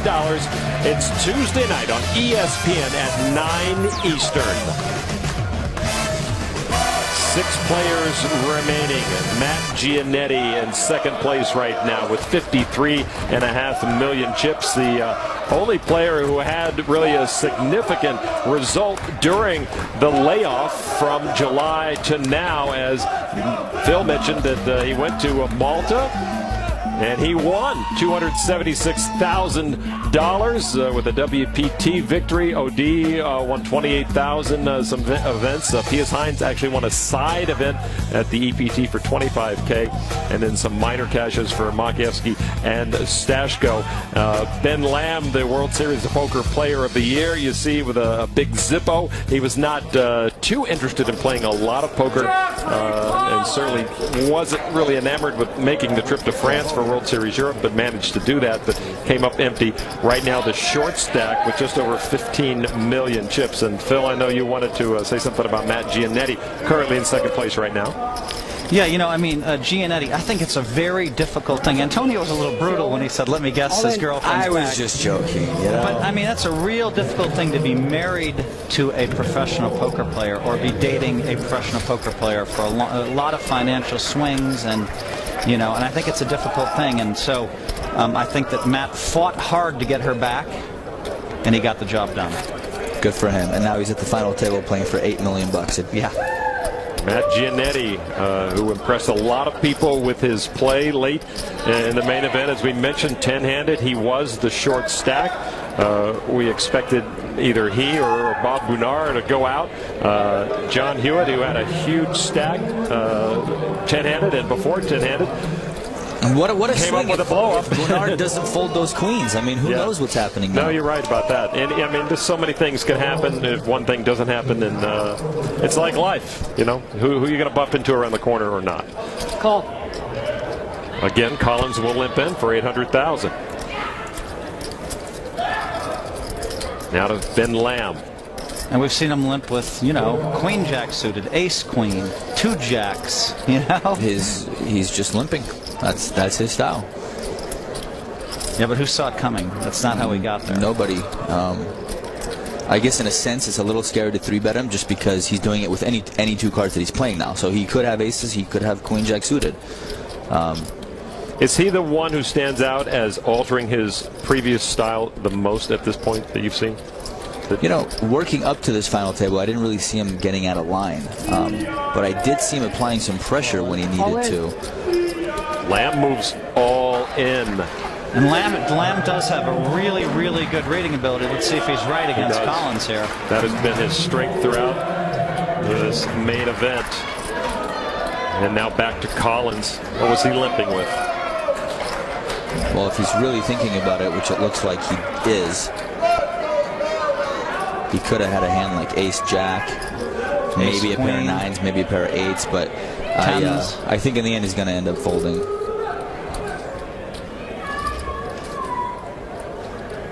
Collins knows Lamb well, and he does give up his hand, and Ben Lamb will take that.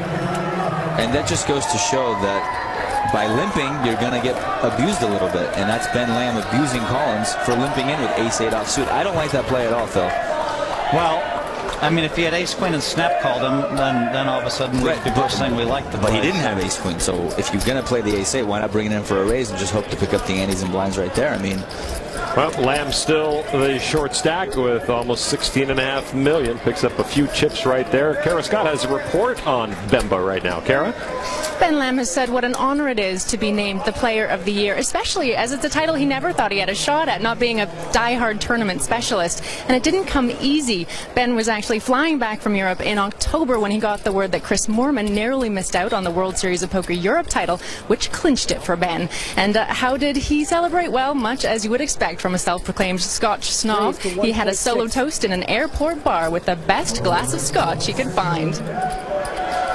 All right, well, Ben Lamb didn't even want to play some of the tournaments this summer at the World Series of Poker. He was talked into it and managed to win a bracelet doing it. And we compare Ben Lamb's year. It was the year of Benba, and last year was the year of Mizrachi. And you see both with 5 cashes, 4 final tables, and a bracelet, 1 so far for Ben Lamb. And maybe Lamb's got better things ahead of him as he's 3 years younger than Grinder. So Ben Lamb's final World Series of Poker total of money won is still up in the air. As the next pay is 1.7 million, and then it jumps to 2.2 million, and eventually the champion will earn 8.7 million. That comes Tuesday night on ESPN. I happened to be at Ben's table in the pot limit Omaha, when he played this massive pot. He was a significant underdog in a huge pot, Antonio. They both had 10 times the amount of chips. He won it and went on to finish second in that event. I wonder if he would have lost that hand if we'd be seeing Benba. Who knows? And that's exactly what we were talking about earlier. Just one card, So OD, Collins, and Lamb all under 20 million chips. Hines, Giannetti, and Stashko with the big stacks. Hines with a raise to 1.8 million. And by the way, Hines is the one who was playing. Hines and Makievsky, to me, you asked a question earlier, Lon, where you said who's changed their style the most. And Hines and Makievsky both kind of played really tight. You didn't expect it from either of them, right, Antonio? No, not at all. But given their chip stacks, I wasn't surprised because they really can't push the table around, having so few chips. But now once Hines picked up all these chips, I'm not surprised to see him as active as he is. This is exactly what I expect from Hines. Well, Stashko with a re-raise to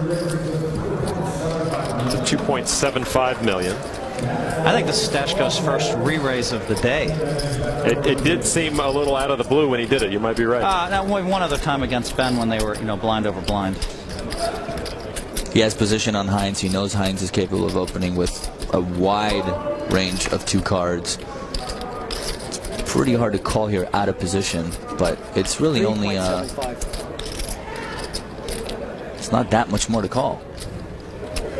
And a fold. It was 3.75. We got a miscount from out there, and so Stashko will take it with that big re-raise. I wouldn't be surprised if he 3-bet him light. There was the ace of spades. Stashko stepping up his game a little bit. I really like the way Stashko's been playing. I mean, he's on point so far today. Just to clarify, for those tuning in, 3-betting light, not strong holdings. Right. I mean, a lot of people will think ace-8 is not a super strong holding. Certainly not a hand that can take a re-raise. So withstand pressure coming back, yeah. So once he raises Hines, if he gets re-raised by Hines, that would be the 4th bet. There's no way he can call with ace-8. So I will say this, Lon, the very first day of the event, someone raises, you throw ace-8 suited right into the muck. Yeah. Now they're re-raising with it. Right. And he was right. That's the most important thing to me, is he was right. So difficult to 4-bet given the stack sizes. I mean, if Hines wanted to 4-bet, he'd have to put in close to 10 million in chips, and that's a lot of your stack to commit. That's why the 3-bet is so powerful, and that's why I was so disappointed so far today to see so few 3-bets. 5-4 of hearts for Hines under the gun. The Rays will take it down. And in about 6 minutes, Antonio, Phil Collins' group's going to tell him that he had ace-8. And Ben Lamb at ace-7. It's all part of the game, and it comes with a 15-minute delay that we're operating under, and the same-day coverage unprecedented. We hope you're enjoying it. We're having a lot of fun bringing it to you. It's a fascinating championship table so far. Lamb brings it in for a raise, $1.7 million. From the short stack.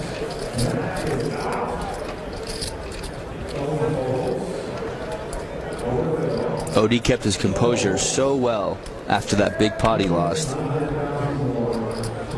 You think about it, he bluffed off $17 million in chips with the ace-queen there. That's a lot of chips. OD folded now to Hines, and he's trying to withstand the Ben Lamb stare.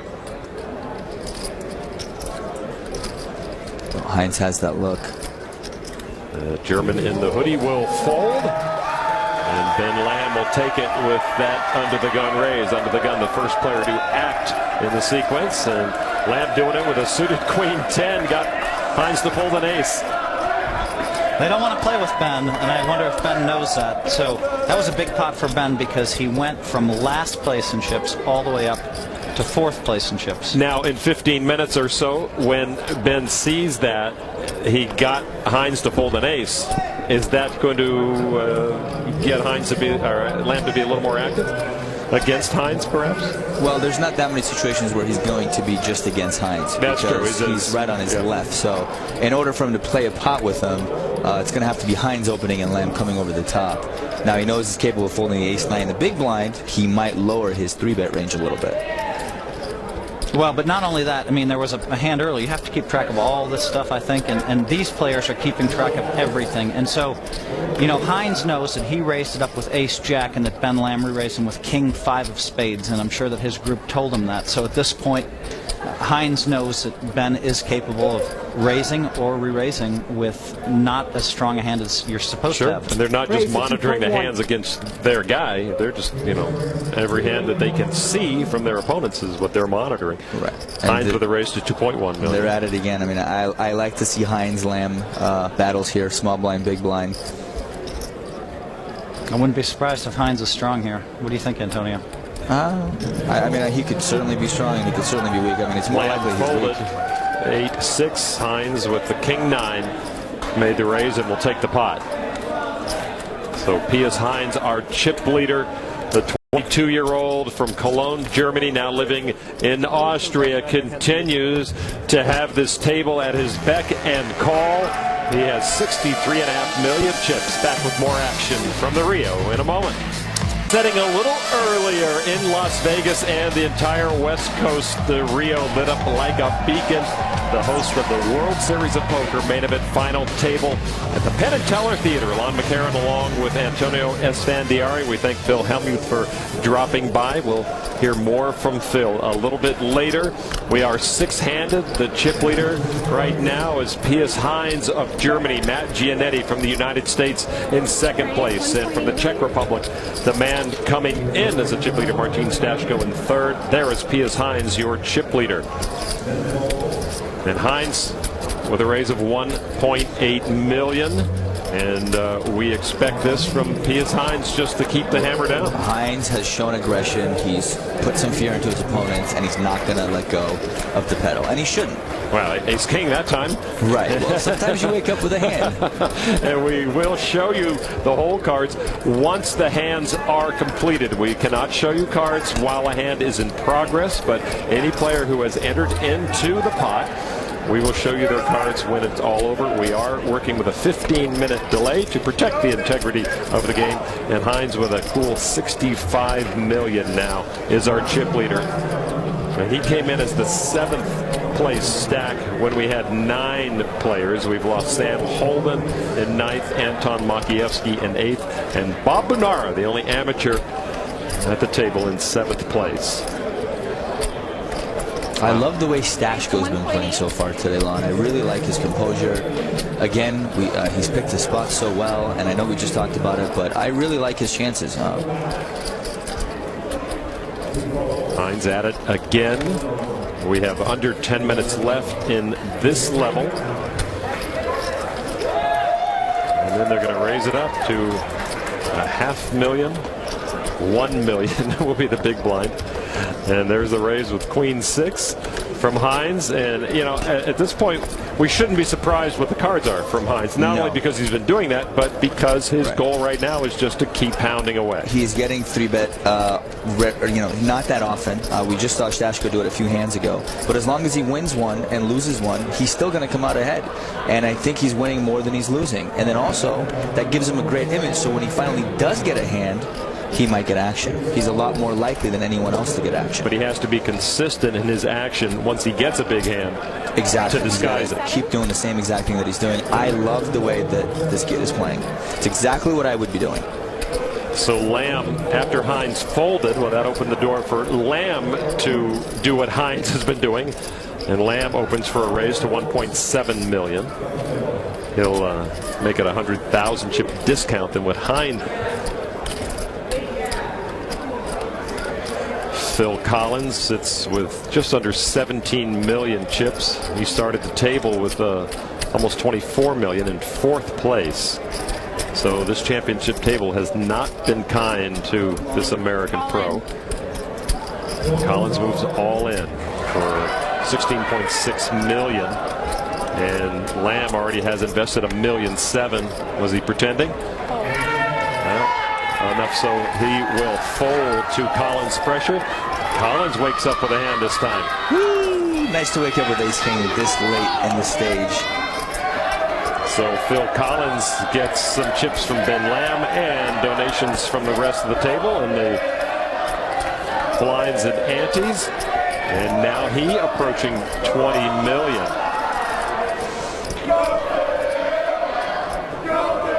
And that song has come way too few times for Phil Collins' liking. Ben Lamb down to 14.4 million, working the short stack.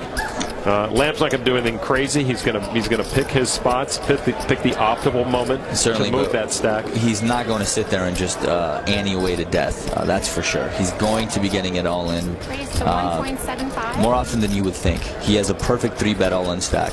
And part of the whole no limit hold'em storytelling or lesson is you can't let your stack get down too far, or else it doesn't mean anything with a double up. Exactly. And more people are going to call you. You'd be in more danger. So you have to have a stack that is dangerous to the other stacks when you finally do shove. Right. And Lamb is not trying to move up another spot. He wants to win this tournament.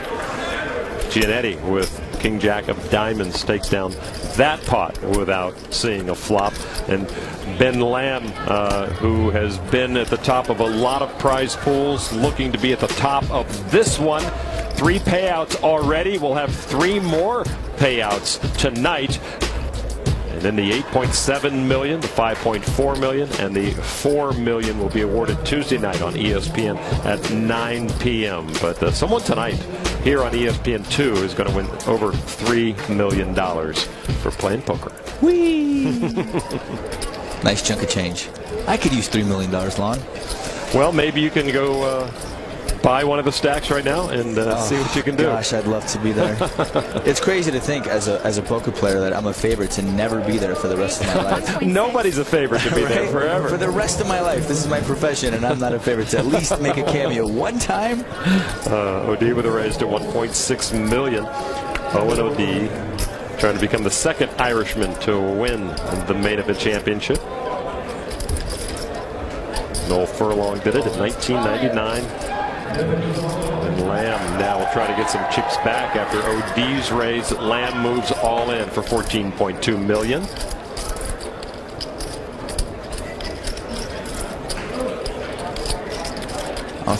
If OD has a hand like ace-9 of spades or some sort of a mid-small pair, it's kind of a tough spot. I mean, certainly with 8s or 9s, I think he's going to go with it. OD only started the hand with a few million more than Lamb, so this is really for both of their tournaments. This is it. I mean, certainly he's not folding ace-queen. I think ace-jack suited, or he's just getting it in.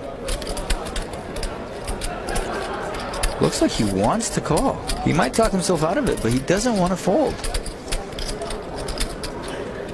He's doing that kind of leaning thing like, I'm going to call, but it's a lot of money out there. Yeah. And a chance to knock out Ben Lamb as well, and that is a huge carrot at the end of the stick.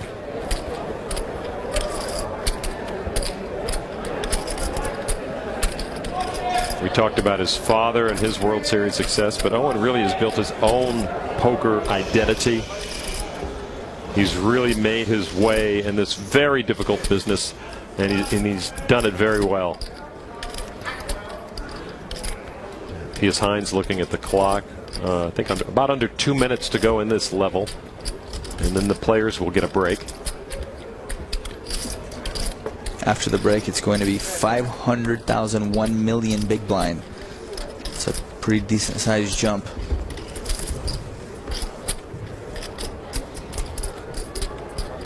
And that comes depending on Owen O'D's action, maybe when this hand is done. And the blinds are going up to 150K, so a pretty significant jump. We're seeing a lot of all-ins here. We're certainly going to see a lot more in the next level. The ante's going up to 150. Yes. There is Donica O.D., Owen's dad. The Don, they call them. A lot of history with his name on it here at the World Series of Poker. O.D. knows that Lamb is capable of making this move with, you know, maybe a queen jack suited, king queen. You know, maybe he has ace rag and he just thinks it's good and wants to get it in. He's been working it for over 2.5 minutes, has O.D. I think he has a hand like ace 9, and it's a very tough spot. Cool. And there's the call to put Lamb at risk. Lamb with queen 8 and ace 9 for O.D. Could you be more right? It's a great call by O.D. It's a very tough spot. I mean, the way he was thinking, it just felt like ace 9. So Ben Lamb at risk of being knocked out by Owen O.D. O.D. in good shape. Lamb says good call. And here we go. One of the pre-tournament favorites, Ben Lamb, the World Series of Poker Player of the Year, on the hook. Ben Lamb, Donica O.D. with a smile on his face as his son made that very difficult call. Lamb with queen 8. A couple of jacks and a 6.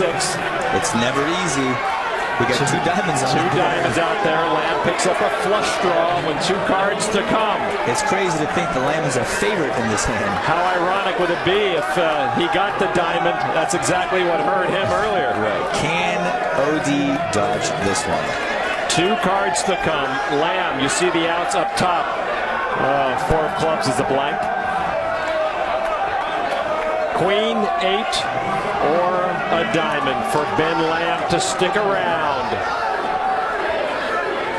Amy, his girlfriend, praying for one of those outs to fall on the river. Will this be the end of a magical World Series in 2011 for Ben Lamb? The river card, the 8 of hearts, and Ben Lamb caught his card on the river, pairing his 8 to double up. He is still alive. Owen O.D. is crippled. Wow, what a devastating blow for O.D. He made such a great call with the ace 9 off, and to have it happen the way it did on the river, oh, that has to hurt. What drama at the end of the level. And Ben Lamb knows how lucky he is. Certainly he does. I mean, it happened to him, and now, you know, he did the same thing to someone else. Ben Lamb with 29.5 million chips. Owen O.D. will go into the break with just 2.6 million. He made the call. He was ahead. And Donica, his dad, knows sometimes that's just not enough. Sometimes it just doesn't go your way.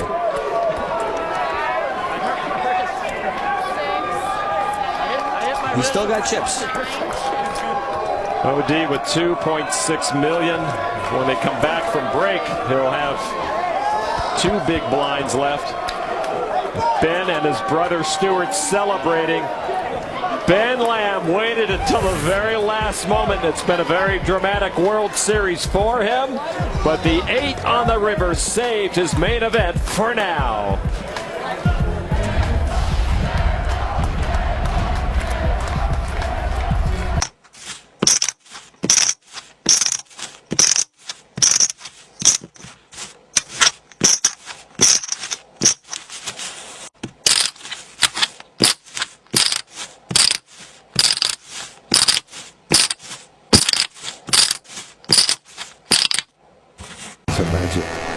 Welcome back inside the Penn and Teller Theater, and some high drama to finish off that last level as Ben Lamb doubled up through Owen O'D. Lamb had the worst of it when he got his chips in the middle, but he managed to river a pair of 8s and double up into 4th place with $29.5 million. P.S. Hines still the overwhelming chip leader with 82 big blinds. Giannetti in 2nd place with 65 big blinds. Martin Stashko in 3rd place, and Ben Lamb certainly loving it that he's still in the theater, because he was all in and things came right down to the river. And there is Ben's father, David, who is on hand to watch his poker pro and player of the year son, Ben Lamb, stick around, and now he has some chips where he can really make a statement and get himself some elbow room. Now it's 6-handed at this table, and it'll be 5-handed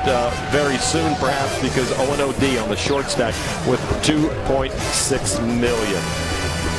Wow, another dramatic moment here at this championship table on ESPN2. We hope you are enjoying it.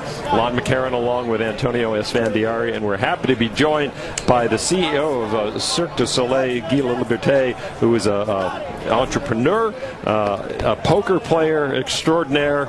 And let's talk about poker. One thing, an amazing last hand right there, huh? It's been incredible. Great call. But did you think it was coming on the river? Actually, I called the 8 of spades. It was the 8 of hearts. So. It doesn't count. I'm sorry. It doesn't. Still would have done it for Ben. But Guy, tell us something about your poker background. We know you're such an advocate of the game. You love to play the game at the highest levels. Really, what drew you into poker? Actually, I choose poker to take me out of the blackjack table. It's probably a wise decision. Some of my friends said it's much better to be with people around the table, chat, and socialize instead of being alone and playing. Plus, wouldn't you rather beat players versus the casino? Exactly. And then we start to get in the game, and I really jumped into it. I want to play as good as fast as possible, being a good player. So you have to play with the best to exactly. be the best, right? And actually, the good thing about it, I end up meeting a lot of great people. I made a lot of new friends, and also developed some great business relationships. So at the end, it's been paying off not only on the table, but outside the table.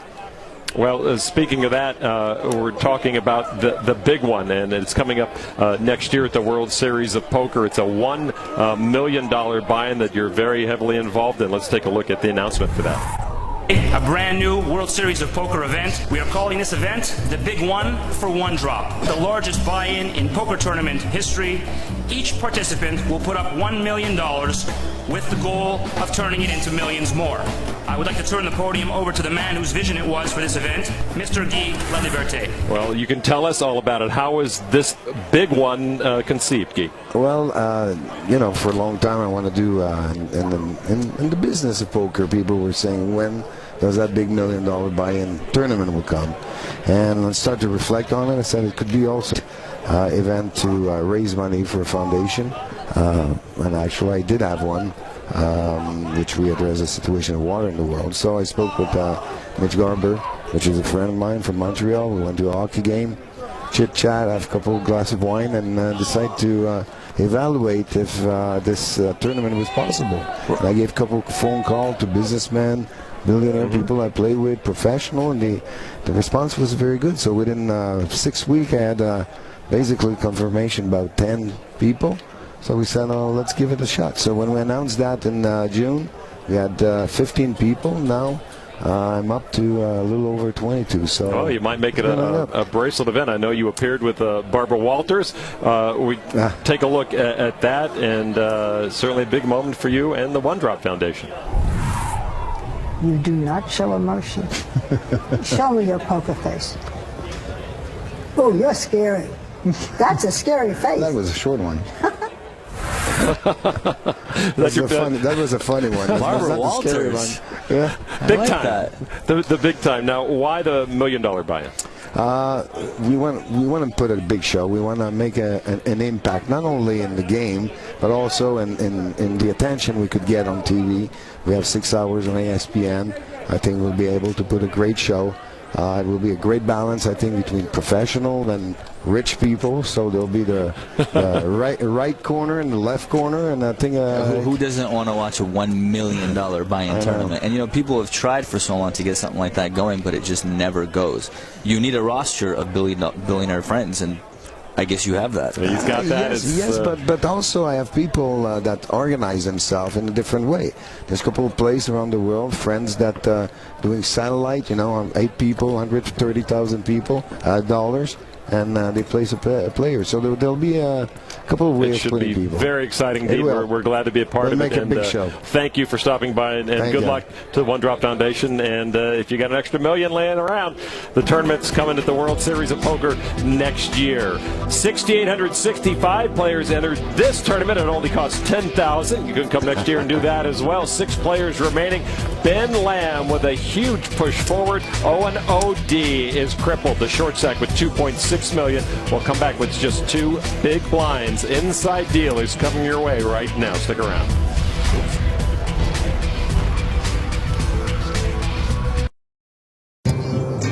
With poker, like a lot of things, not everything can be taught. You read the books, you study the players, but sometimes it's just about instinct. So you play and you practice and practice, and one day you don't think it, you feel it. Practice for free at the world's largest poker site, PokerStars.com, and find the poker star in you. Side deal at the break. I'm Cassidy Hubbard alongside poker pro Bernard Lee and ESPN.com poker editor Andrew Feldman.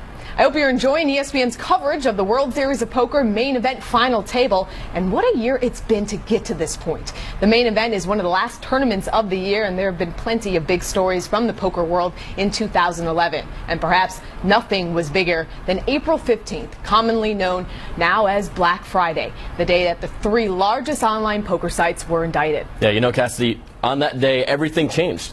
The online poker world was a flourishing industry, and it got crushed forever as a result of 11 representatives representing the 3 online poker sites, Full Tilt Poker, PokerStars, and Absolute Poker, getting indicted on charges of bank fraud, money laundering, and online gambling offenses. It was really a big disaster, and the online industry here hasn't recovered since.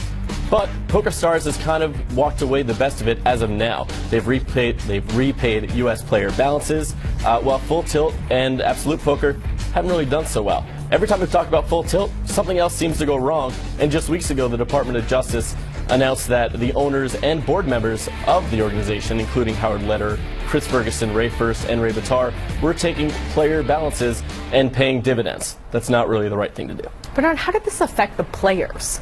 Well, hundreds, thousands, millions of players have been playing online. They've been making a living, whether, adding to their current jobs, or there are a lot of young players who this is what they did. Now, all of a sudden, there's no job. It's as if they all got fired. Now, what do you do? Well, bankrolls got dried up. Now you have backers who don't have the money.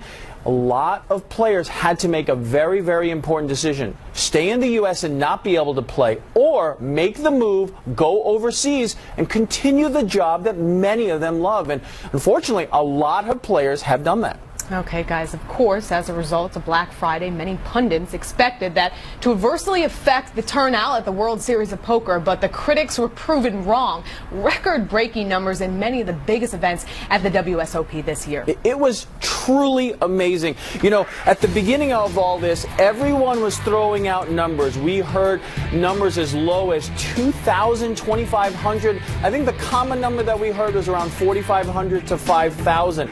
But to have the 3rd largest World Series main event ever, beside 2006 and last year 2010, we had almost 5,000 people in Day 1C and Day 1D alone. the World Series of Poker proved that it is impervious even to a Black Friday. Yeah, the World Series of Poker proved that it is a beast of itself. And nobody possibly could have expected turnouts like what we saw. We had the biggest heads-up tournament prize pool in history. We had 191 million in prize pools, 75,000 players, so many events between 3,000 and 4,000 players. The World Series of Poker just proved that they could withstand basically anything, and now I guess we'll look forward to next year and see if they could do it again. Well, one player who didn't turn out for any of the WSOP's 58 events was Phil Ivey, known as one of the best players in the world. Ivey didn't hit the WSOP fell in Sin City, and the poker world suffered because of it. You know, it was amazing. Everyone was waiting. You had the big heads-up 25K. Where's Phil Ivey? It started. Where's Phil Ivey? No one knew where he was. He put out a press release saying that he would not play because of his disappointment with Full Tilt Poker. And amazingly, he didn't even play in the main event. In this troubled time in the world of poker, poker needs its superstar back, and we really hope to see Phil Ivey back on the felt very soon. And Andrew, while Ivey was sitting on the proverbial poker sidelines, one of the world's best shined in 2011. Phil Hellmuth reestablished himself as one of the true stars of this game. Yeah, I don't really know if he had to reestablish himself per se, because Hellmuth didn't really go anywhere. He's got 85 World Series of Poker cashes. He had 3 runner-up finishes in World Series of Poker events, a 7th place over at World Series of Poker Europe. Hellmuth proved to all doubters that he's back, he's real, and you can't really make fun of his non-hold'em games anymore because he can do just about everything. A few other notable names from 2011 include Sam Trickett, Eric Seidel, and November 9 member Ben Lamb. Bernard Seidel has had a year that many players dream as for a career, and he did it in just a few short 12 months. I'll tell you right now, I hope that's my career in the long run. I mean, it's just unbelievable. Let me go through these numbers. 6.5 million. Again, 6.5 million in 2011. 18 cashes, 11 final table, 4 wins. All of them in $25,000 buy-ins or bigger. I know that sounds incredible, but incredible numbers for Eric Seidel. Fantastic superstar this year in 2011. Congratulations to Eric Seidel. You know, you look at players like Sam Trickett and Ben Lamb, and you think that after their years, there is no way anyone could overshadow what they've done.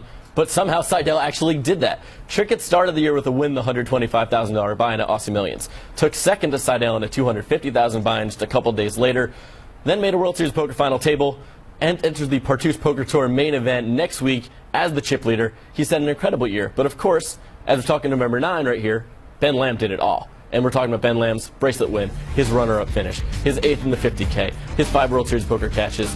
Ben Lamb is one of a rising star who last year we would have said, hey, he's a great cash game player. This year it's his breakout year. Congratulations to everybody. Great 2011. Obviously a lot of ups and downs in 2011, but looking ahead, we're coming up on a new year. What are you looking forward to the most in 2012?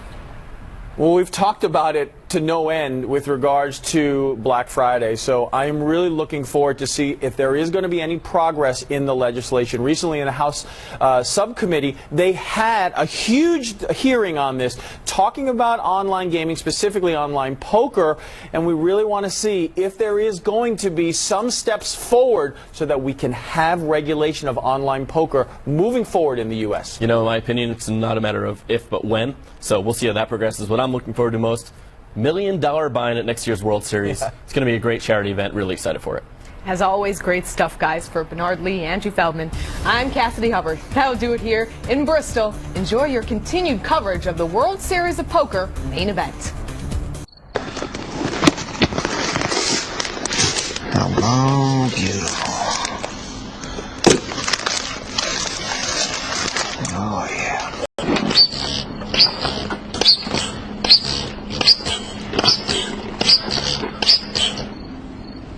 No one to play with. So play online at partypoker.com. It's fun, it's easy, it's the world's largest poker room. You folding? Welcome back to Las Vegas. The Strip lighting up an hour early tonight at the end of daylight savings time. And, of course, the Rio just off the Strip is just the beacon for poker nowadays. We'll play down to 3 players tonight, and then those final 3 will return Tuesday night on ESPN at 9 p.m. Eastern, and we will crown our champion, $8.7 million to our winner, and over $5 million to second place. So a lot of money still up for grabs. The Penn and Teller Theater still buzzing after the end of that last level. Ben Lamb doubling up to 29 million chips, hitting a miracle-saving 8 on the river, putting him into 4th place, 29 big blinds. Yeah, that's right. The big blind is going to be 1 million. And let's go right out to the table. OD with his final 2.2 million after losing that big pot to Ben Lamb is all in. And we are joined by Norman Chad along with Antonio Esfandiari. The blinds have gone up to 501 million. It's very unlikely OD wins this pot uncontested.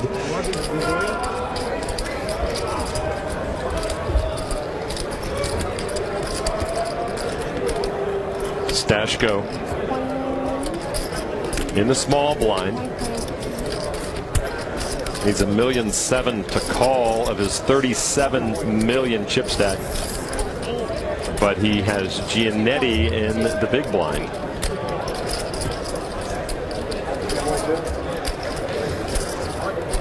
6, 7, 8, 9, 10. 2.2 million all in. 2.2. That must have been a tough break for Owen O'D to sit through. Right. I mean, OD knows that he's all in on the very next hand. The big blind is 1 million, so he can't possibly fold that hand. So hopefully he picked up something that he wants to move all in with here. And Stashko re-raised to 5 million, and he wants OD all to himself. Right. Stashko could easily have a ace, 10, ace jack, any kind of a hand, pair of eights. Pair of eights, yeah. And queen 8. So one overcard for Owen O'D to stick around at this main event. He looks like a man whose story has already been written. If you win, they'll sing a better song. Donica O'D perhaps watching the last hand of his son here in this championship. Donica O'D was 6th in 83, 9th in 91. Here's the flop, 9, 5, 10. O'D misses his queen. This is tough for the family. 3rd main event final table between father and son, and if OD doesn't get lucky, all 3 end with 6th or worse. He started this final table 2nd in chips. He made a real strong run at the chip lead. Looking for a queen. It's pink, but it's a jack on the turn. And so a straight draw. It's never easy. Also for OD. He's picked up 6 outs now. A queen wouldn't be good because river is a deuce of hearts, and that will end it. Owen O'D with a big fall from grace here at this championship table. Knocked out by Martin Stashko in 6th place. A great father-son accomplishment. The first father and son ever to make the main event final table. Owen O'D will make his exit from the arena, and we are left with 5 players as the 26-year-old Irishman could not make his own piece of history here tonight at the Penn and Teller Theater. Stashko with the knockout up to over 41,000, currently the 3rd best stack. 41 million, I'm sorry. 67. And so Stashko keeps hanging in there, keeps hammering. Well, we've seen Martin Stashko play, if not perfect poker, Antonio, certainly snug poker and good poker. Snug, good, careful, selective aggression. I mean, he's impressed me so much today. All right, so Hines, the chip leader, opens for a raise of 2.1 million. Right now, that 1.7 million that Owen O'D won, he's not feeling any part of that right now. I think he's stunned. Yeah, I mean, that's a lot of cheese to pick up, $1.7 million, but, you know, to get so close, to taste the victory, to have your father there. And now another all-in. Collins shoves for 18.3 million. It's right there. Hines has already put 2.1 million in, so a little added incentive for Collins. Hines looks like he has a real decision here.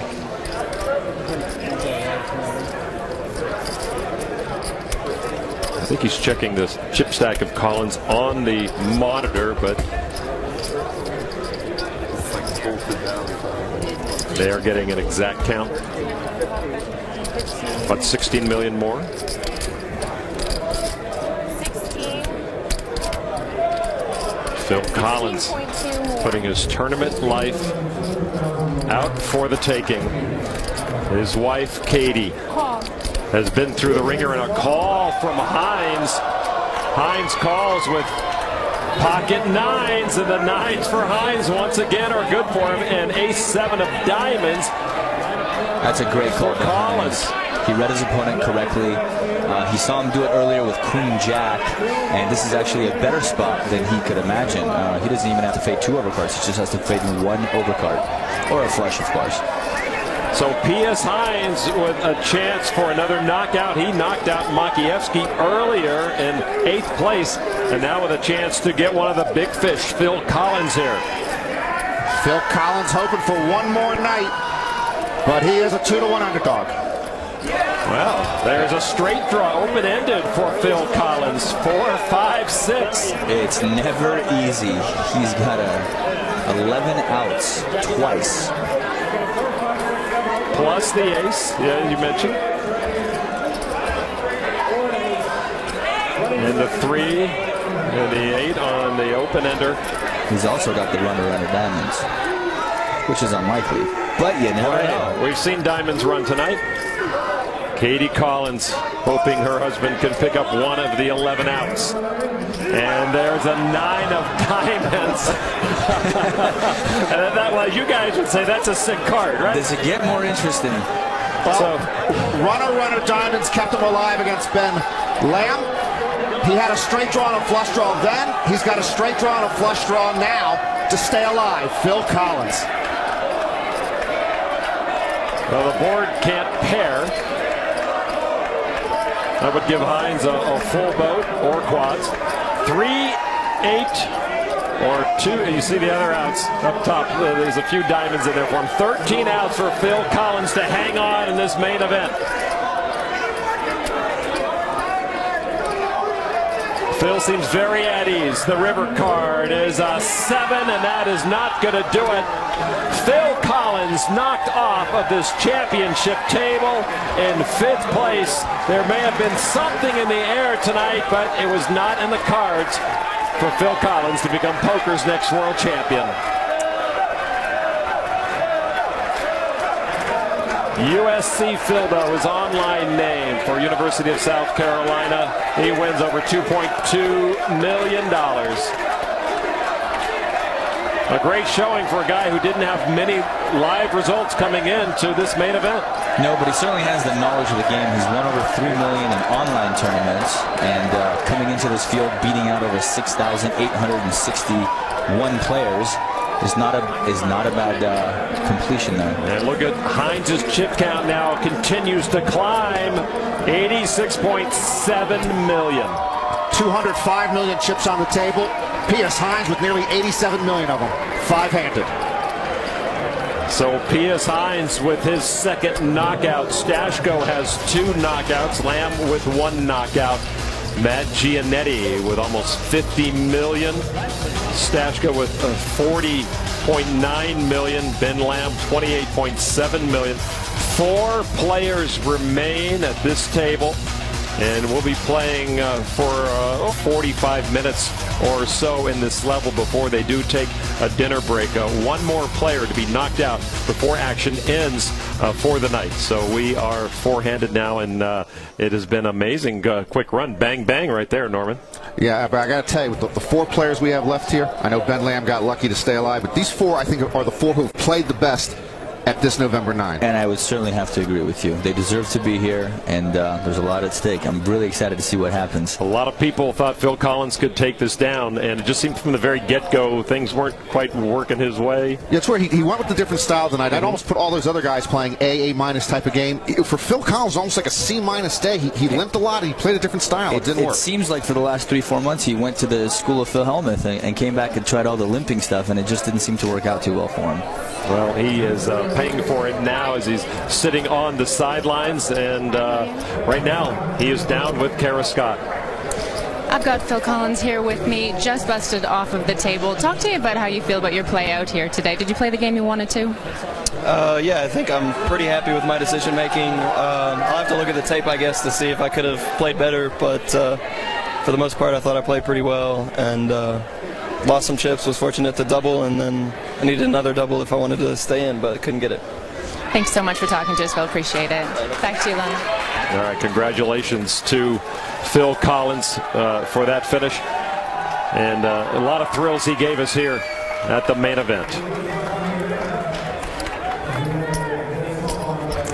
So four-handed, and they do shift around a little bit to give each player a little more elbow room. You see Matt Giannetti with 52 million chips, and next to him now is P.S. Hines, the chip leader, overwhelming chip leader with 85.5 million chips. He came from 7th place at the start of play today.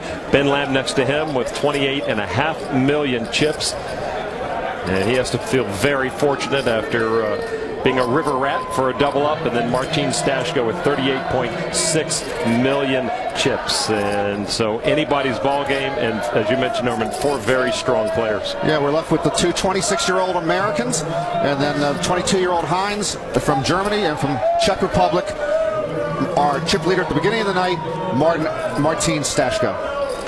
Giannetti opens for a raise of 2.2 million on the button. And Lamb for $1.2 million, and the big blind makes the call. 10 ace king. Lamb and Giannetti heads up. It's a big flop there. Check. 2 spades out there. Lamb checks. Check. Giannetti checks. Usually when a player checks behind in this kind of spot, he has some piece of the flop. Maybe a 10 or a king in his hand, maybe ace rag. Certainly doesn't have a big hand like ace king or a queen jack, because there's no reason to check behind and give a free card on the turn. A lot of cards can slow down the action. So I put Giannetti on some sort of a 1-pair hand.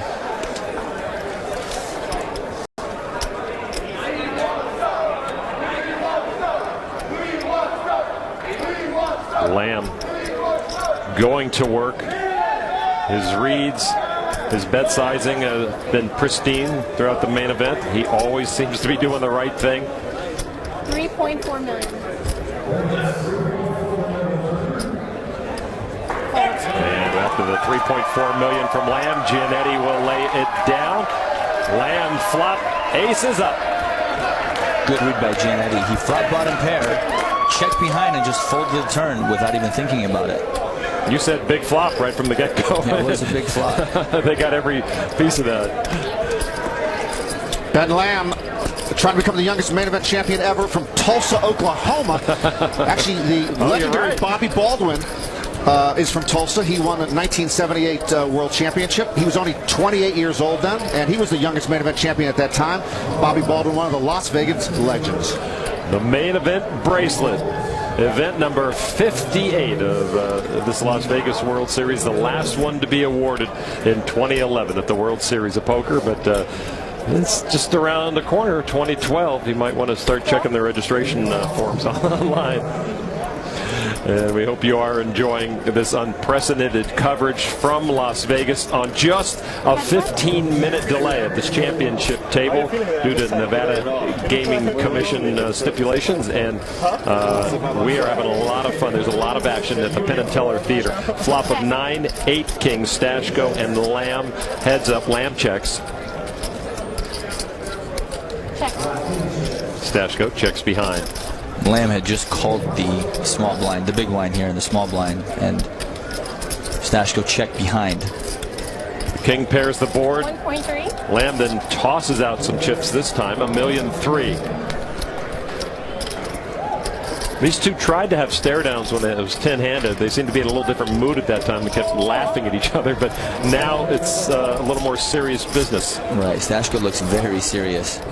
Call from Stashko. He's getting the Lamb stare. Never fun. Queen of Hearts. Check. Yes, I am, he said. And I suspect Lamb has an 8 or a 9 in his hand. Ben says they both check. Lamb looks like he's got a pair of 8s. He had an 8 or a 9 in his hand, as I suspected. Good read, Norman Chad. Ben Lamb will siphon some chips from Stashko with a pair of 8s. Have been very kind to Ben Lamb tonight lately as well. Do you see these guys as playing kind of bubble poker now? I mean, this is a pretty big bubble, you know. Whoever goes next is adios, and the other 3 have to come back on Tuesday night to play for it all. So certainly they want to move up, but they don't want to just chip up. Well, 3 for the next player to go out, but then it's a $1 million raise if you can hang around until Tuesday. Yeah, I still don't think it's bubble poker right now. It's I want to win the main event bracelet right now, and so the next bump up is another $700,000 or $800,000. But I think they're all really concentrating and focusing on winning the thing. I'm going to have to agree with you. They all want to win it really bad. Hines, $2.1 million to open the action. And Hines will take down that pot. Hines raising with an ace 8, and four-handed. That ace gets that much stronger. That's very standard, and for Hines, that's pretty much like 2 aces. So, yeah, good point. Pius Hines continuing to be the chip leader, looking very comfortable. Not really getting out of line. Again, standard with the ace, the raise there, four-handed. Absolutely. And Giannetti started the day with a very good seat. Now he's got Hines and Lamb on his left. All right, our coverage tonight on ESPN2 and ESPN3 will continue after the dinner break, if indeed we don't get down to 3 players before the dinner break. And when we do get down to 3, we will stop the action for the evening, come back at 9 p.m. Eastern on ESPN, and take you right through the crowning of a brand new world champion. 9 p.m. Tuesday on ESPN. Myself, Norman Chad, Antonio Esfandiari calling all the action tonight and on Tuesday night. Lamb with a raise to $2.5 million. Again, the blinds are $500,000 and $1 million with an ante of $150,000. And 50. Flop. Not scared to put the other 50 in, huh? Went to 2.15. Yes. Ben says he likes to talk to his opponents. He gets a nice read from them, and maybe he gets an idea what they're going to do before they even do it, even if they've played a lot together already. Jack, 9, deuce. Almost $5.5 million in the pot after Lamb raised it and Hines called. Hines checks. He's in the big blind. You almost never see a lead out anymore. You know, back in the day, sometimes the player who was out of position, even in a heads-up pot, would bet the flop. These days, it's always checked to the original raiser, just because they're expected to always. And they call that lead out a lot of time a weak lead, because he's either trying to protect his hand or trying to scare you off. Right. But yeah, you're right. How things have changed. The top 3 stacks right there. Top 3 stacks. At the end of the evening, we'll move on to Tuesday night action. Lamb bet $2.3 million. Ben says that players give up a lot with their body and their face, and he says if he's not watching them, he's going to miss something that he should pick up. It's almost professional malfeasance, he says, not to watch them. And look at Ben right now. And I agree with him. Players give off so much information with just the slightest move in their hand and their body and anything.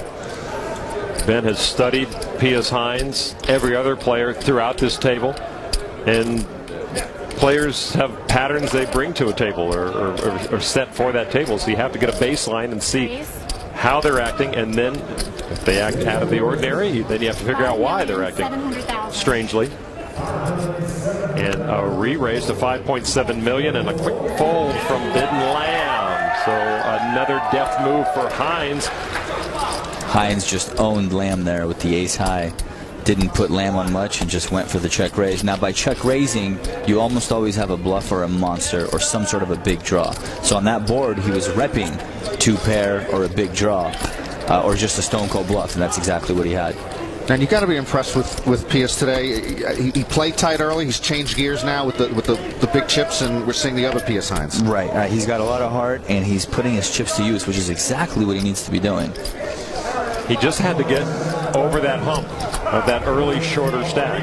Right. And he managed to do that, and now with over 92 million chips, He is certainly looking to run over this table if possible. Only you, though. Okay, I got He's going to. Had it. Hines fold to Lamb. He says, only you, though, I'll fold to. It's fun to have it. Lamb said he had it. Oh, he had Hines beat. I don't know what he had if he said he had it. He got to walk in the big blind. It happens once in a while, just not very often. And surprising that Hines would let him walk. So look at Lamb now with almost 31 million, and that's the short stack at this table. Giannetti with 48 million, Stashko with 35 million is Ben's next milestone. And Ben Lamb's 2011 World Series, he finished second in a PLO event. Came back, finished first in a 10K PLO event. Final table the 50K Poker Players Championship, and then in this 10K main event, he is currently in 4th place, having surpassed over 6,800 players. And Ben Lamb, certainly we know, has the chops to do whatever he wants at a poker table. And coming back from this short stack is not out of the realm of possibilities, Norman. No, well, one of his great strengths, which is Phil Collins' strength, which was OD's strength, is he has a very calm temperament at the table. He's very even-keeled. Ben's not going to go on tilt. He'll play the short stack very well. Well, he maybe internally, we saw it. I don't know if you saw the close-ups, but when he did get head earlier, he did seem to, his face visibly flushed. But he was able to calm himself down and get back into the moment. Yeah, we didn't see him do anything stupid afterwards. Right. Sometimes he'll 3-bet light and then get out of it if someone re-raises him or something. But we've seen him play pretty solid even when he went down low. And the button Lamb raises to 2,150,000. And tilt factor is a huge thing for a lot of poker players. Believe it or not, some of the top-notch poker players have a huge tilt factor, and I haven't seen any tilting at this final table so far. I think you had somebody earlier in the booth tonight, one of the top-notch tilt factor. Did you not? Vanessa Russo? No. No comment. 750. That's 2 greens. Again, Giannetti calls out of the big blind. We've seen him do this all day. He's a great post-flop player. 8-8 queen. Giannetti checks it. Did you get his cards?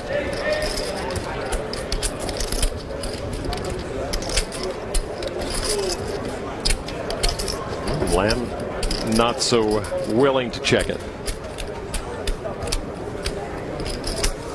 Now Lamb could be continuation betting here with total garbage or a real hand, obviously. I mean, he's supposed to bet the flop every single time. I wouldn't be surprised if he has 5-7 offsuit. I mean, he could have anything. Well, he does get a fold. Ace-9. Giannetti playing 4 tray of hearts. And as Phil Helmut did point out earlier, Giannetti defending his blind quite often with rags. He's willing to see flops with pretty mediocre holdings. Right. I don't really agree with that. I mean, why would you call out of position with 4 high against a very good player? Well, I don't think Giannetti has necessarily agreed with that either. He was talking in some of the interviews how he may have been playing too many flops. And, so maybe getting himself in trouble with old patterns. I'm Lon McCarran, sitting here with Norman Chad and Antonio Esfandiari. Kara Scott down on the floor. And this four-handed action is all we could ask for. 4 strong players with some very strong stacks and very solid poker skills. It's nice to see the action unfold four-handed. I mean, every hand is some sort of a raise, call. The players have definitely loosened up, as they should.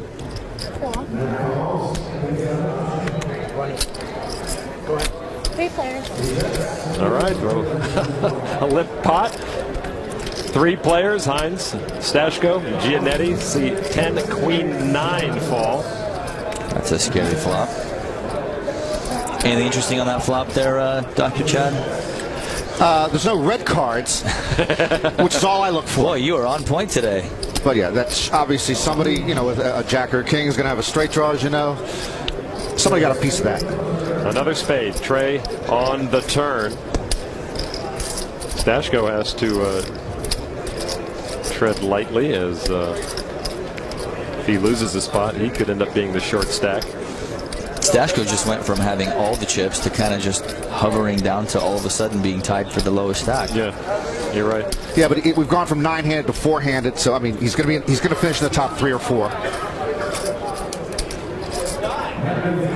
That is Joy, Giannetti's girlfriend. Giannetti bets $2.25 million. And now Hines with the call. Stashko gets out of the way. Giannetti's opponents, Hines and Stashko, both showed some weakness on the flop by checking behind. So it doesn't surprise me that Giannetti snapped on the turn. Another black queen on the river.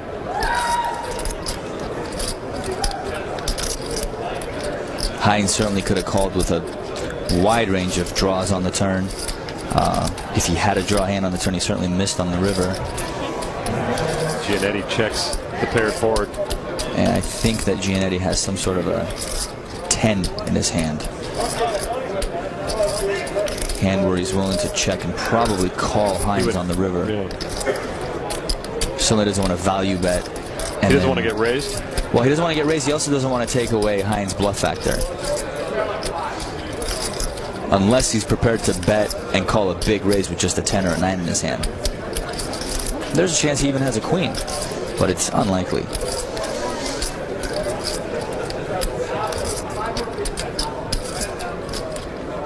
So Matt Giannetti checking the river, and as Antonio mentioned, it could mean a number of things.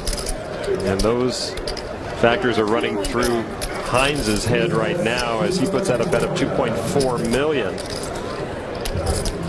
Giannetti for real here? And this doesn't feel like a bluff to me. It feels like a value bet for Hines. Nervous times for Giannetti's girlfriend.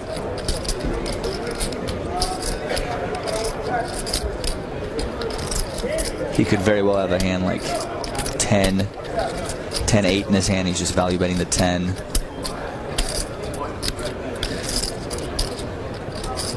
Perhaps even king 10.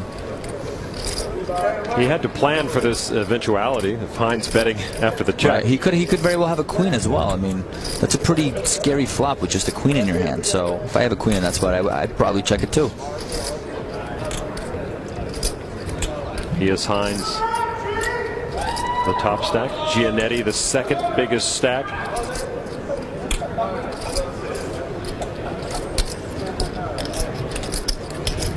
Giannetti might talk himself into a crying call here. There it is.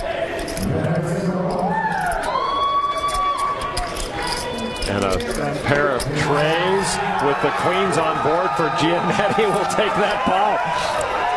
Great call, Giannetti. Wow. Heck of a call. There is that Longhorn hat. Matt Giannetti certainly was in front of the tube yesterday watching his Longhorns run over Texas Tech. Giannetti trying to do it here to this final table tonight. What a great read by Giannetti. Hines really tried to make it look like a value bet. It worked on me, but not on Giannetti. And so Giannetti picks up quite a few chips there. Those $53.5 million. Stashko, by folding earlier, means that he is the short stack by just a bit under Ben Lamb. He is Hines down to about $87.5 million. Still the top dog four-handed.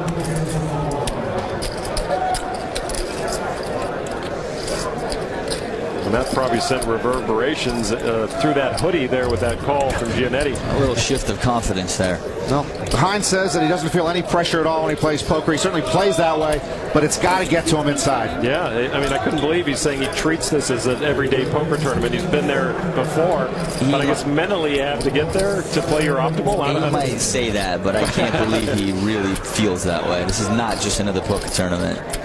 This is the granddaddy-o of poker tournaments. We started with over 6,800 players back in the opening weeks of July, and now down to our final four. A world champion will be named Tuesday night. The final three players from tonight's action will take Monday off, come back 9 p.m. Eastern on ESPN, and play till we have a winner. Hines Open for $2.7 million. Lamb in the big blind. And that's a re-raise. And a snap fold from Hines. And Ben Lamb says, thank you very much for your $2.7 million.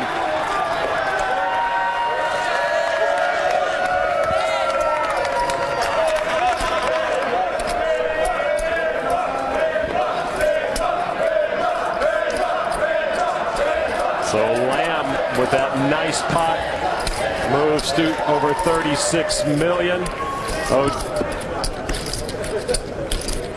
Let's take a look back at some action from Ben Lamb during the main event. Ben Lamb will now try to outplay or outdraw Giannetti and add to his big stack. Here's the flop. Trey, deuce 5. Giannetti still good. Turn card. Queen of diamonds. The 9s hold up so far.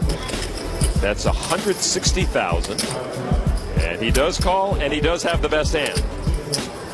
Ben Lamb now makes it $275,000. Giannetti sniffs out the bluff. We'll make the call. Showdown, please. Matt's going to show us 2 9s. Ben will toss him in, and Matt will.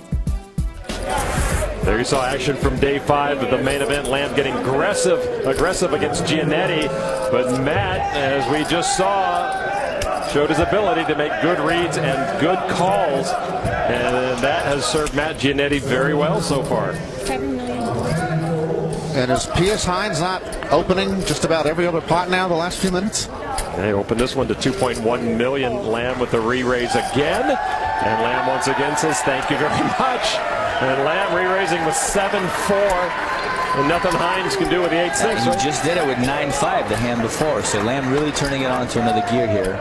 He knows he's got about another 13 minutes before Hines finds out what he's up to. So he might as well get all the benefits he can right now. You're right. You're working in 15-minute windows because of the tape delay. Oh, that is Ben Lamb's dad. And he thought he might be out of here, a short time ago. But suddenly his son is working with nearly 40 million chip stacks. He'll calm down. Ben with a lot of family here. His older sister Emily in Tulsa. She just had her first baby girl, Avery. It's killing her she can't be here. But what poker family has a baby just before the November 9, huh? That's bad planning. Raise to 2.1. Hines not giving up. Wow, Hines is pressing. And this could be his undoing. Ben Lamb says not this time. Stashko can't play back at Hines.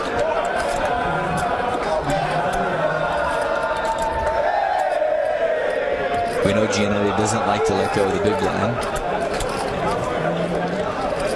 And maybe thinking that Hines is, a little wobbly right now. It might be a good time to play with it. Right, certainly when a player is kind of on a downward streak and he's getting pushed on a little bit, it's a good time to play a pot with him. He's likely to make a big mistake. 6-5 Trey. And from what we've been seeing in the hole cards, this is certainly right up the alley. Right up his alley out of the big blind. The old deuce 4 clubs would be nice here. They both check. 9 of diamonds.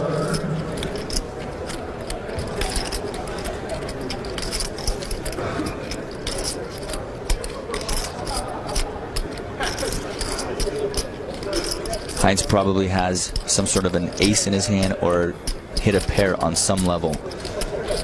Very unlikely he has a hand like Jack 10 or Queen 10 because he would have stabbed at that flop just hoping that Giannetti had missed. So I think he's got some piece of that board or perhaps an ace in his hand. And now Hines being tested by Giannetti's bet of $2.8 million. And Hines will give it up. And Hines slips a little further. Giannetti with Queen Jack. Hines folded King 10. It just goes to show the power of aggression usually comes through. Had he bet the flop, he would have just won the pot uncontested. Giannetti with a very supportive crowd here. And Giannetti moves up a little bit on the chip count with 56.2 million. Hines slips to 80 million, 80 big blinds. Ben Lamb in third place. Stashko 9 million chips behind Ben Lamb now as we play four-handed. Well, Matt Giannetti's run continues to be remarkable. Remember on day 5 he had 11 big blinds left. Then on day 7 with 30 players left he had the chip lead, and he's sitting here with 4 second in chips. Just remarkable. And thanks to Ben Lamb, he made the November 9. And now sitting here four-handed with Ben Lamb. And Lamb will take it with a small pocket pair. And the action is really unfolding. Hines just getting pushed around a little bit here. Hines really has seems to have lost his aura of invincibility. Right. And sometimes when things aren't working out for you, you have to just kind of step back a little bit, put the brakes on, and take it a little easy. He doesn't seem to want to do that. He wants to just keep on pressing. Can he do that? I guess we'll find out. He could do it short-handed or short-stacked, but now with the biggest stack, I'm wondering, does he feel it's his duty? Right, and it usually is, and it's usually the correct play, but sometimes you have to step back a little bit if everything's going against you. There's an hour and 21 minutes left in the level, but the players will only be playing for about another 15, 17 minutes or so, and then they will take a dinner break, as will we. We got to eat. Somebody's got to eat.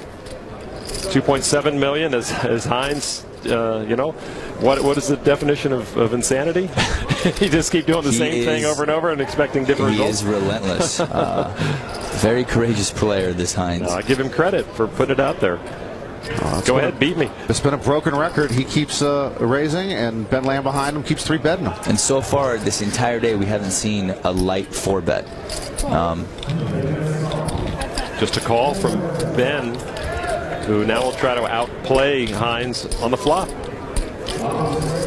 Trey 7-9, 2 clubs. And once again, Lamb with position on Hines. That's a great thing to have, position. It is so much power when you act after your opponent on every single decision. A lot of people don't know how important it is. They just don't realize it. You just kind of put against the corner when you're out of position. And these hands are almost playing like a heads-up matchup. Right, these two. Yeah. Hines, the original raiser.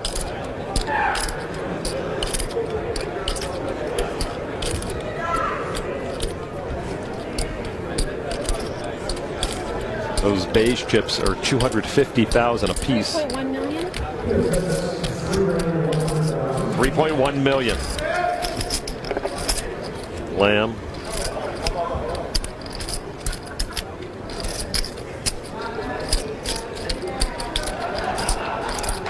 Made the call pre-flop.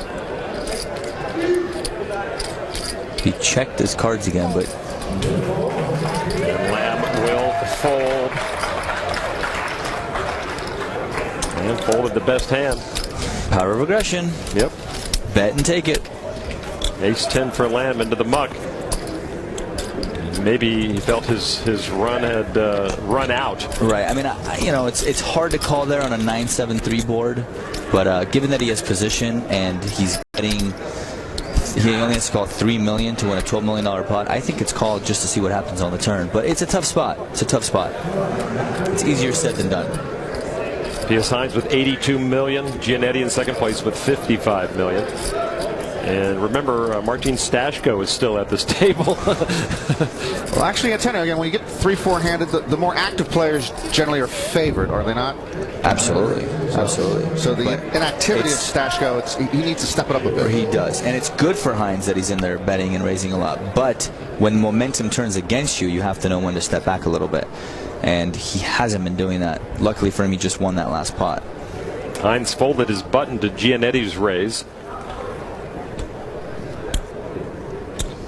And now Lamb, who really was the most consistent player perhaps throughout the main event, building his chip stack day after day after day. Re-raise to $6 million. So he will test how Giannetti reacts now to the Hines treatment. That's a pretty heavy raise here. Don't think he wants a call to see a flop. I think he wants to just get it over with right here. Probably has a hand like ace-jack, maybe ace-queen.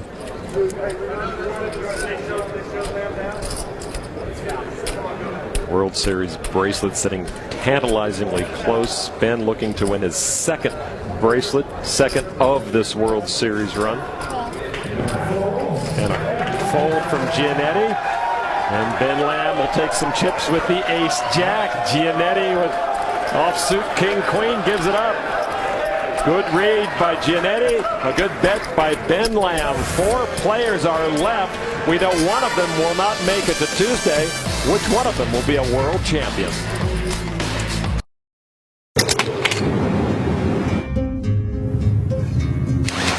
Life is all about challenges and how we face them. The plays we make, the risks we take. That's why I love poker. It's where I get my buzz. And compared to that, this was just a walk in the park. With more free-to-enter tournaments than any other site, challenge yourself at PokerStars.com and find the Poker Star in you.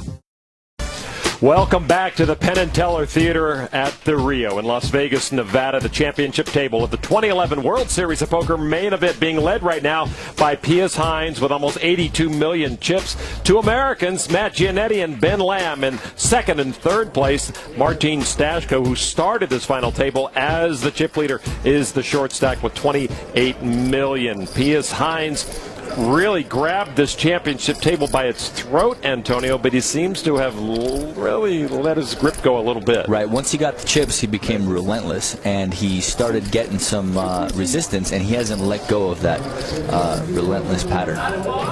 He has been played back at, and we see he can fold, but here with the raise, he will take it down with the ace-7 of clubs as Giannetti gives up his king high. Giannetti does not like a seat. You don't want a player like Hines with all the chips immediately on your left. Giannetti went from having the best seat to the worst seat. But he's got a seat. But he's got a seat. And certainly a seat I would love to have. Not many complaints, I don't think. And maybe one small one about the location of the big stack. But Giannetti's quite pleased to be here, as is Pius Hines, who started out 7th place. And now one of the final 4 players, the 22-year-old. The 3 youngest players started out as the 3 short stacks. It went according to form early on. Sam Holden, the short stack, went first. Anton Makievsky, the second shortest stack, went next. But Pius Hines has turned everything on its ear, and he is the chip leader right now. And we've been impressed by Stashko's play, who you see there on the right. But it is time he's going to have to start to move now. Every rotation now is going to cost him 2.1 million chips. He's down to 28 big blinds, so after a few more rotations, he's going to be in that 20 big blind area. He's going to have to get a little more active. And Antonio, talk about the big blinds and how they relate. It's a measuring stick. It's kind of like how thick is the ice you're standing on. Absolutely. Big blinds, right? I mean, you know, every big blind counts. Every chip counts. I mean, it's 500,000, 1 million in the big blind. But you have like 25 big blinds. The ice is okay. You get it under 20. Once the ice you get gets to about 20 or below, it's really a melting point. Even 25 is not a very comfortable sitting, but you don't want to get below 20. All right, so we'll see a flop for the minimum between Lamb and Stashko. Lamb in the big blind. 8-8 king. And Stashko limped in this pot. Ben checks. Martin now counting what's in the pot. Against the random blind hand, he has to take a stab at it here. I mean, he's got position.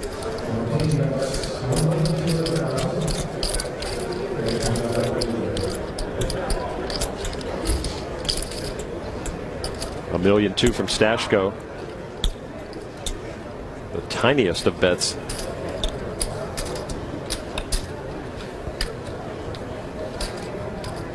Slam raises here, which I think he wants to do. He's basically saying I have an 8. He would never in a million years do this with a king. 2.6 total. There is the raise. 2.6 million total. He wouldn't even do it with a big king. There's just no point. There's really no value in it. I mean, why not just call? And it's a very dry board. There's no draws. You're not really worried about a next card. You see the chip stacks of the remaining 4 players. Stashko working the short stack. Fewer chips than he started with. He started this final table with 40 million.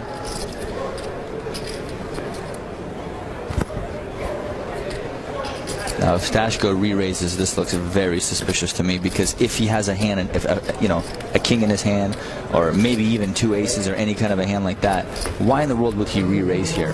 So now he's saying, I have an 8 in my hand by raising. I think there is the raise, which makes me not believe him. 5.2 million total.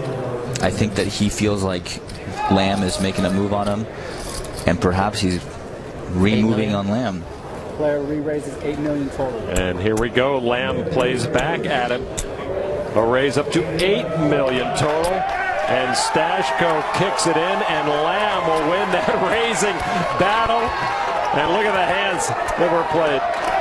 4 deuce for Lamb, 6-5 for Stashko. I mean, a much scarier play is just calling on the flop here. If he calls on the flop, he wins the pot. Lamb, great read. Oh my goodness.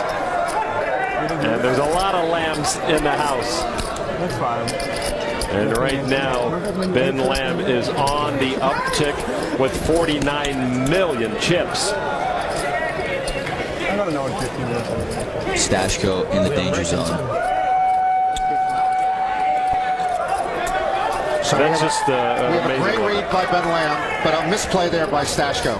Yeah, I mean, if he just calls. If I had his hand, if I had the 5-6 there, I'm calling, because that looks a lot scarier than re-raising there. I mean, even if he had an 8 in his hand, there's a good chance that he just calls there to try and, get more chips from Lamb. I mean, the re-raise there just looked too fishy. And the ice just got a lot thinner for Martin Stashko. And what's he doing limping in with 5-6 offsuit anyway? I mean, where did he get that idea? Why didn't he bring it in for a raise or just fold his hand? And here Lamb with the raise, Stashko all in, and a quick fold from Lamb.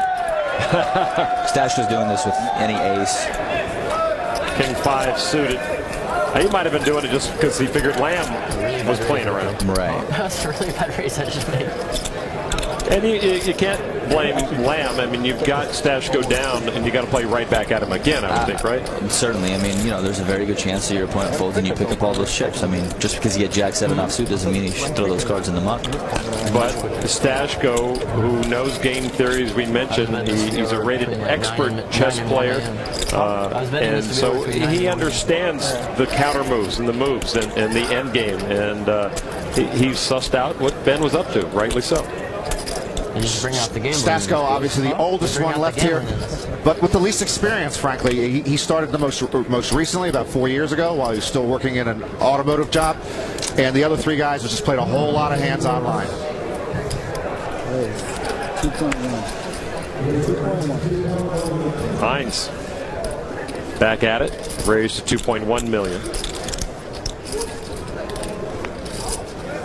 Ben Lamb will let Stashko handle Mr. Hines. Stashko started playing himself online, and as his bankroll grew, he chose poker over his managerial automotive company job. Frankly, I would choose unemployment over a managerial automotive company job. You think he's happy with that decision so far? It's a great decision. He's got to upgrade the wardrobe, though.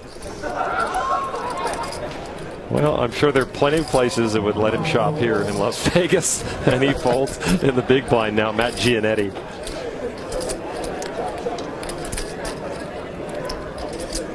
Giannetti wants to get involved. He just likes to defend his big blind. And that's good information for everyone out there who's playing with him, and they certainly realize that. Right, so every time they bring it in for a raise, when it's his big blind, they know they're probably going to see a flop. And the flop is Jack 8 tray. Giannetti checks.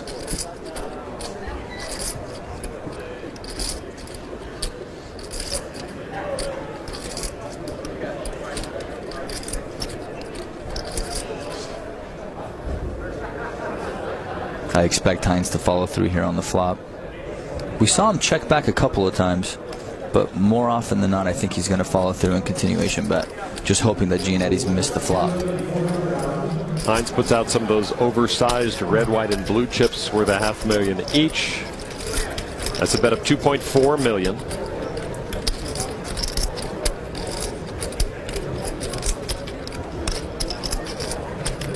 Giannetti's girlfriend, Joy. What a nice run Giannetti has been on here at this main event, but he'll fold his ace-9 as Hines keeps the pressure on. 7 high, no fear. And that does a lot for Hines and his confidence as well, right? Absolutely. I mean, when you're in there with 7 high and running over the table, it makes you feel like you can just do just about anything. And he pretty much has throughout this main event. He really has. I think people should be 3-betting him a lot more often. So Hines with, over $85.5 million. It just seems like he's a perfect target to get 3-bet a lot more. Right. You know, it's unlikely that he 4-bets because it's such a big commitment of your stack. And we saw Ben do it 2 times in a row with total rag, and it was right. All right, so the players are on a dinner break right now. P.S. Hines is our chip leader with $85.5 million. Matt Giannetti with $50 million in second place. Ben Lamb right on his heels. Martin Stashko, the short stack. One more player to go tonight. After the dinner break, coverage of the final table continues at 11:30 p.m. Eastern right here on ESPN2. One more to go before 3 players come back Tuesday night and play for the bracelet. Up next is NASCAR Now for Norman Chad, Antonio Esfandiari, and Kara Scott. I'm Lon McCarran. This has been a presentation of ESPN, the worldwide leader in sports. It's been a ball so far. Much more action to come. Don't go far. We'll be back in 90 minutes.